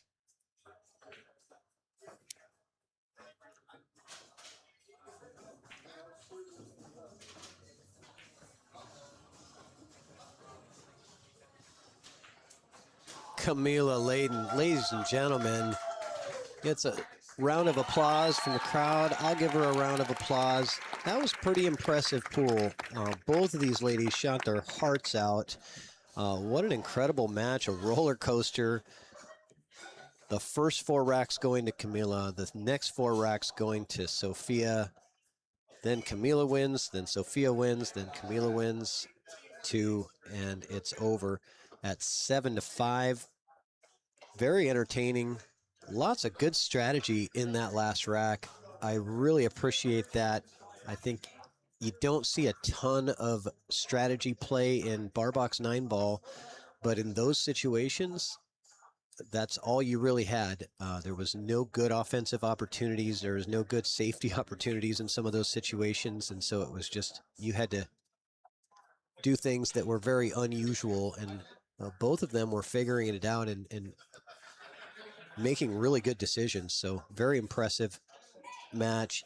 I'm going to see, I think we've got another match coming up after this because we're still going through the B side of this bracket.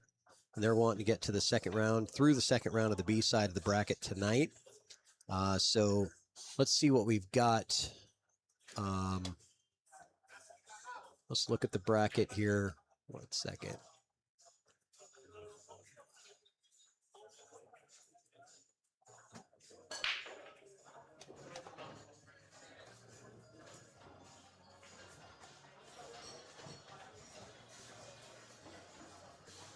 All right.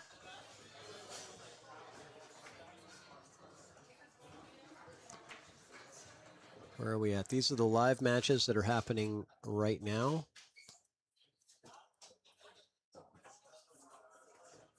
And the scores. So it looks like all of these just started.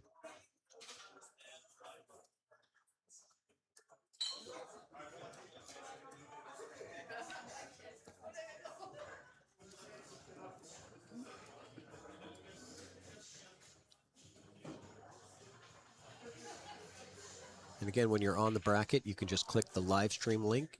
It'll take you right to that stream on YouTube.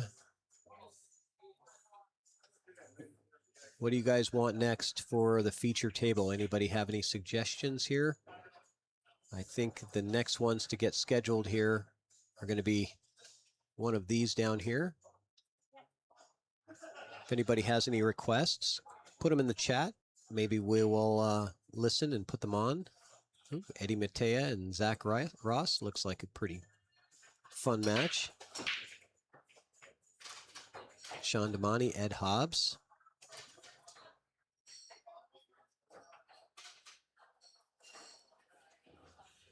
Jorge and Chad. I'm not sure how far down we're going to go.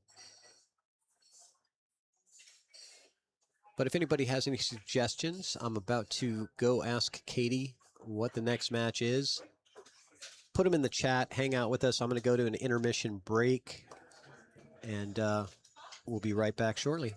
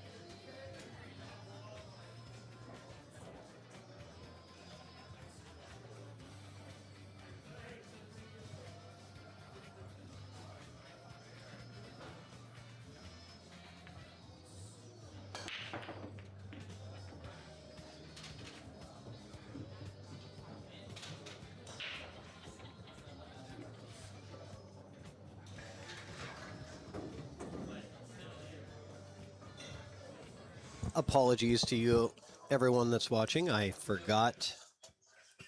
I didn't realize that there was another match starting and I was on a break. I just realized that they had started, so we missed the first rack. Molly Oliver, Jose Chavez.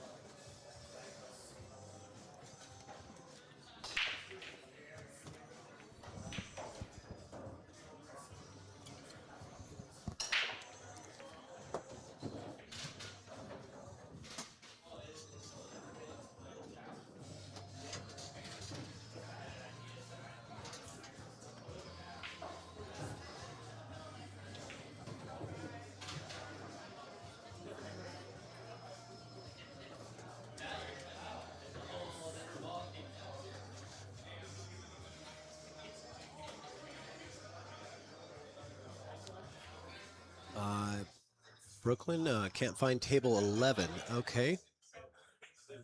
Well, let me look. I see table 11. Brett Sherman and Jeff Beckley. Or I don't know how current that comment was in the chat.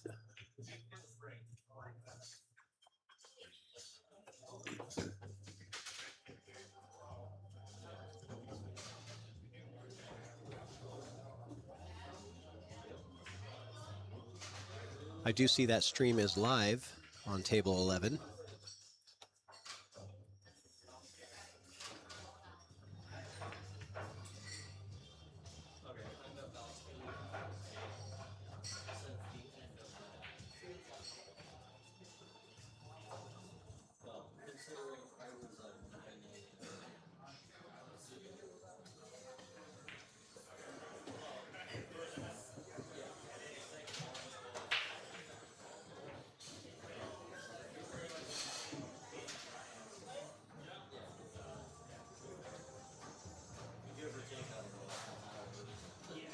So if anybody is having an issue with finding a table or a match, nice shot from Jose. The best way is to go to digitalpool.com in the search bar for the tournaments. Type in Don Weir. All of the matches that are live streamed will have a link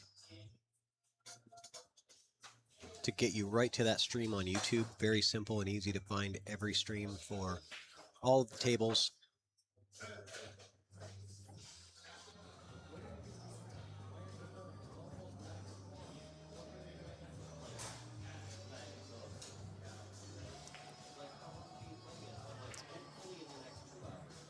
Good safety there from Jose. Let's see if Molly wants to jump this.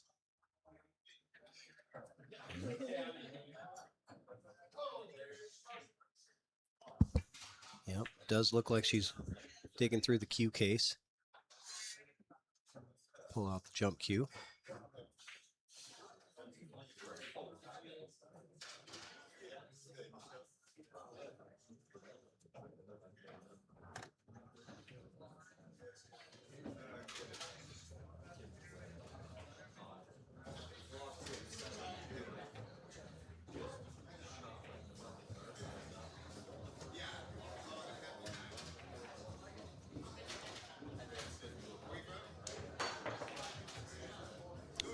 Oh, good jump. And does she get some love?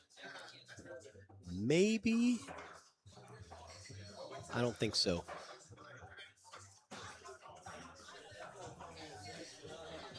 I don't think so. I think that 7 goes all day. But good attempt on the jump shot. Usually if you make contact with the ball to that side pocket, you're going to make it.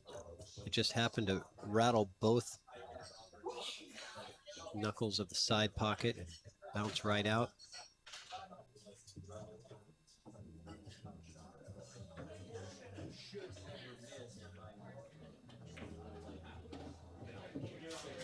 Good solid 9-ball to close it out for Jose. Tie up the score 1-1.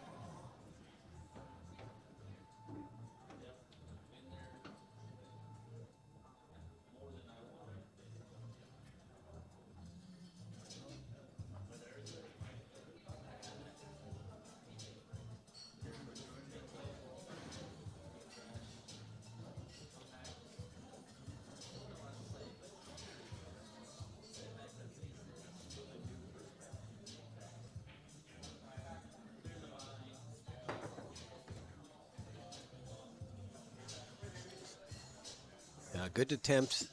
Tough spot to be in for Molly.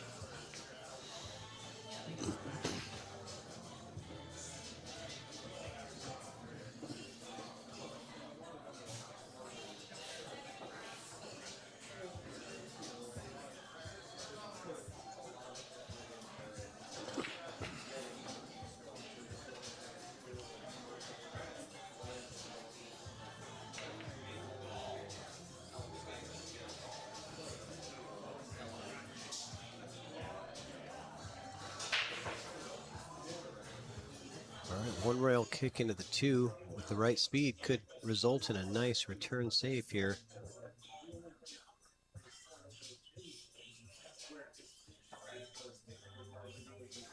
Didn't quite get as full into it as she wanted, but a good result nonetheless. Good hit, leaving him tough. Tough to play a safety off this position for Jose.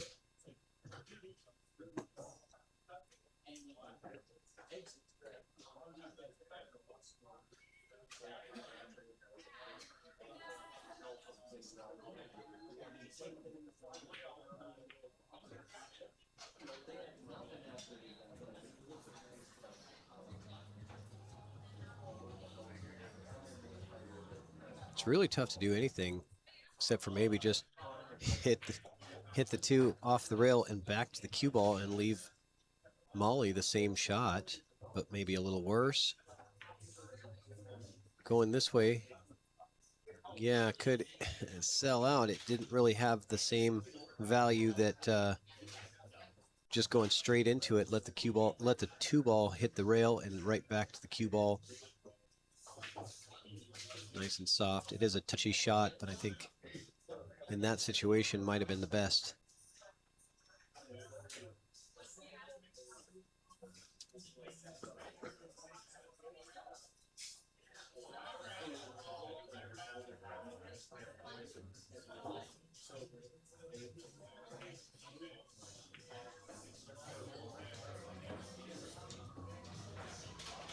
Good try from Molly. A little off the mark with the 2 ball.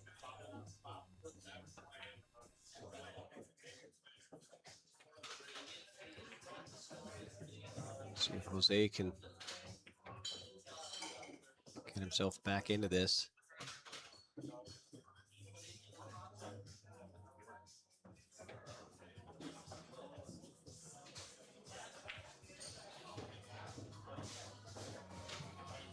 All right.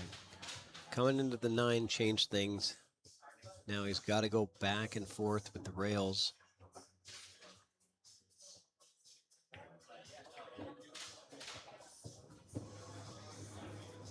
Definitely makes it tougher.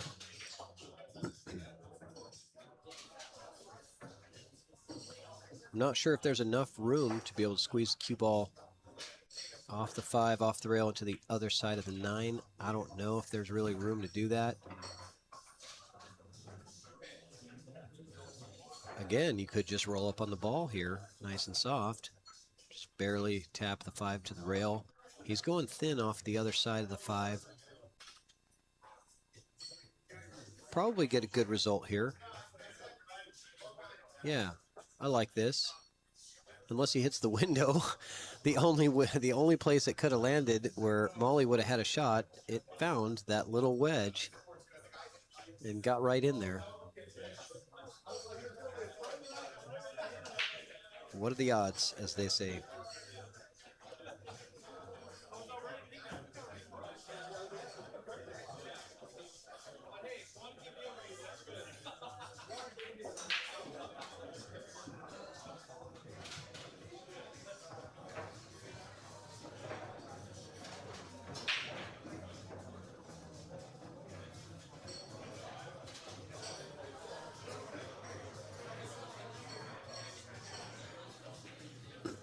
So Fargo rate has Jose Chavez as a 606 Fargo. Molly Oliver is a 534 Fargo. Both players have a fair amount of robustness.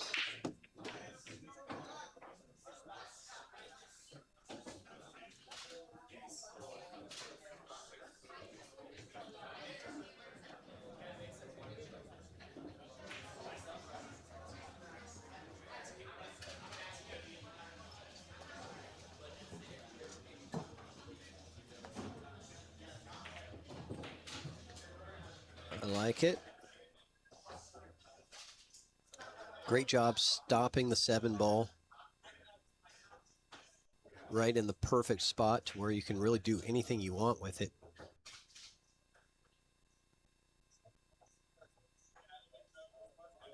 But you got to make a decision here. There's a couple ways you could do it. I think you could cheat the pocket and draw out, I believe, with a good stroke. Just draw a little bit for the 9 in the bottom left corner.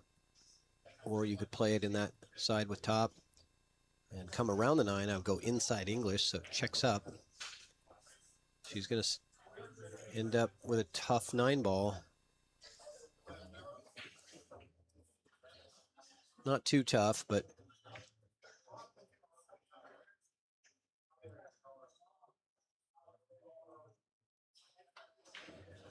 they are shots that the nerves can get you here. And they did.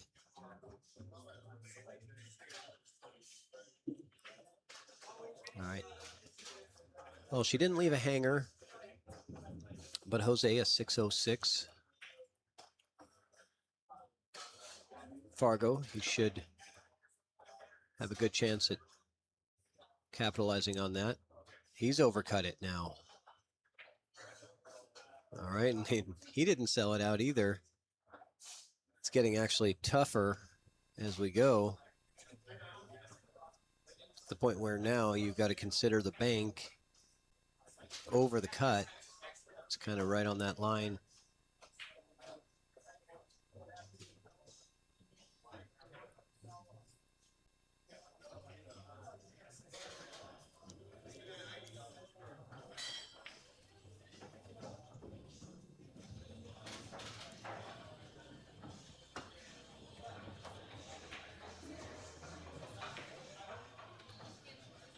And that's going to sell out. Concedes the rack. Jose with a a lead, 2-rack-to-1 lead. Hello, Jessica. Welcome. Hello, Jeremy. Sorry, guys. I'm not as enthusiastic as I was. I did start at 9 in the morning this morning. So I'm going on about 14 and a half hours. I'm pushing through. Just not as lively as I was in the first half of the day.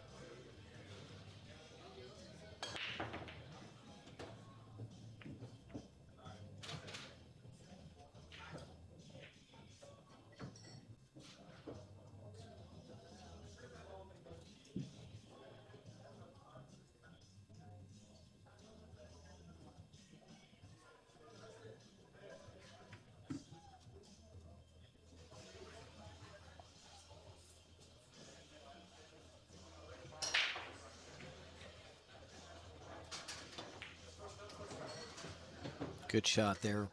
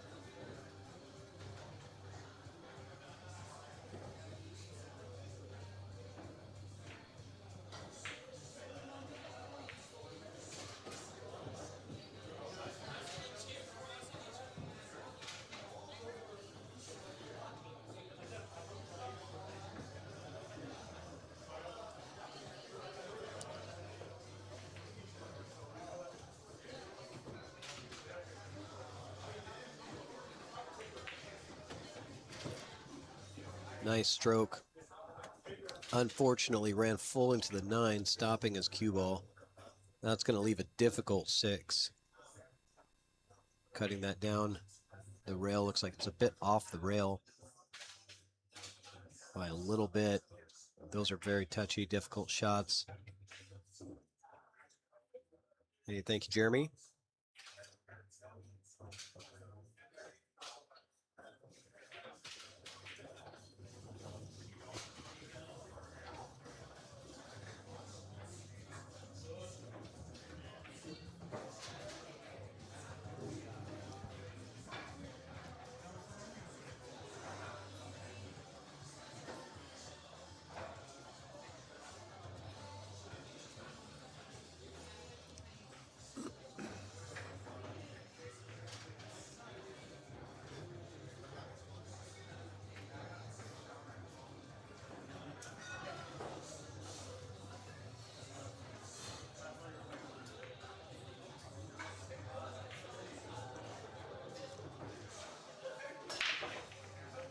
Well, it didn't land too terrible for Jose. That landed in kind of a ideal spot, making it tough for Molly for either pocket. I mean, the back cut is certainly very thin to the side, if it's even possible. And the cut to the top right corner has a risk of scratch and running into the 8, all kinds of bad stuff. You just have so much peril. Nice. She did run into the 8, mates the ball, narrowly avoids the scratch, and now she's got to make another good shot from in the jaws of the side pocket. That was good.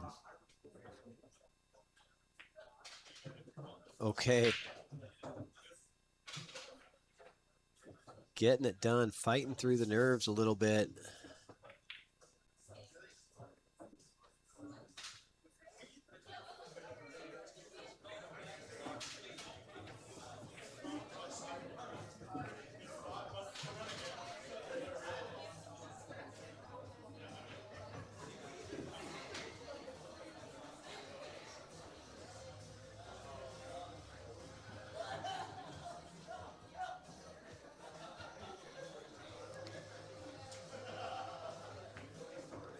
Well done. No scratch. Okay. Great out. Good job, Molly. Getting it done there. And we're going to go to a quick commercial break for Meucci. Sooner or later, it's gotta be a Meucci. Meucci Cues are engineered to give you a power advantage you can feel. Our UltraFlex technology creates a spring-like energy transfer throughout the cue, giving you more power with less effort. Our exclusive power piston technology can reduce deflection while also delivering even more power. The Meucci shaft is loaded with low deflection technology from end to end. Upgrade your Pro shaft to Q wood or carbon fiber to fit your playing style. We meticulously select the finest materials for our cues, whether it's the classic beauty of maple wood or the high-tech performance of carbon fiber. Unlock your full potential with the Meucci Cue. It's a difference you can feel, but it's also a difference you can see. Meucci is famous for its iconic designs that'll turn heads in the pool hall, like the Glass Rose, the Mike Massey 5, the stunning Diamond Cocobolo, or any of our popular casino series that pay homage to the allure of Lady Luck. Find a cue that makes a statement, in addition to making you a better player. Don't settle, because sooner or later...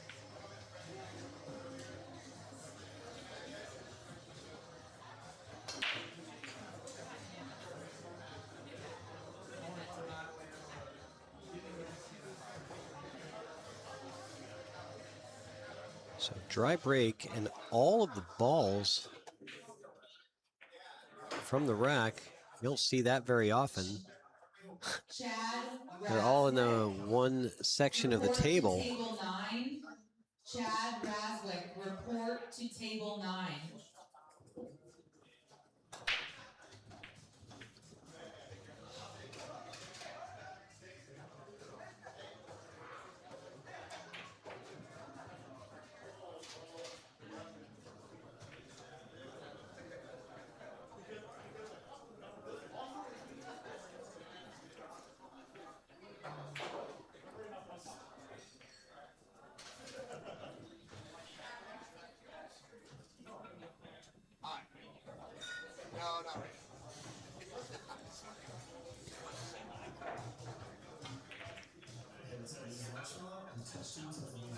Okay, so scratch there.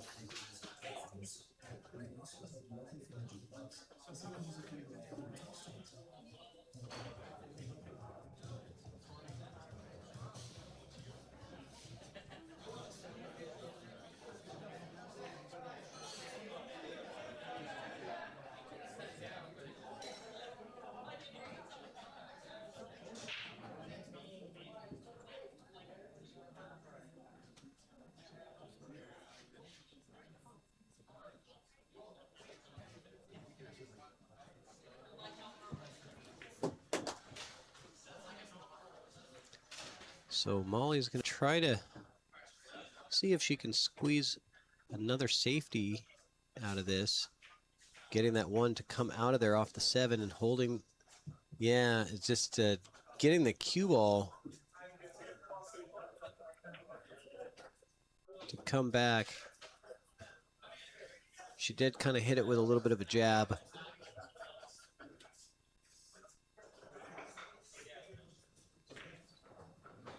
And he tries the combo. Oh, yeah. Very rarely see a rack where all of the balls are tied up. I mean, not just some of them. All of the balls are tied up.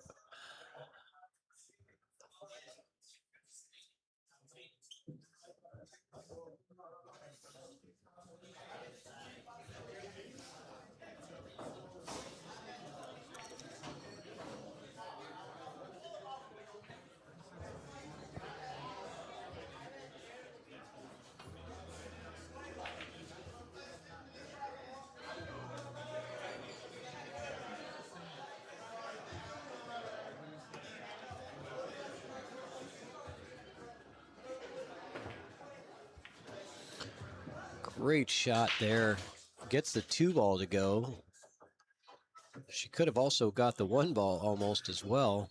I'm not sure which one she was actually trying for. Probably the 2. But now she, I think, has to bank the 1 back if she likes the offensive look. But what's going on with the 9-4-6 over there? I am definitely interested in how that looks. She's missed the bank. Oh, but she makes it in the opposite corner. Let's take a look at that 9-6-7 in there. I don't really think that there's anything playable if you were to like have some type of a combo or something like that. But you definitely have to figure out what to do. The 5 doesn't play anywhere, right? So without a combo.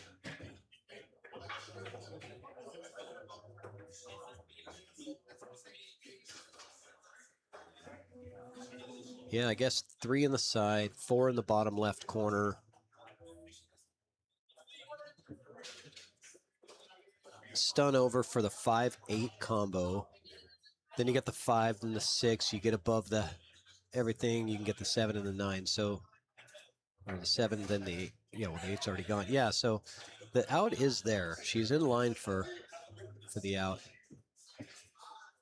I did not come far enough at all. So now instead of a combo, which would have been much better, she's got to play the carom.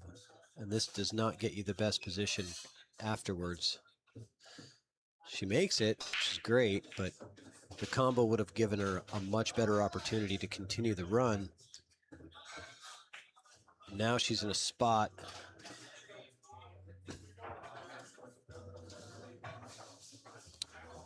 Yeah, we already looked at that. Let's look at it again. The 5 into the 9, does it produce anything? I don't think so. I don't think that 9 can sort of pinball its way through there.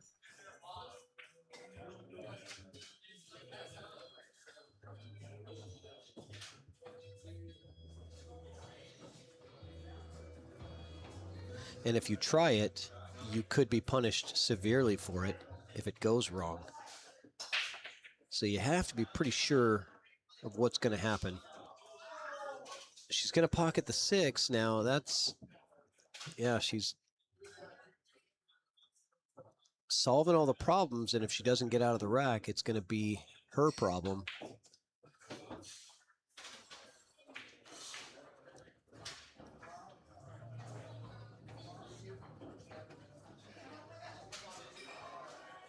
Okay, what are we doing here? Are we cutting this? Cutting this 5. You could play a safe too.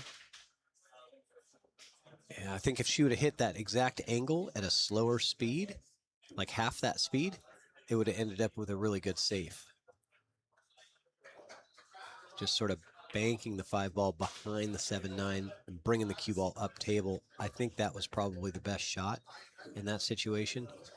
The cut shot to the on the 5 was pretty tough. And you miss it and you break everything out like we saw. She did all the work, and Jose gets all of the benefits.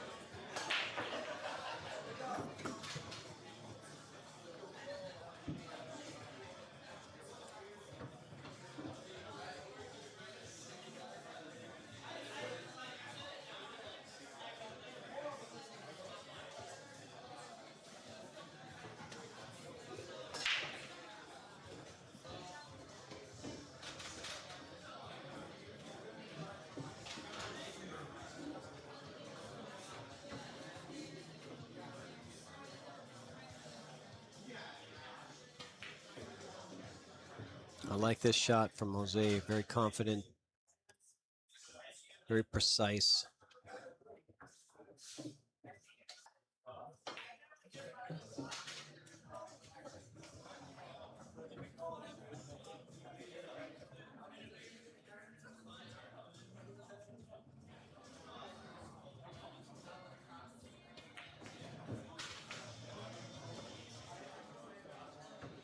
All right, what do we got now?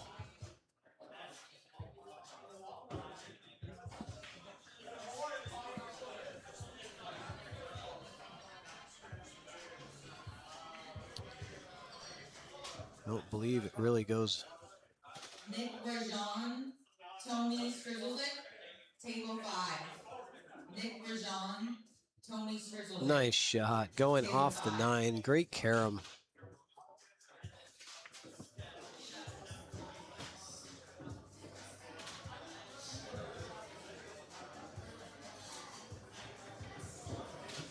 Okay, so being on this side of the 8, I don't really like it because now you pretty much have to run into the 9, I think. Unless you can draw around it, but then you're kind of risking.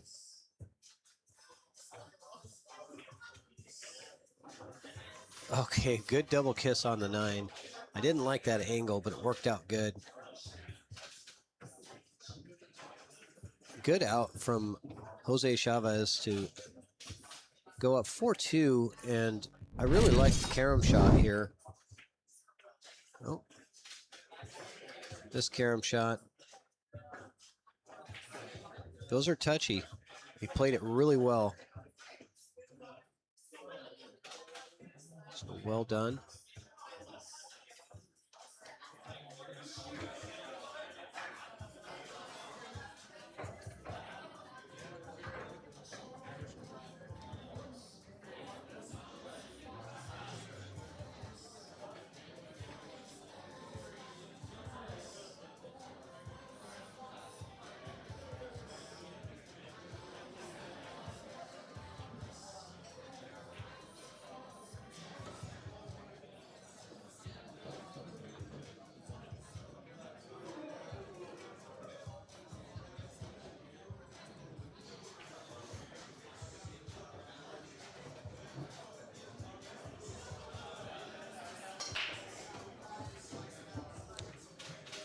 Good break, solid contact, but cue ball goes forward, and the one ends up all the way on the other side of the table. Wonder if she's going to attempt a carom on the 8 or combo. I would. I think at this point you want to maybe stay aggressive early here. Safeties don't really seem that easy because there's a lot of open space on the table. I am going to take a chance here. Probably the carom coming off the left side of the 1.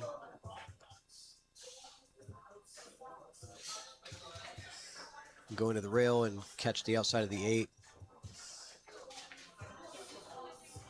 But she just wasn't able to either.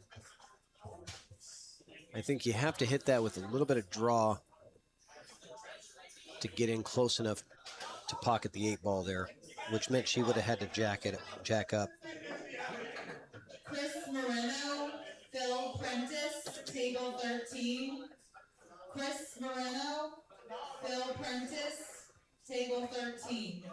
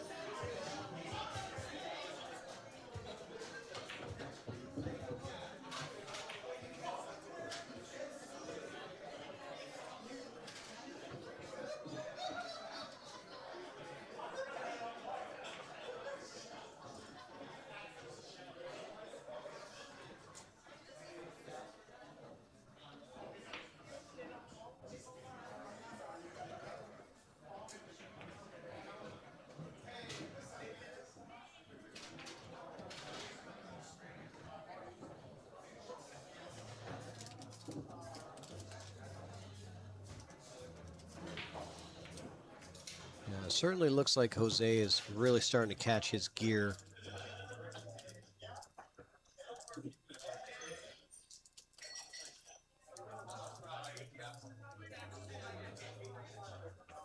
I mean, Molly only getting the 1 attempt after her break, the 1 attempt at caroming off the 1 and trying to pocket the 8, missing it, and it looks to be a run out after that from Jose if he makes this 9 ball. He does, goes up 5-2.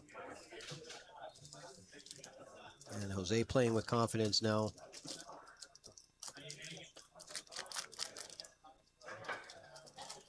Confidence and the lead.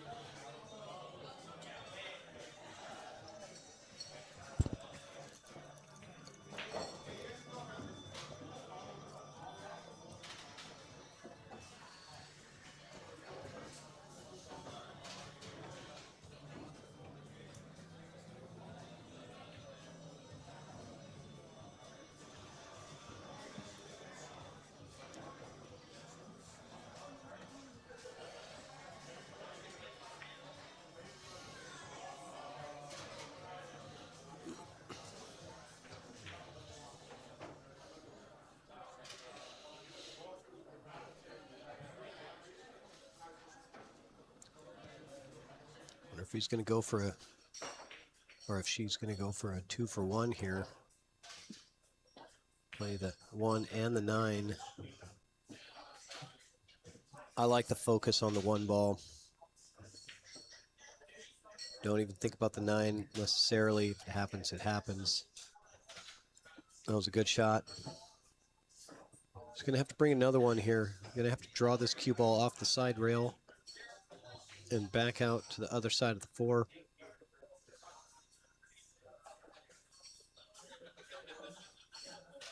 John Carr, Zach Marr, table 11. John Carr, Zach Marr. Oh, she decided to back cut it. 11. I thought it would have gone to the top right with a stun shot, stunning the cue ball off the side rail and back over to the other side for the 4. She decided to cut it to the other corner. And it's a tough spot for Jose. What are we doing here? I think he was trying to play a safety there. Thinking he could maybe bounce that. Yeah. Keep the cue ball behind the 6 and send the 3 off the 2 rails back up. Very tough to execute that.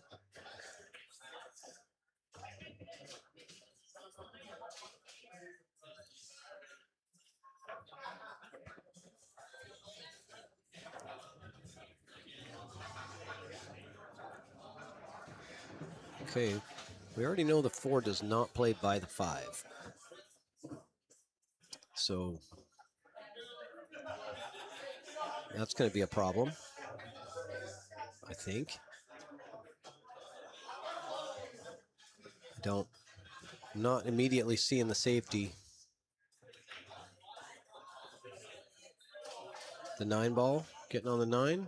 It's not a bad idea. The problem was the 4 was coming down table almost the same speed as the cue ball. So anywhere that you get that's not behind the 9 is bad.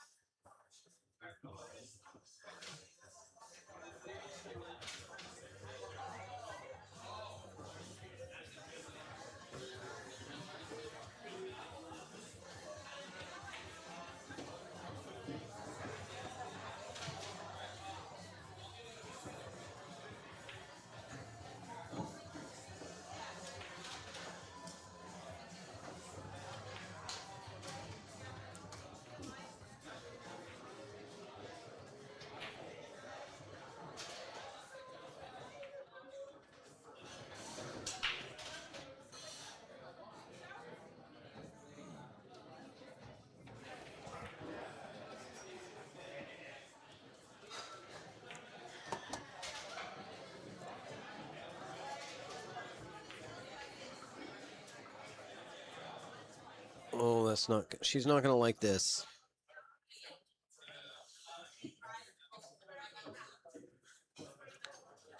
Pretty easy shot to draw out 2 rails. Back for a nice straight line on the 8 ball.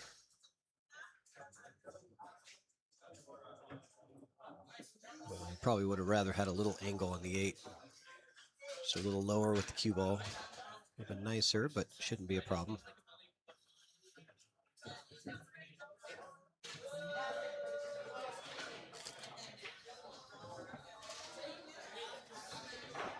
And Jose Chavez on the hill. 6-2. Let's get this party started. Wow, look how hardcore he did that. Oh yeah, he's cutting to the bottom. Wow. Boom. Nice shot. Come around. That was a wizard shot. 13, 15 back at him. Oh, look at that. And it is solid.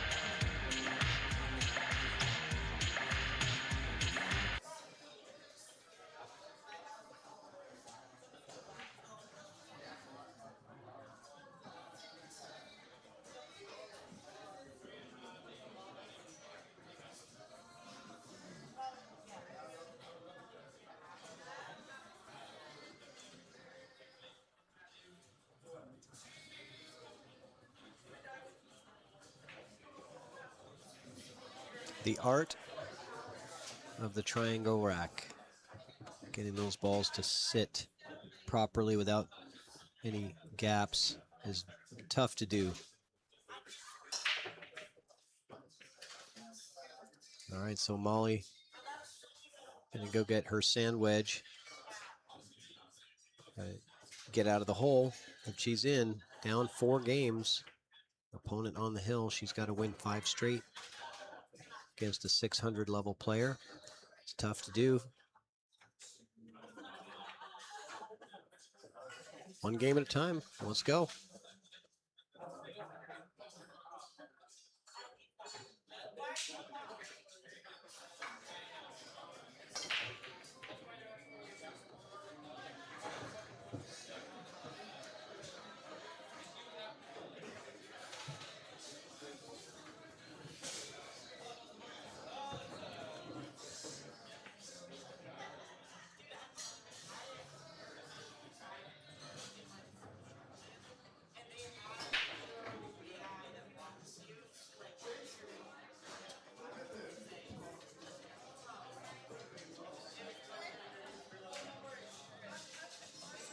Good shot from Molly.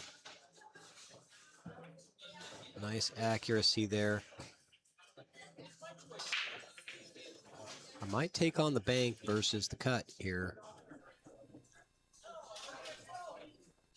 I definitely like the shape that you're going to get for the bank shot a lot more than I like the shape from the cut.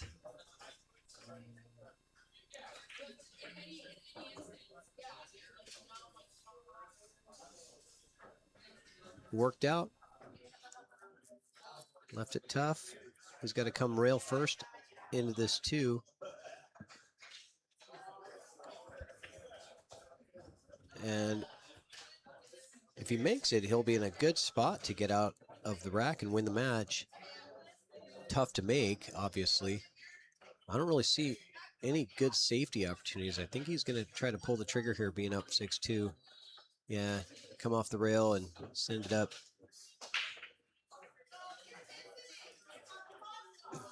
So Molly, a good opportunity here.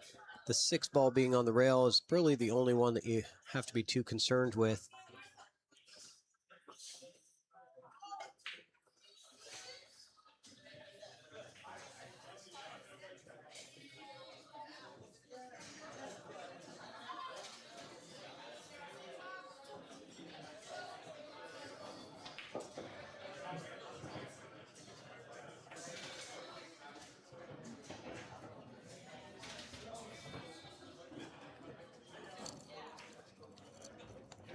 Not ideal position since she started with ball in hand. Got distance. But luckily the balls are all in very good positions for running. But getting on the 5 in the right spot is key.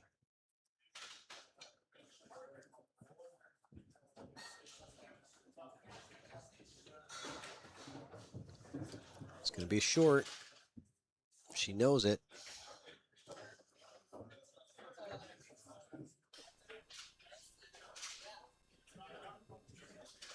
I think inside English should get you there, though, on the 6.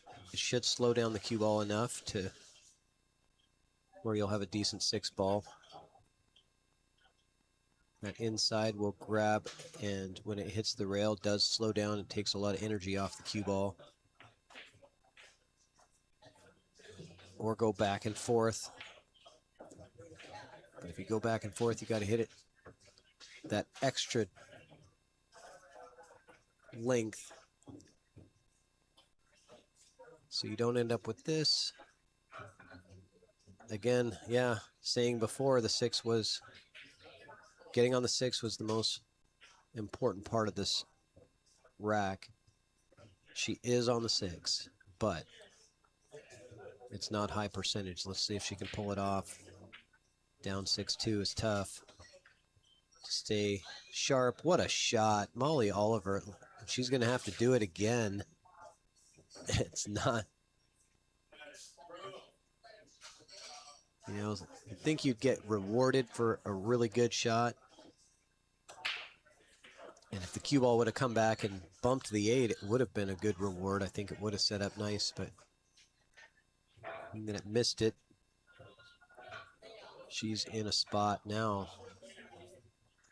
Can you play safety, or do you have to pull the trigger on the bank? I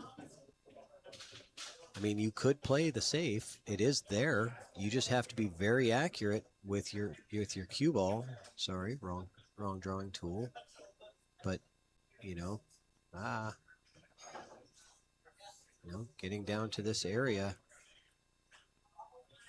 sending the 8 ball this way. But the problem is the 8 ball does go out into a dangerous area around the side pocket, middle of the table. So you have to get the block if you go that route. Which is easier, the safety or the bank? When they're equal, you should go for the offensive shot. Oh, did she get there? She did. Look at that. Great shot from Molly.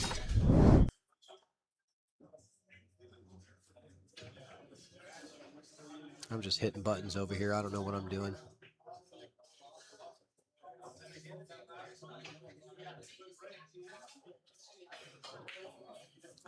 She chose the defense, isn't it?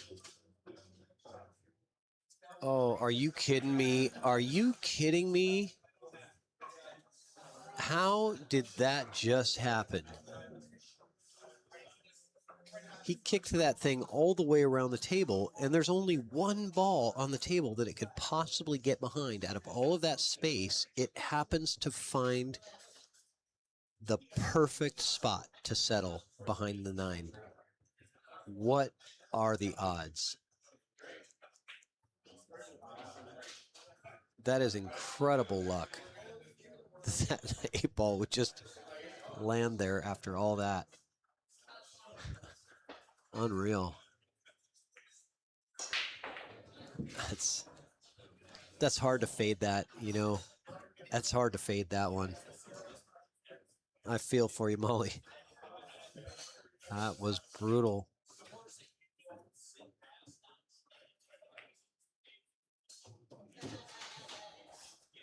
She played that so good. She played the run good. She played the safety good there.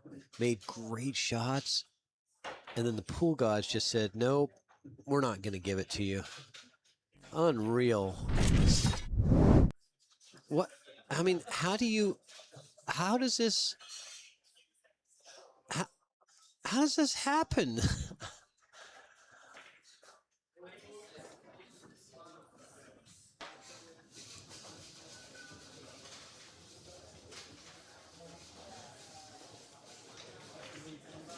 Can we see that again? Like,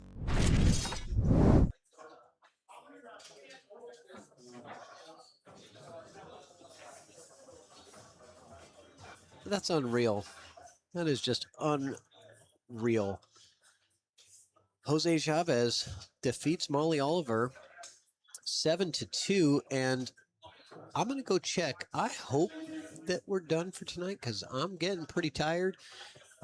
It's midnight here. I don't know, though, because they were hard set on getting all the way through the second round of the B side of the bracket. So I'm going to take a look at the bracket here.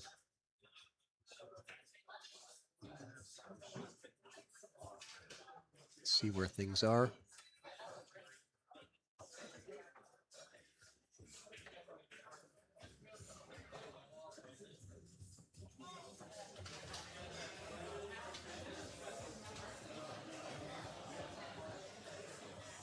Yeah, it looks like that might be it. I'm going to go check. I'll be right back, guys. We might have one more match. We might be done for tonight. We'll see. We'll be back right after I check on this.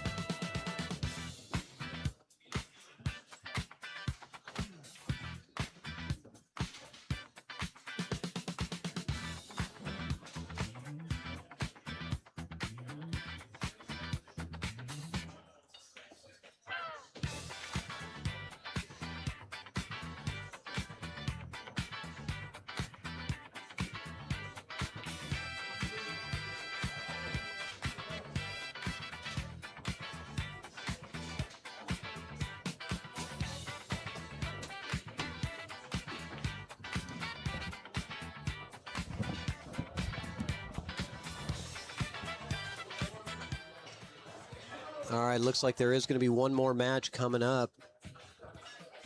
Don't go anywhere. We got one more coming. Hold on. Let me find out which one it is.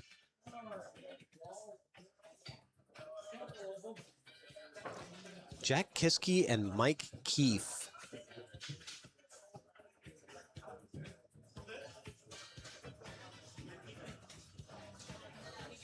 And here they go, off and running.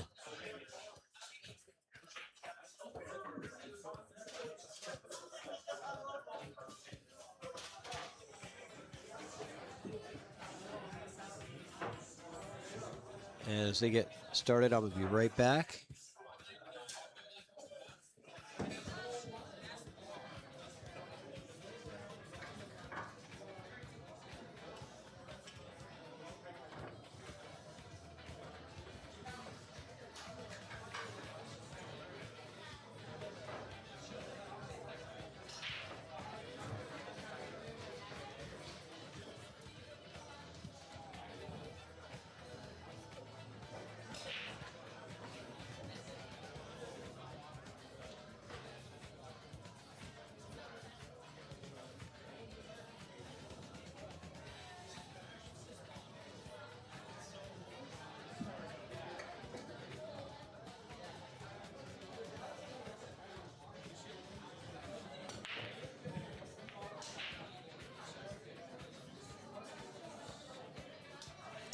All right, this should be a good match.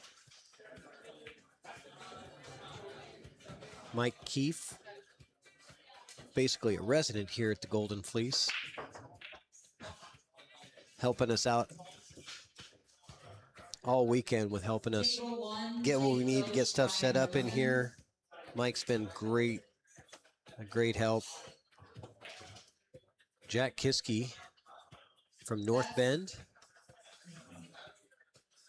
Jack's been out of the mix for a little while, recently got married and not playing as much, moved up north, Bellingham area, something like that, I think. Table 14. So it'd be interesting to see what his game looks like now.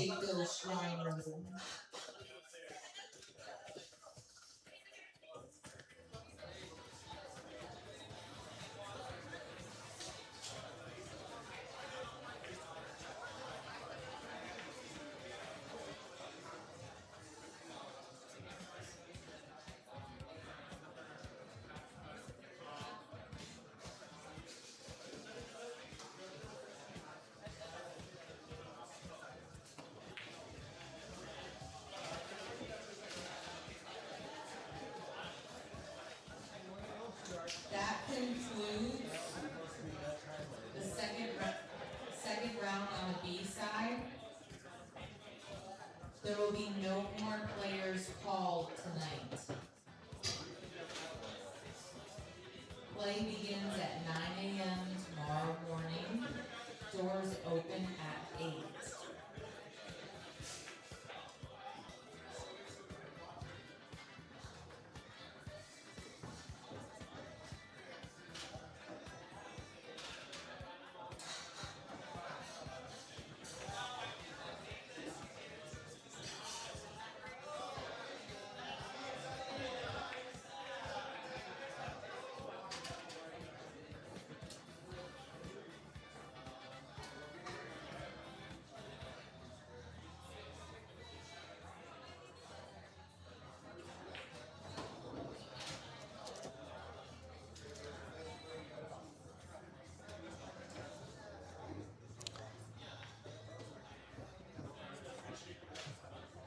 All right, nice shot from Jack, getting through a small little window there.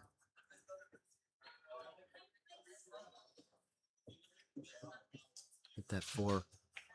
And I've seen Jack play quite a bit. I think he's been on my live stream at my house, Chalkbox Productions, a few times. So I'm pretty familiar with his game, at least as it was. We'll see what he has here today. But everybody right now just looking to get to day 2.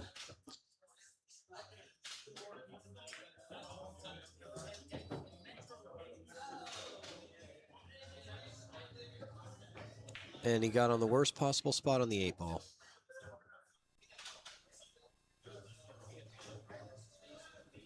Is he going to be able to avoid the scratch? Yes, nice shot.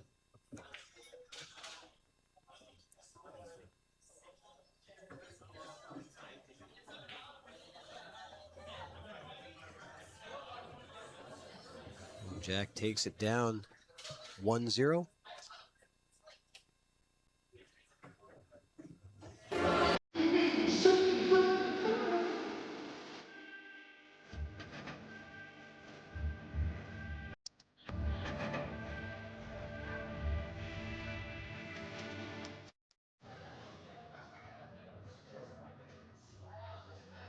Let's get this party started.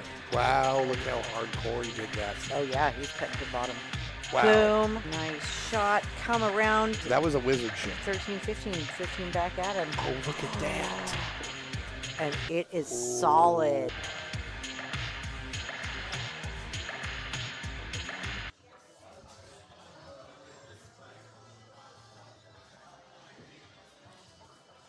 Shout out to all the sponsors that sponsored this event. Q-Tech, Meucci, Tap Pool League, Ed Hobbs, Lucky Loser, Todd Shirley, Rainair Sight and Sound, Savage Billiards. Lots of great sponsors of this event. Thank you guys so much for all that you do to support pool in the Pacific Northwest and this event.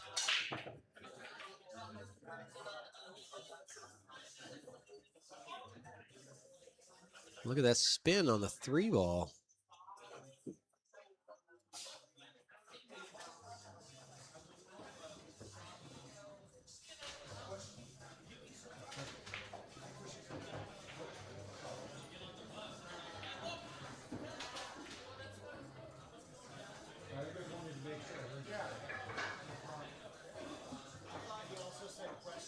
Yeah, that's what I thought. I thought you said question. I was like,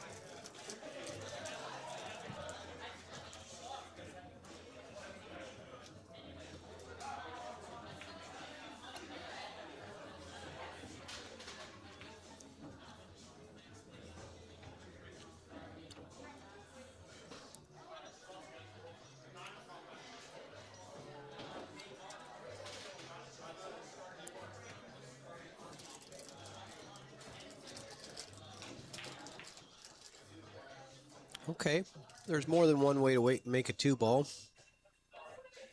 That works.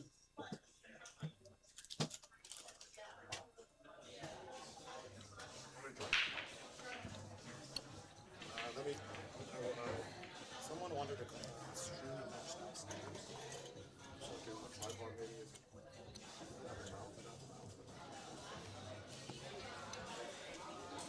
Let's see if they have something. If they don't, then they don't get anything.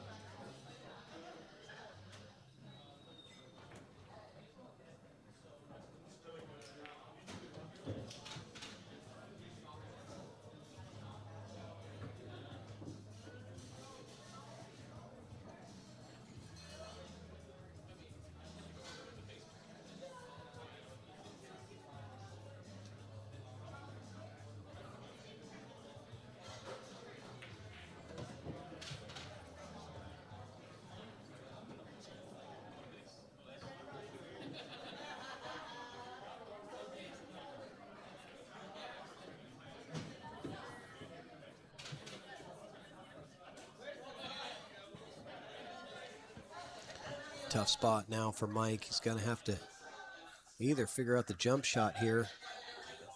He doesn't seem to be looking at the jump. He's going 3 rails kick. At the 5, gets a good hit on it. Nice shot. Don't think he gets the love that he wanted. I think it still might play, but maybe not. That might have been a great shot.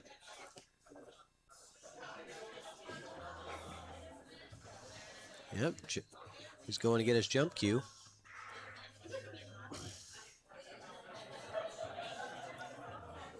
And Jack's pretty proficient with the jump cue.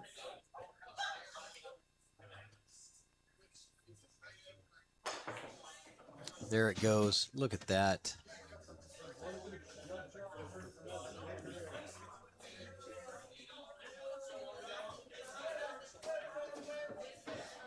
And he just keeps the jump cue in his hand. Might as well use it again.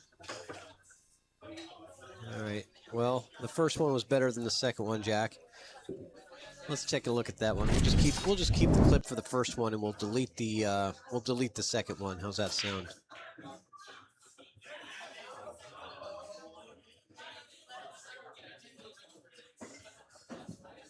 Just unfortunate that it didn't come out far enough for him on that first jump attempt. I thought he had it, but apparently not.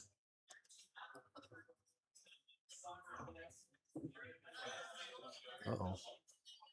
I saw that. That usually means get back up and reset.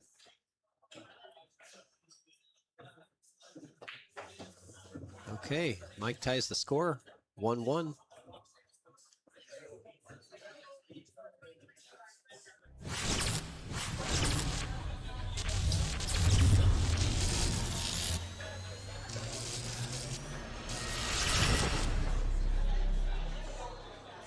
Tackling a home remodel, roof tear-off, or garage cleanout? Simplify your project with a dumpster rental from True Grit Junk Removal. Serving Tacoma to Seattle and everywhere in between, we deliver driveway-friendly dumpsters with fast, same-day service. Plus, 5% of all profits are donated directly to veterans foundations. Reserve your dumpster online.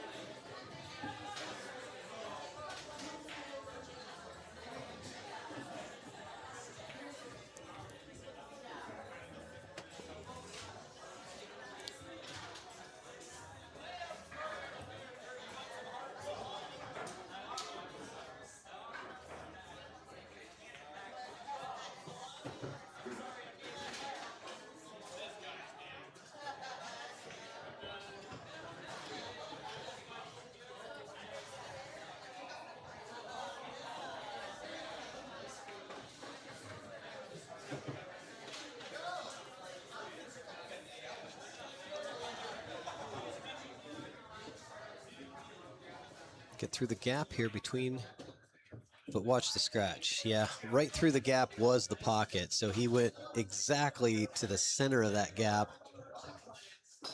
right to the corner pocket.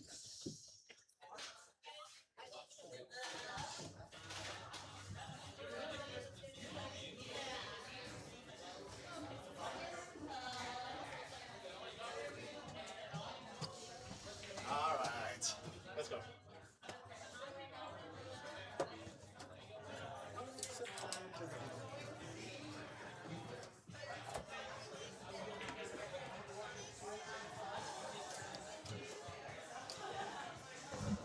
I got the one and only Justin Lee. Who's that? That would be you. Oh, well, you're not there yet because I haven't. Yeah, put I don't you think anyone sees me on the screen yet. No, apparently not. Are you whitelisted? I potentially might not be. I don't think you probably are. Nope. I added everybody else, so. You didn't add yourself? Well, I'm adding you. How many Justins do we have? You have. I know.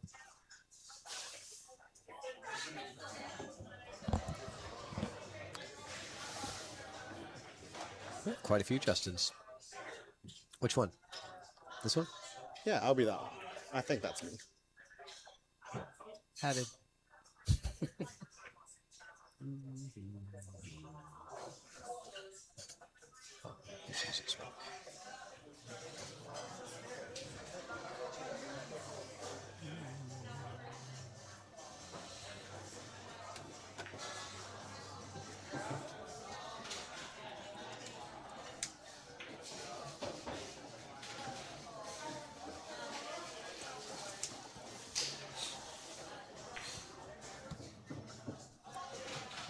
And I'm added. And now I can say welcome to the stream, Justin. You are officially a commentator for the Don Weir Memorial. Thank you. Now, you guys have been killing it down there. You and Katie, just single digit? Is that what you say? Yeah. Single Team digit? single digit. Team single digit getting I just it done. told her that she is the only person in the world that can make me wake up in a single digit number. Yes, that's where the single digit came from. That's right. And it worked. You were here right on time this morning. And now everyone knows. But when you go to bed and you wake up on a single digit number, yeah, that's rough. That's the life. Yeah, that is. All right, I think that's Jack up 2-1. Yep. Mike scratched on that one, and Jack took care of business like he does. A good highlight clip. I'll show you a little jump shot from Jack earlier in the match. That was the previous rack before this one. Wow. Oh, with shape. No, he didn't get the shape. He had to just keep it. So he just kept the jump cue in his hand and fired at the 6. And that speed does look like it was. Yeah, it was going. He just had to get over the edge of the ball, so he didn't get.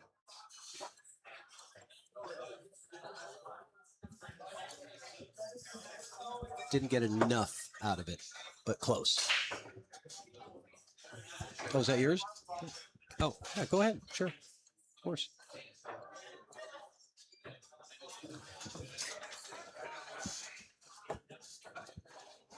That was a nice spread, but no shot on the one. Does he have a look at it? I think you can see the edge of it, right? If he sees the edge, it's a very, very thin edge. Yeah. Can't really tell. Oh, I'm supposed to click the ads, right? Oops. Yeah, guys, make sure you click the ads. That's right, Colin. I go to sleep in single digits and wakes up in single digits. I'm glad to know that with 1 people watching now, that's Colin. So it's basically a hangout. We have more than 1 person watching. That's not this stream.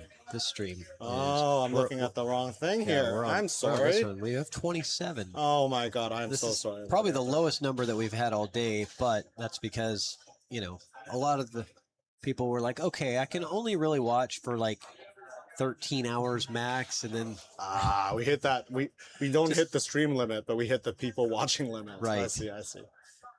Well, we took an hour-and-a-half break, and then we came back. So we streamed for 8 hours, and then we came back, and we're streaming for 6 hours now. So we have 14 hours total with an hour-and-a-half dinner break in there. So we've been at it for like 16 hours right now. Doesn't feel that way. This day was quick and slow at the same time. It was really busy. It was a lot but definitely smoother than last year. It was better every year. And this year, everyone gets a gift. Yeah, it's really cool. Yeah, I like the shout out to Dr. V Burnett from Dr. V's Custom Shop. Yeah, giving out the gift packs to all of the players in this tournament, which includes the Titleist chalk and rack, template rack.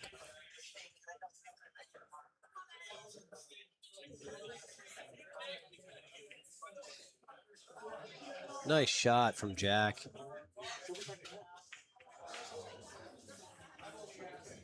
Well played rack.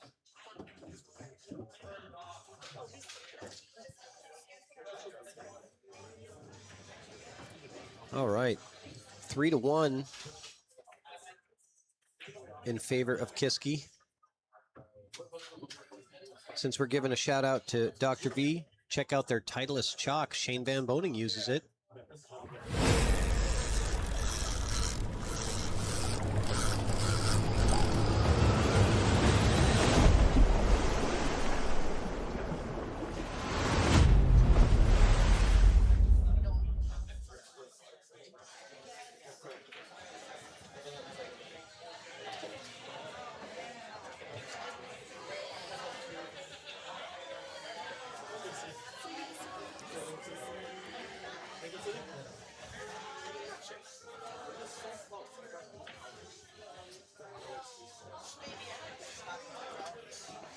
All right.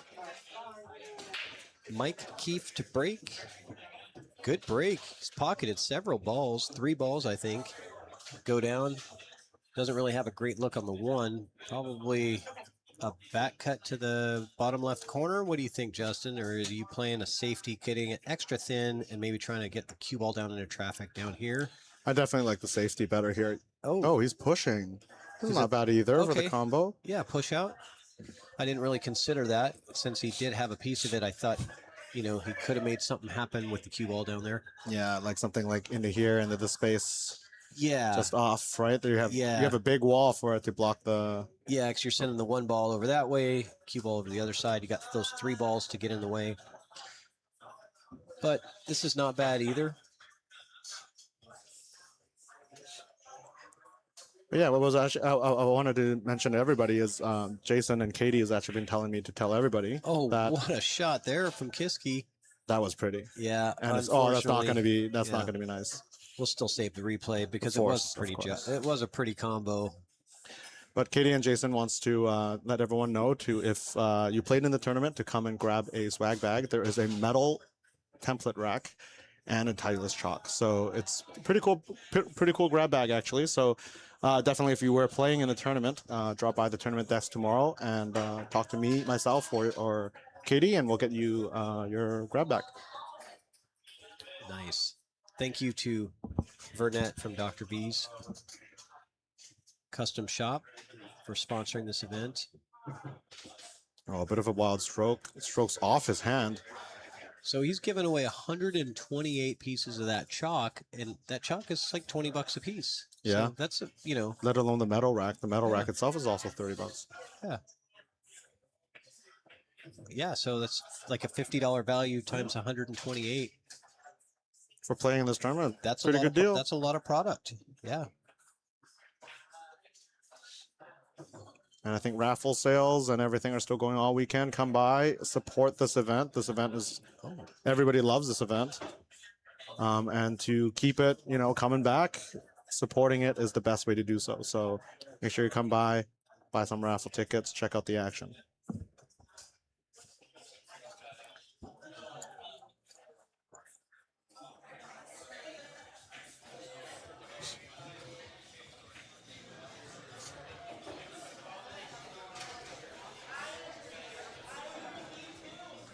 It was a nice safety from Mike. I really like the and he through the gap. Ball in hand from it. Take a look at that save. I like this. I mean, it's hard to get safe here because you almost have to twist it with right spin. Yeah, to hold it under the 9. Oh, he bumped the 9. That's how he held it. Yeah, needed a bit of luck here. Nicked the 9, but gets the reward, gets the ball in hand, and a chance to make it 3-2 with this 9 ball. Down it goes. Mike Keife. So Mike's Fargo's 520-ish, 527, something like that. And Jack is, I believe, like a 620. So there's a 100-point difference here. But you know what? Mike has an advantage here that Jack doesn't, and he is a Golden Fleece regular. That's right. It makes a big difference when you know the tables and you play here all the time. Yeah, it does. So, you know, 3-2, I think, is a difference that really shows that, you know, the advantage difference in terms of skill and consistency versus also knowledge and experience on the same table. Mm-hmm. Well, and the other thing about Jack is, you know, he played a lot more pool before he got married. He got married about a year and a half ago, maybe something like that. And so, you know, he just doesn't play as much anymore, more focused on the family. Nothing wrong with that. Just, it is what it is. And so that, you know, definitely plays a factor. You're just not as in stroke when you haven't played as much. You know. Do you go for the combo or the bank? Well, or the cut? I don't think he can cut it. So I don't know if he's got the combo on. Are you talking about the combo on the 9? Yeah. I don't think he can see enough of this. Oh yeah, then yes, I'm going for the combo. I think he tried to carry him, maybe. Yeah, I don't know that he actually could see enough of the 1 to. Thought the 3 might have been in the way, but if he could see enough of the 1, I like the combo better because I think you had a better chance of getting safe. Although this is not bad. Not really going to utilize the wall here, though. Jack is going to definitely. Yeah, the wall, right? Oh, does not get behind the wall. Yeah. Had all that room, and it still leaked out. I see Mike every time I go to Golden Fleece. Me too. See, for me, it would have come right through this window. That would have been.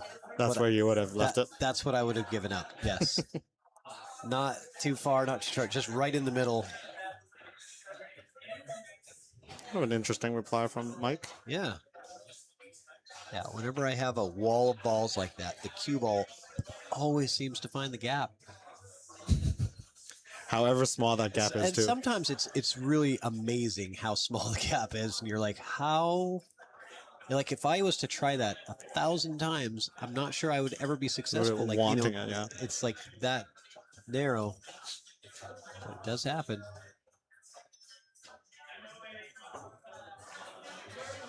Sometimes this game makes me believe in God because you have no idea. Like, speaking of gaps to get through, wasn't that just the same thing that we were just talking about? Let's take a look. Yeah, he had the gap. Yeah, this is the exact same thing we were talking about. He just had to masse his way through it. and then barely misses the 4, barely misses the 3. And gets safe. Wow. That was the one line. Yeah, is Jack jump this? This is a tough one. Getting. I wonder if he could jump rail first to the side of the 8, the right side of the 8, maybe. So you're not jumping through. Oh, he got it. Yeah, Jack he's pretty good with the jump stick, and look at that, he gets rewarded. Oh, that's the wrong button.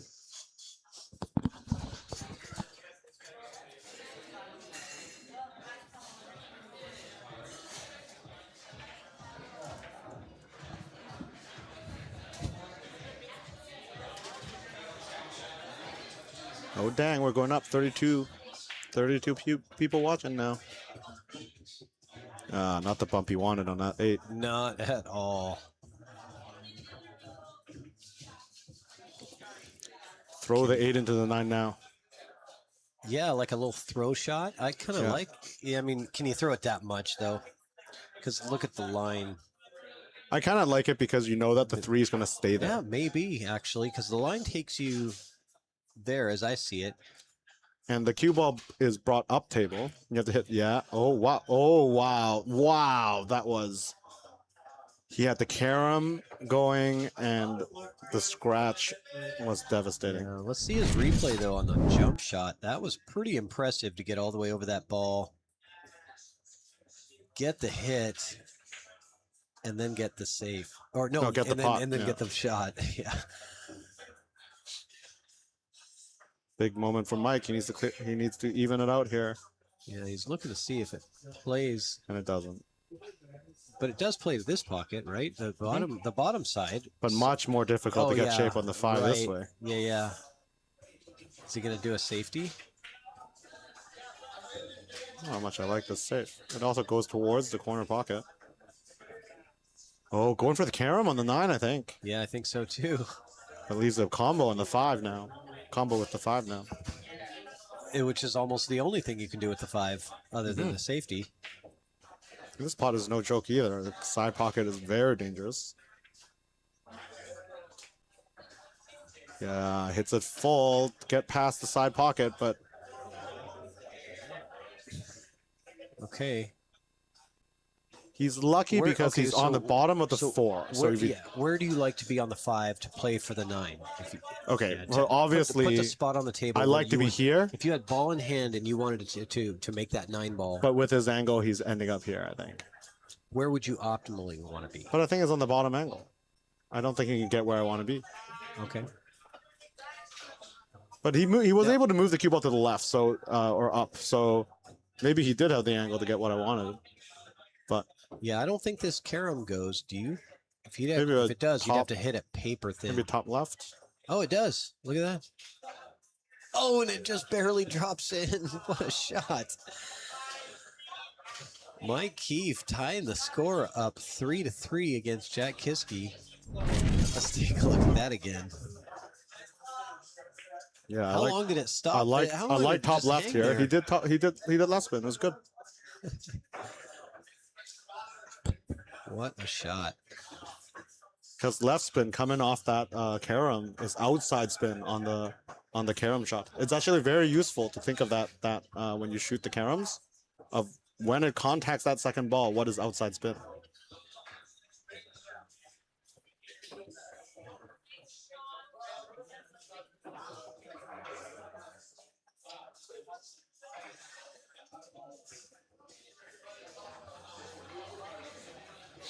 All right.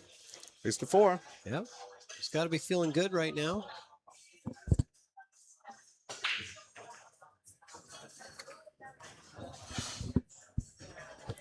Great break.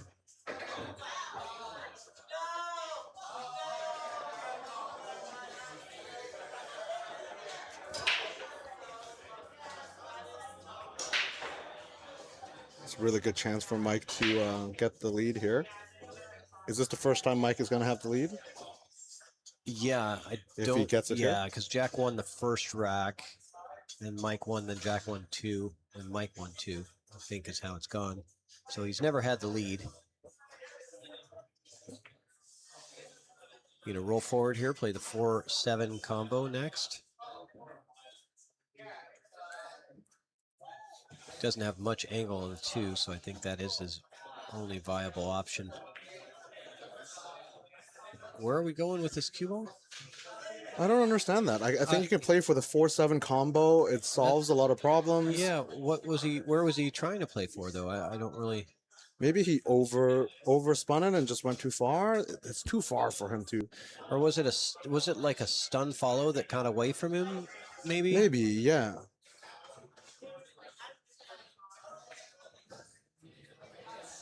And if that's the case, I totally understand that, because you know it's if you're really straight and you need to go forward, you know, 6 inches for optimal position. You don't want you can't roll it, right? A stun follow is your friend, but you have to make sure you commit to that stroke.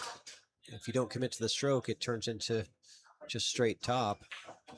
Well, this is a weird one. He doesn't want to roll too little on this one now, because he rolled too much on this one because he's on the wrong side of the 5.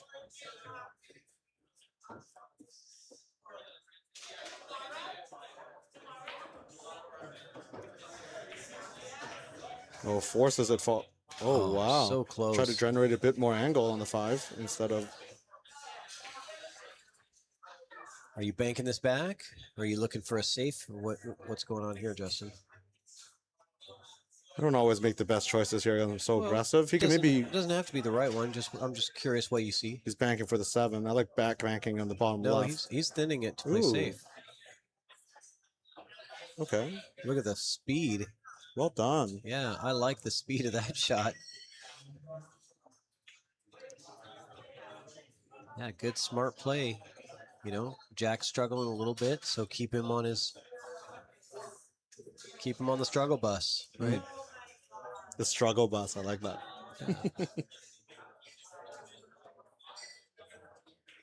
It's also when you have the momentum, that's the best time to play more saves and really, you know, grind him. It just makes the opponent feel like they have less of a chance because you're not giving them any open looks or taking risks, right? And it's a mental game. The frustration will run down. Yeah. Wants to be a... Wow, that was unforgivable, though. That you cannot be missing that. That was a great chance for Mike to get the lead. Gets a little lucky, maybe, but I don't think he's... He was just so focused on getting the cue ball back to the bottom rail. He really likes that spot. Yeah, he didn't even get shape on the 5. That was very strange. Yeah, it was. I'm not sure. He bobbled it thin, though. He definitely bobbled it thin. That would explain the cue ball rolling further, but it rolled a lot that further. far? Yeah, it rolled. What in the world is going on now? Jack with a just understroke on this. Yeah, that's a nice shot there, and he got okay on the 6. Yeah, but Jack, you shouldn't at a 600 something should not be leaving himself from that transition 5, there. Should not have been leaving himself a bank on the 6, a bank combo. It worked out okay. It actually looks pretty decent here. I like using a low here and just low right, swinging 2 rails. I don't understand this. He's going to be all right. No, he isn't. Oh, wow. What is that? I've been watching a lot of pool today. I knew exactly where the ball's going to stop. That was ridiculous. No one should be playing. Okay, anyone watching that is, not a 650 should not play that for shape. I'm just saying that now. Even a 650 would not pick that for shape. That was crazy. Yeah, I was very lucky that it landed right there. You come into your shot angle and you don't come through the area that is the smallest on the table. Yeah. That was as perfect as you can hit it for that. And we saw a shot towards the end of the last match. I'll show you. It was one of the luckiest things I ever saw. Yeah, it was Jose Chavez and Molly Oliver.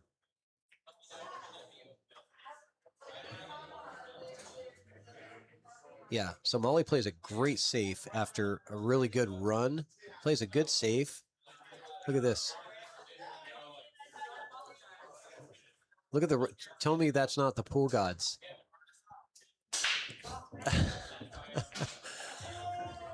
Wow. What are the odds of that? Wow. Pretty low, right? You're kicking it and going 4 rails. And you don't even like the 5 rails? direction you kick it. No. And this one. Like it's landed to like a strange place to kick. It's landed in like the worst. Yeah. The only spot where you really don't have any chance of doing much to it. Well, we got to focus on this game here, but that is very, very lucky.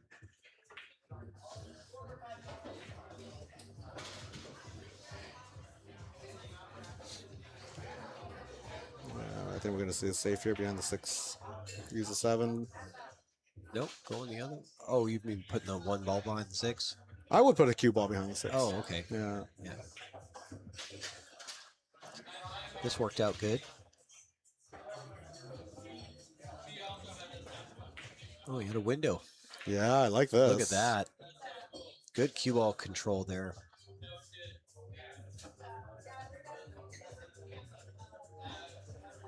My hard drive is going to be filled with like 1,000 clips. Perfect. What happened here? Oh, he missed it. Yeah. This is still weird. The 2 doesn't go to the bottom left, and the 8 blocks the most natural path to the 2. What do you do? Are you sure the 2 doesn't play to the bottom left? The way maybe it doesn't play to it plays. I guess it plays. He's playing the shape. The only reason I put the cue ball here is if it plays. I'm pretty sure it does. Yeah, he doesn't have all of the pocket, but he has most of it. Yeah.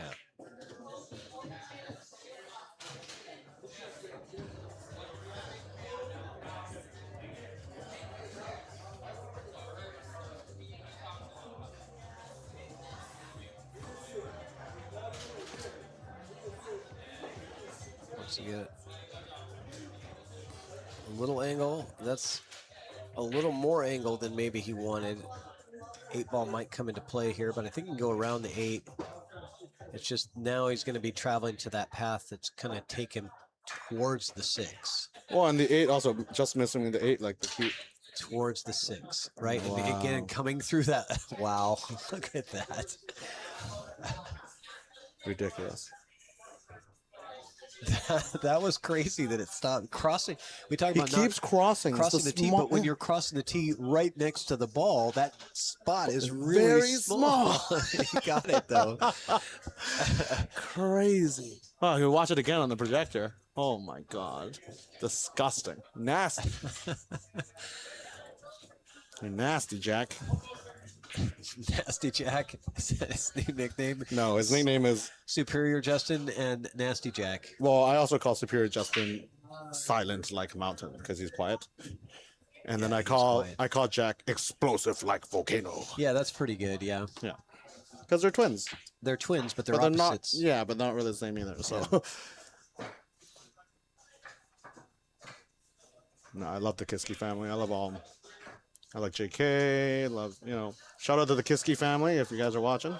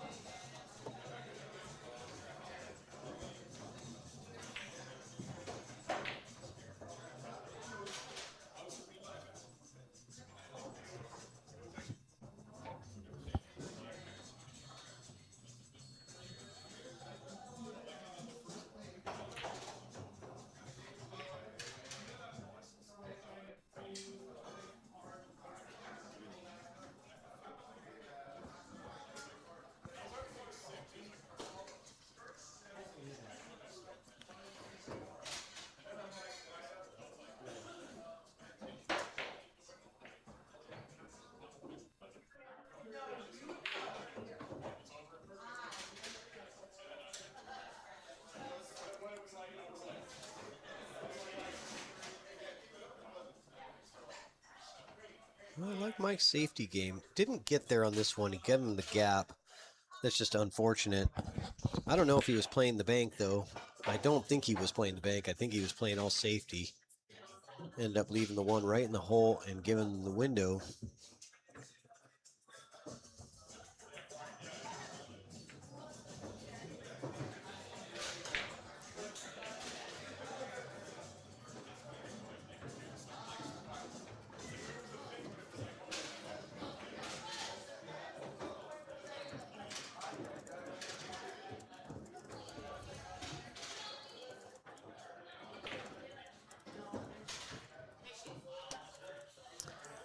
Yeah, Colin, I agree. I see Mike every time I come here, too. Yeah, that's what I said too. Yeah. That's what I said when I saw Colin's message. Yeah. I'm like, I don't even think I've come in here and he wasn't already in the room. Right. Maybe he lives here. That's it. That's where the Figured hidden it out. hallway at Golden Fleece leads to. That's where it is. Yep. That's why they blocked. That's why our booth is so small, because his apartment is right behind us. He crawls in. Yeah. I hope Mike hears this yesterday. He's like, I gotta move. They know where I live. Okay, what do we have here on the 6? It doesn't pass, so you got to play the safety, I think. Or can you play the 9 ball here? And you just gotta clip the 6 here. I don't think it's the best choice, actually, just because of the angle of what the 6 and 9 were. But he did kind of opened up a little bit, give Jack the cut. The cut with the natural shape as well.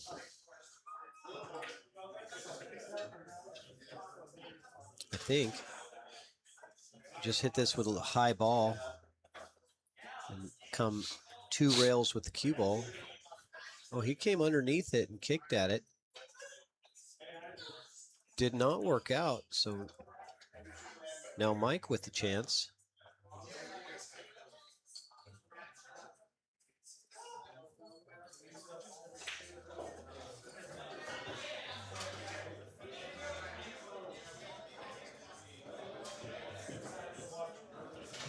Okay, good cut on the 6 from Mike, but now we're going to see his banking skills. Unless he can get a safety out of this. Safety is there if he wants to play it, get underneath the 9, but I don't think so. He's just going to leave him, you know, with the ball separation, but on a 7-foot table against a 600-plus player, don't really like leaving that shot. It did work out. And it's going to give it a nudge. And I think the back cut is there for Mike. If he wants it, he will be losing his cue ball a little bit here. So he tried. Oh, and he gets the 2-rail bank. 2 rails never fails. Oh, what happened here? He must have fouled somehow. He must have double hit it. I didn't see it.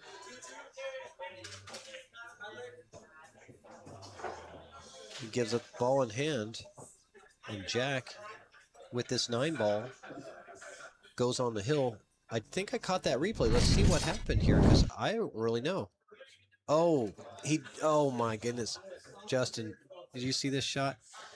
So he gets lucky with the 2-railer, and I think, oh, he did great. But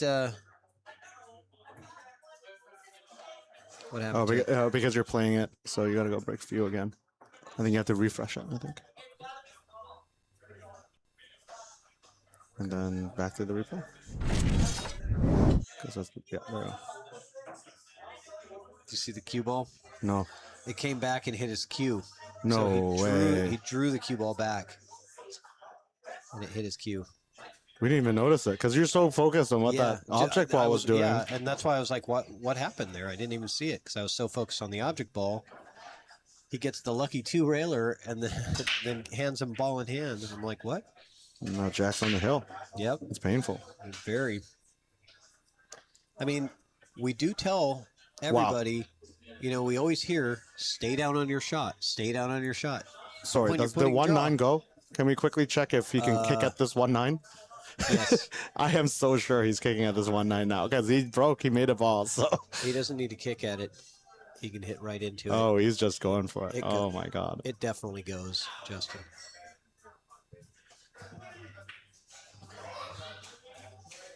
Okay. It goes if you hit it right. We'll say that. It can go.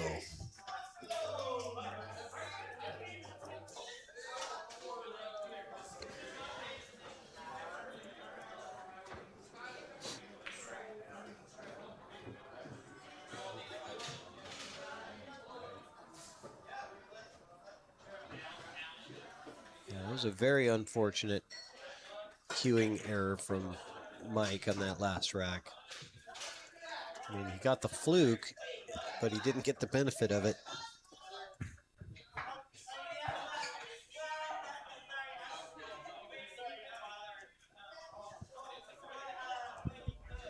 Are we the last stream running tonight? This is the last stream running. Thank you. Best for last.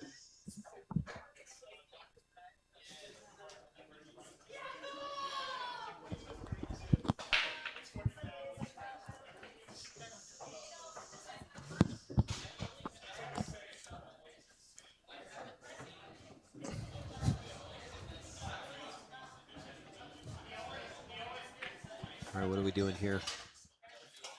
5 ball. It's done out for the 6. You gonna draw it or stun? Nope, it's done out for the 6.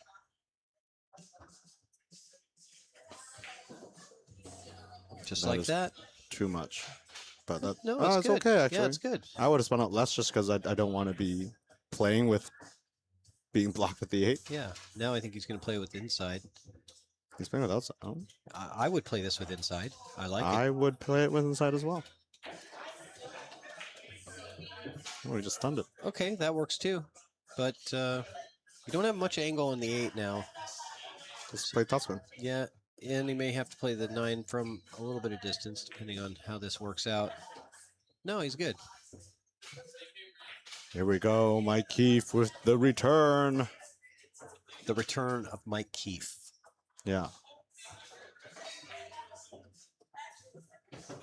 I feel like his last name could be Eef, and it would still sound the same as Mike Keife. Mike Keife. Yeah.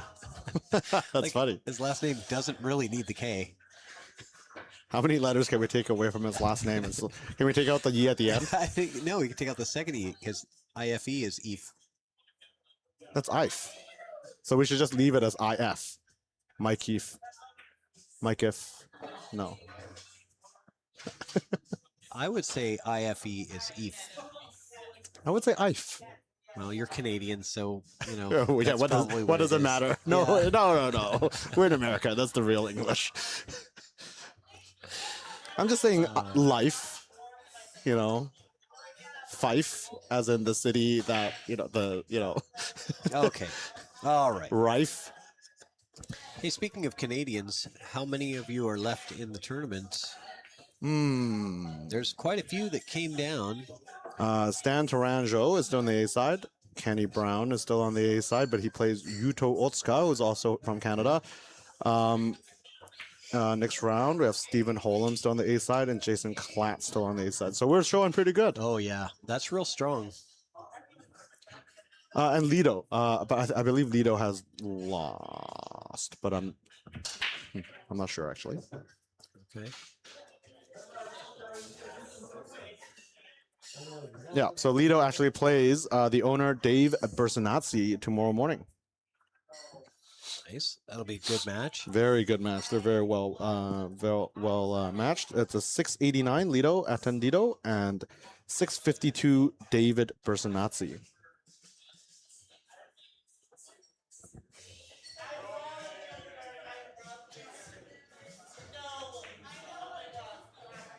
But Dave definitely with the home court advantage. Mm-hmm. He literally he owns the building, so and he's had these tables for so many years.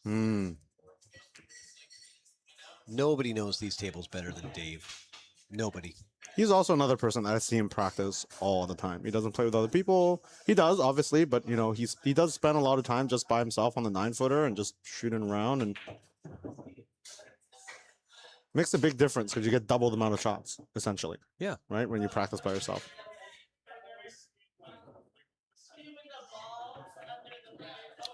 Oh, so close on that, and he gets the safe though.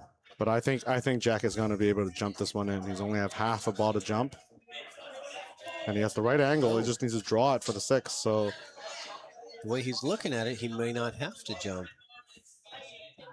Maybe just a slight bit. I don't like the masse as much as I like the jump. If you have to swerve, because the swerve actually goes in the wrong direction it after. does. Yeah, That's why so I you don't want like to do it. No, that's why I don't like the masse, because you don't get good shape on the 6.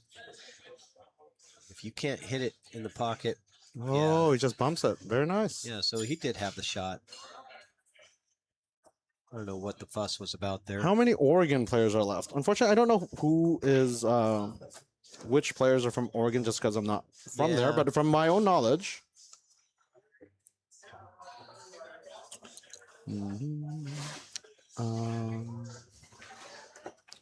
well, Scott Bernard.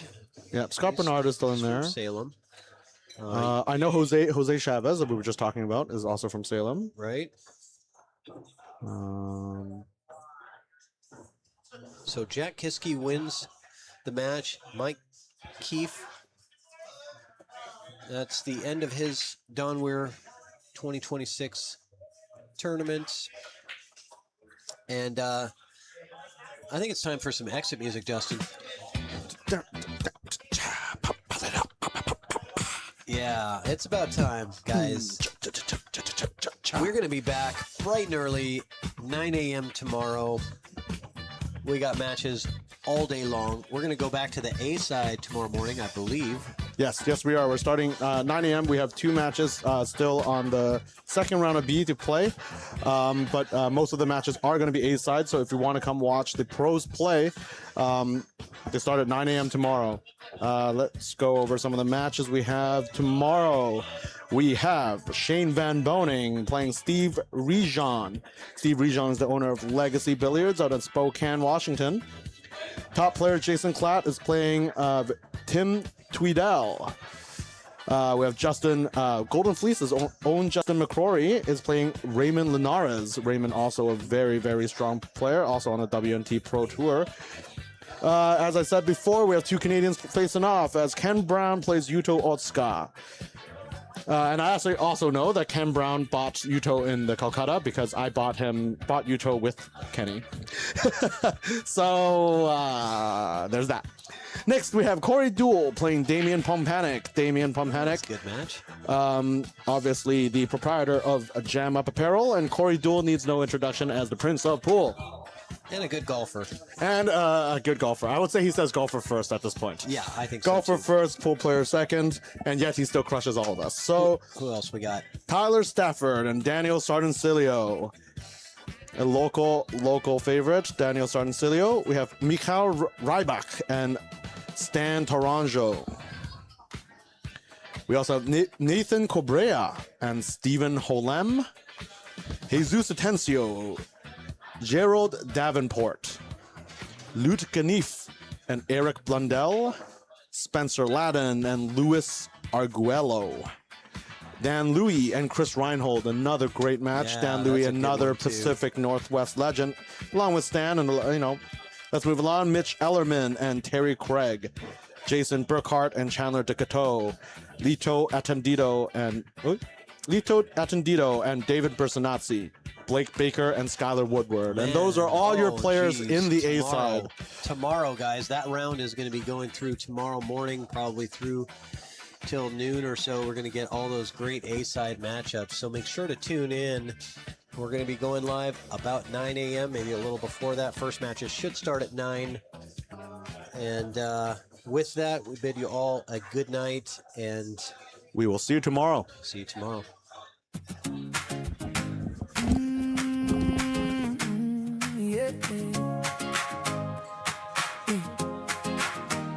You walked in smiling with your chalk in hand. Always had a joke always had a plan. You lit up the room with the fearless grin. Every game you played, we all jumped in, and we still see you by the green felt light, laughing at the break, making hard things right. Keep that smile alive, keep that cute head high.